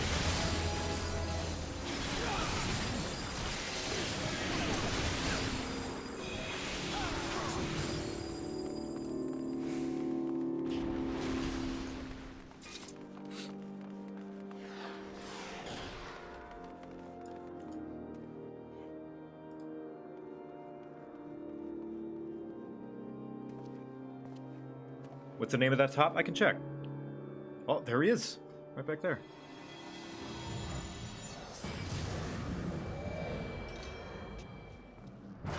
Yeah, this one is striking. But there is a fending, aiming, maiming, and scouting version of this top. They're in different dungeons, but yes, Halonic, so like Halone, Halonic Fry. Oh my god! Yeah, you're gonna fight in big head mode? Alright, awesome. Oh no, your head exploded! Oh, and it turned so tight. Alright. Let's go then.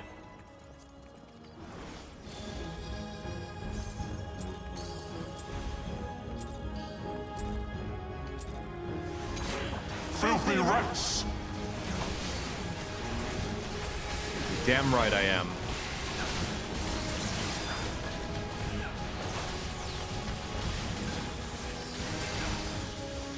Be gone with you!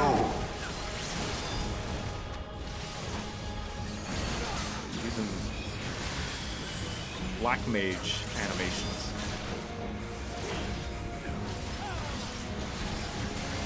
And the chess pieces. They only have one chess piece, and it's knight, which is the horse, because they're the knights. And now the final curtain! Alright, time to kill the balls.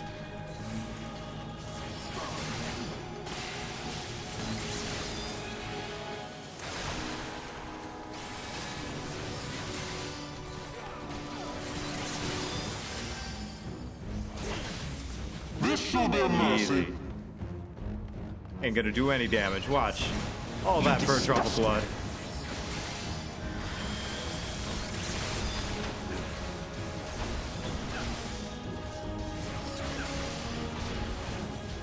Yeah, and white mage animations. Yeah, that's the animation for Holy.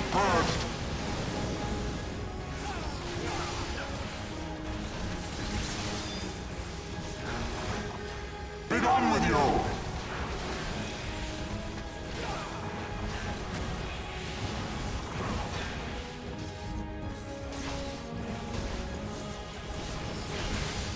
He's a cheater, yeah. You're not even a red mage. What are you doing?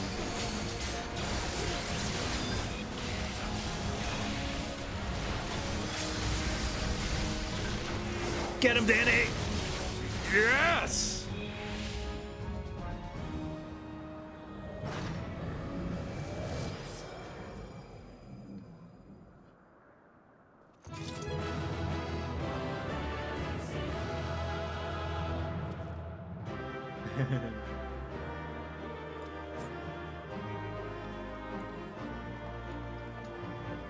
Yeah, get out of here. Yeah.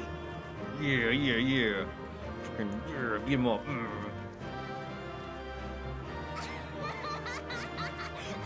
Get out of here, Mr. Brr. Perfect. All right. Ooh. Fancy sword. Take that. Fancy shield. Take that. Fancy. Ooh. Fancy healer garb. Oh, congrats, Aya. Yeah, this place has got some nice looking glams.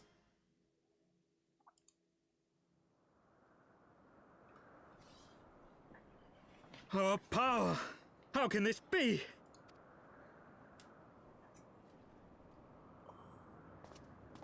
Fall back!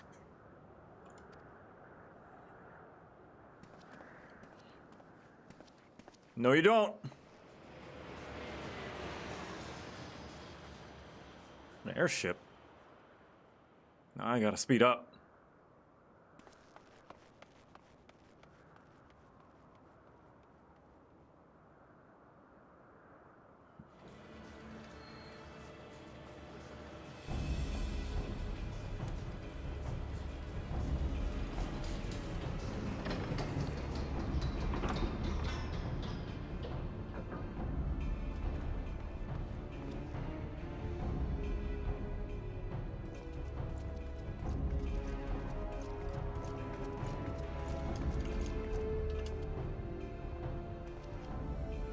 Father, please!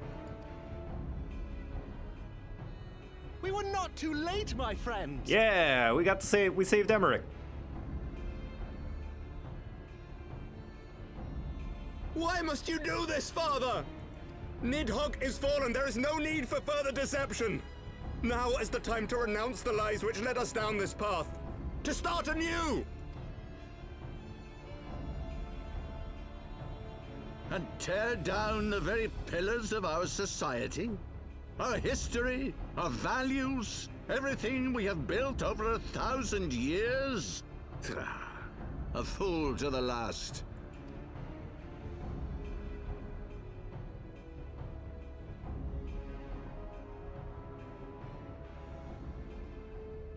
Let's get him.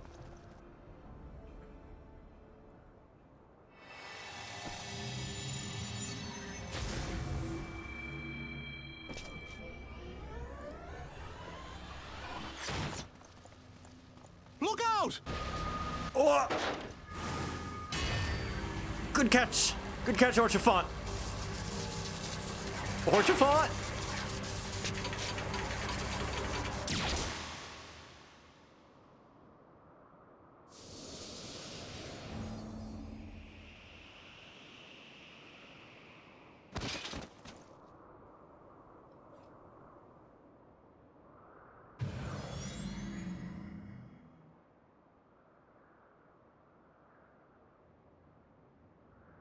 Go. Asisla awaits.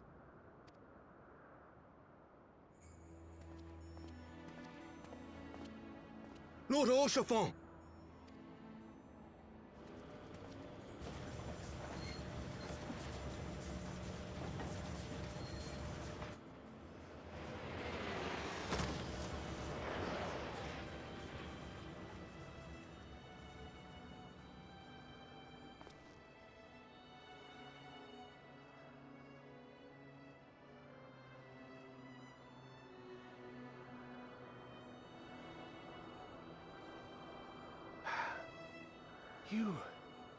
You are unharmed? Forgive me. I could not bear the thought of...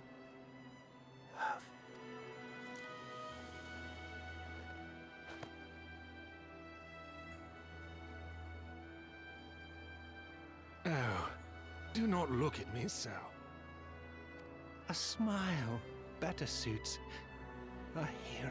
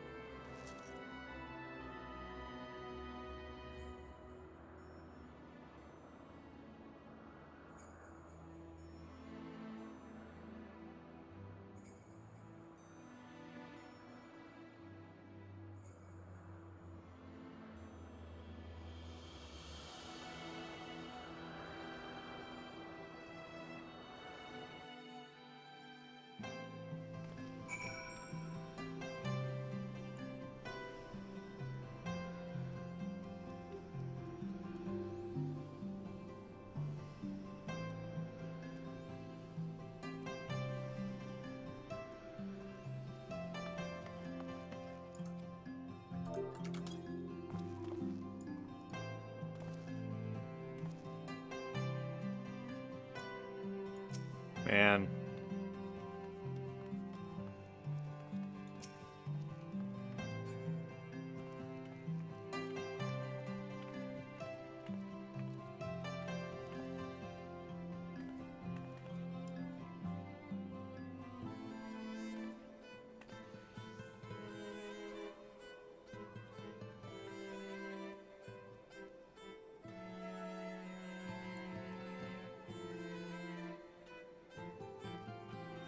This is a good cheat post, though.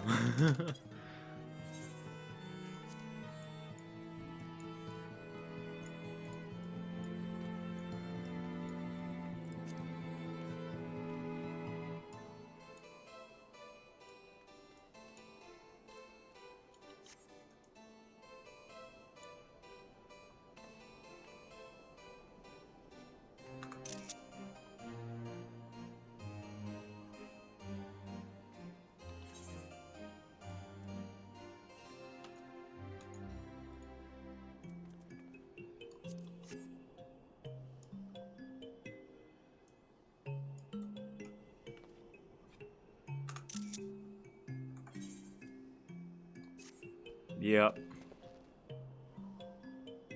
Yep. Me being sad with the boys. So the impact of that was lost on me the first time that I played through this game.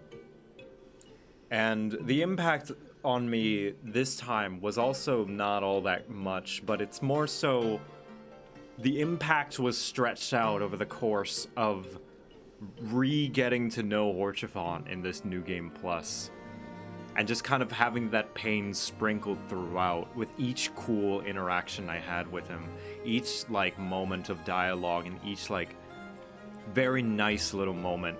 It was just a little painful knowing that it all would lead to this.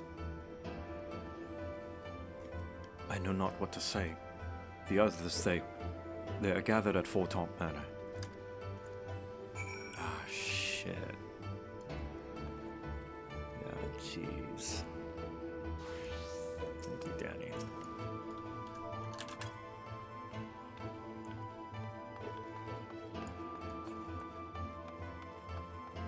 Yes! That is a good trivia, Crimson Wizard.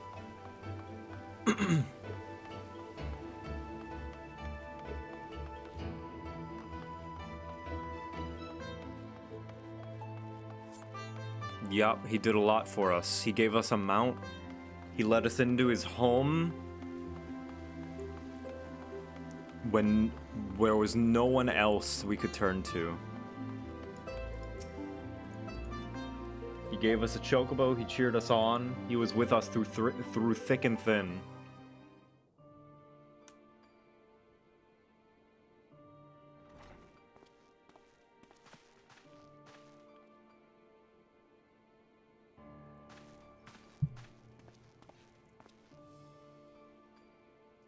Don't. Please. A knight lives to serve, to protect, to sacrifice.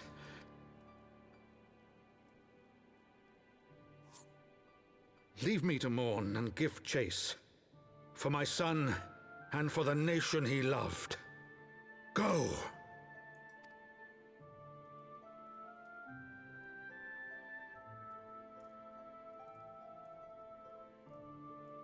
His sacrifice shall not be forgotten. My son.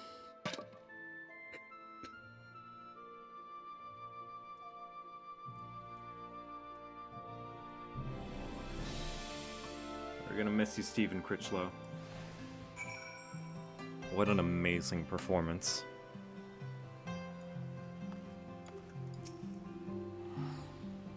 I'm sorry, I just can't. Yeah. I could not stand there in the silence, but when all others had forsaken us, Lord Horchifont took us in, our beacon of hope in a world of darkness. He did his utmost to raise our spirits, so that we may face our troubles with courage, with conviction, so that we might face them as knights.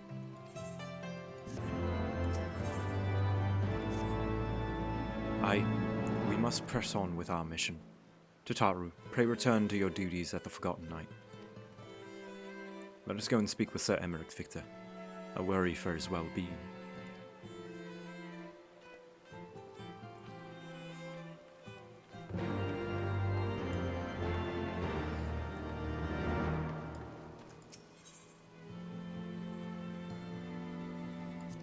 Yep.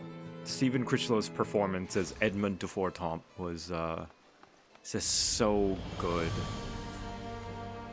And the world is worse without him, honestly.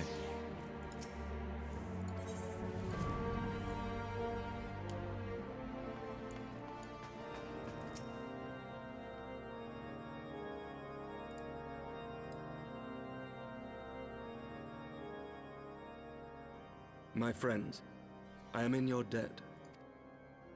Think nothing of it. Your wounds are healing well, I trust. Some wounds do not heal.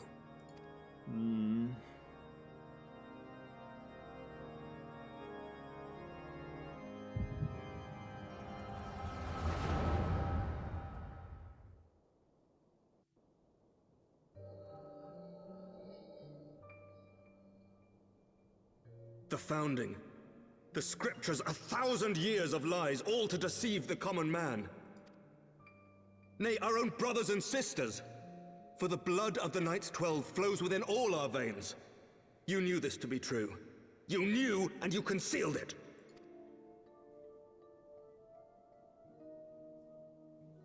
I should be interested to hear how you came by this knowledge. But yes, you have the right of it. How he learned it is not relevant, mister.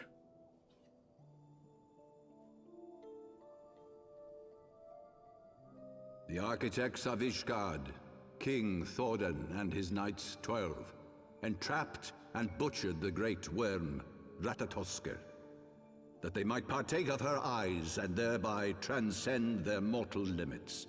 Upon learning of their treachery... The great worm slew the king and half of his knights.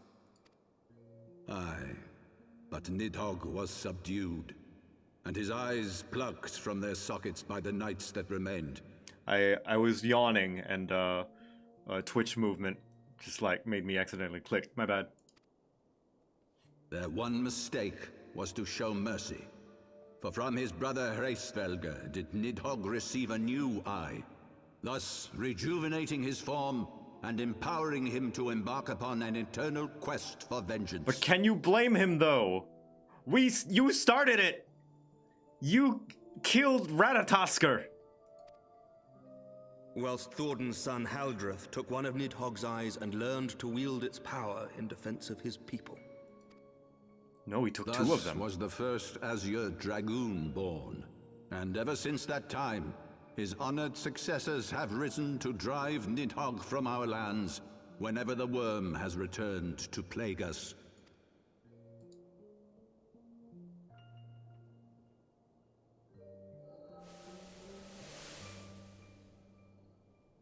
I ask you, my son, will you answer for my sins? Will your son and his son answer for me as well? Absolutely. Knowing Emmerich, he'll take responsibility, yeah. What do you mean? If a man cannot atone for his sins in the course of his all too fleeting life, must his progeny then be held to account?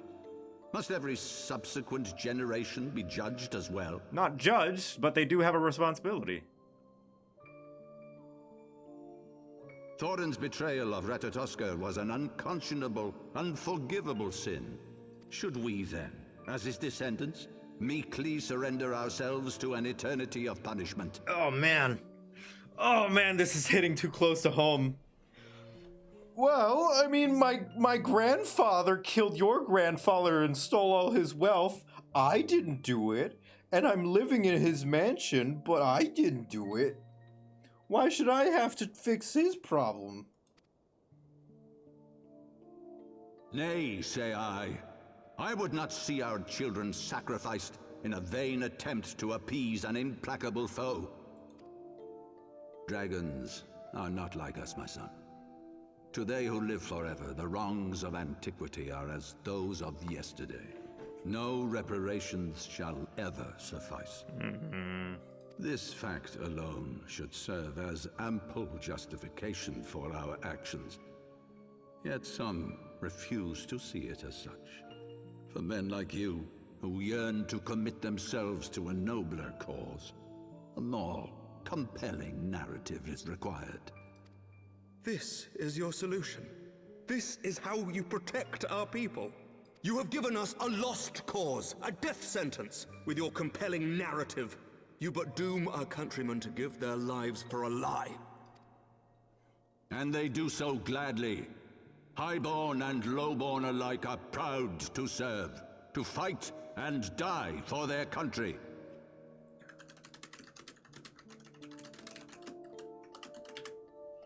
Sorry, just messaging on Discord.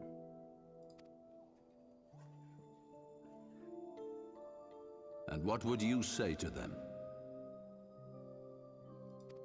What would you tell the wives who have lost their husbands? The mothers who have lost their sons? That their loved ones died for naught? Oh my god.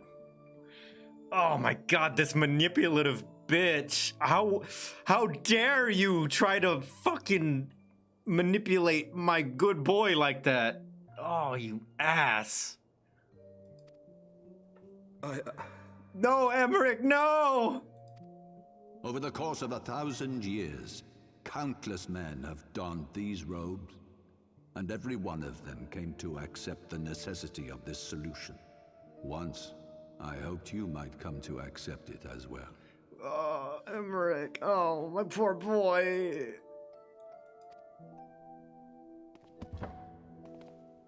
His goodwill is being taken advantage of. His good nature. Do not despair, my son. Soon I shall free us from the sins of antiquity, and bring about the change you so fervently desire.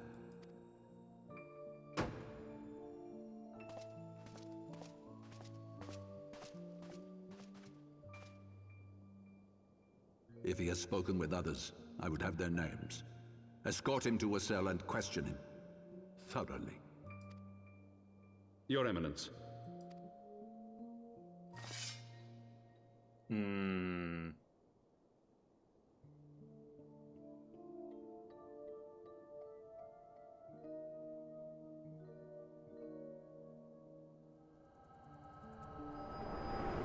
Yeah, Thornton's a dick. He's a dickbag. He's awful. He's a terrible person. And we need to stop him.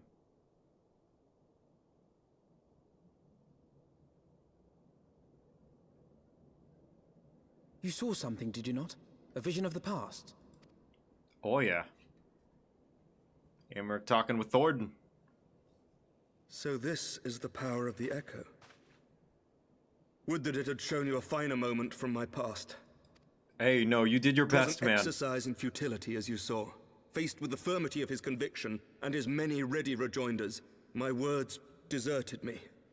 To be frank, I am embarrassed to recall it. Emmerich, you did your best. You're lovely and I love you and you did your best. You did nothing wrong. You are a good boy. A friend once impressed upon me the importance of differentiating between words, deeds, and beliefs. Were he here, I suspect he would judge your father's conviction to be no more than rank, self-serving delusion.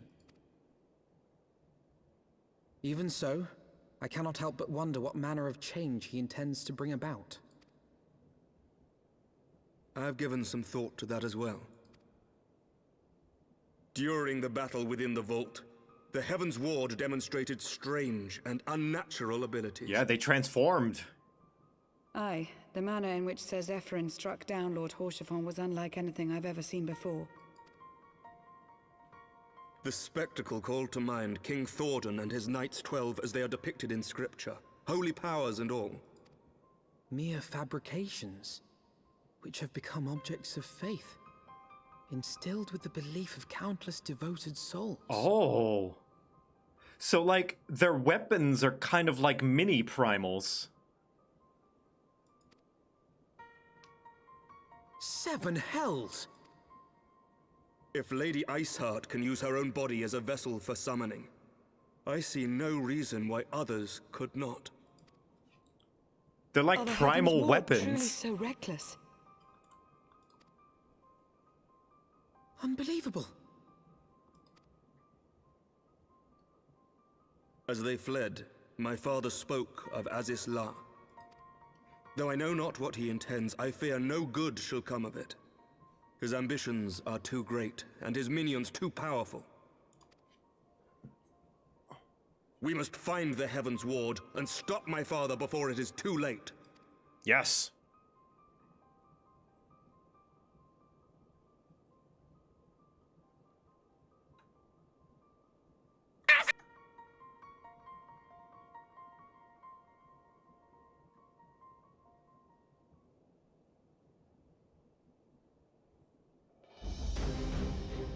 Master Quibbles, Master Alphino, I, Emmerich, Lord Commander of the Temple Knights of Ishgard, do hereby entreat the aid of the Scions of the Seventh Dawn. Our aid is preventing whatever it is the Archbishop intends. Your aid in bringing him to justice. Too much blood has been spilled for the lies he perpetuated. No more.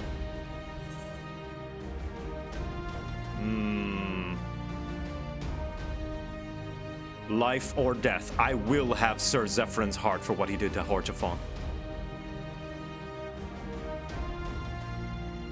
Yes, yes, of course. You two were close, I know. Much has changed since our order's founding, but our duty to combat the primal threat has not.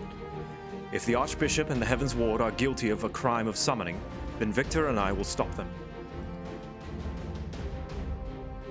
Would that I could join you in your pursuit, but alas, my father's absence has thrown our government into chaos. Ever since the founding of our nation, there has been an archbishop to serve as a guiding light for the masses, a force for stability to counterbalance the High House's ceaseless maneuvering. Convincing the people to recognize the truth of our origins would have been difficult even with my father's support. The road ahead is that much more fraught with peril and without it. Yet walk it we must, for unity is more vital for our survival than ever. After all, Nidhogg's death did not mark the cessation of Javanian hostilities. Far from it. We'll have great heed of each other in the final days to come. You may ever count on my lance, Sir Emmerich. To my dying breath, I shall defend Ishgard from the Horde.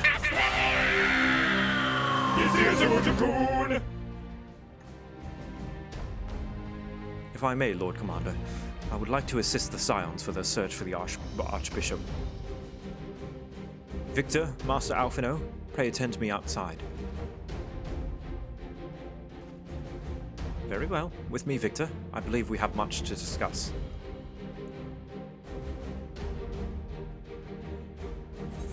All right, awesome.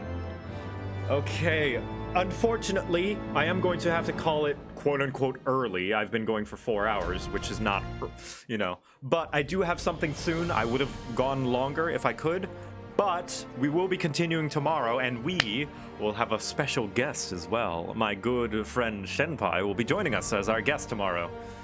But, yeah, tomorrow we try to finish Heavensward, base Heavensward.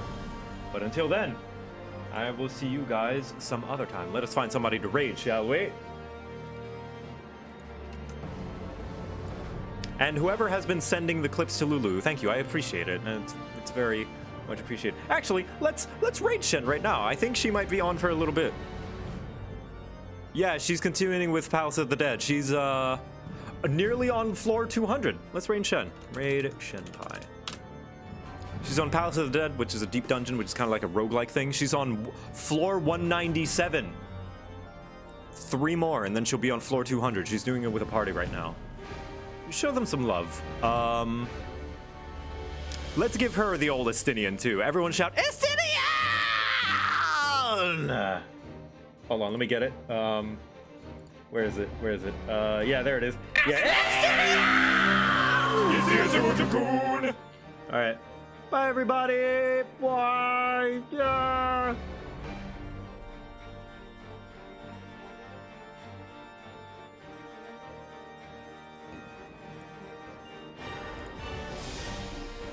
Ooh. Haste and doom. Ugh.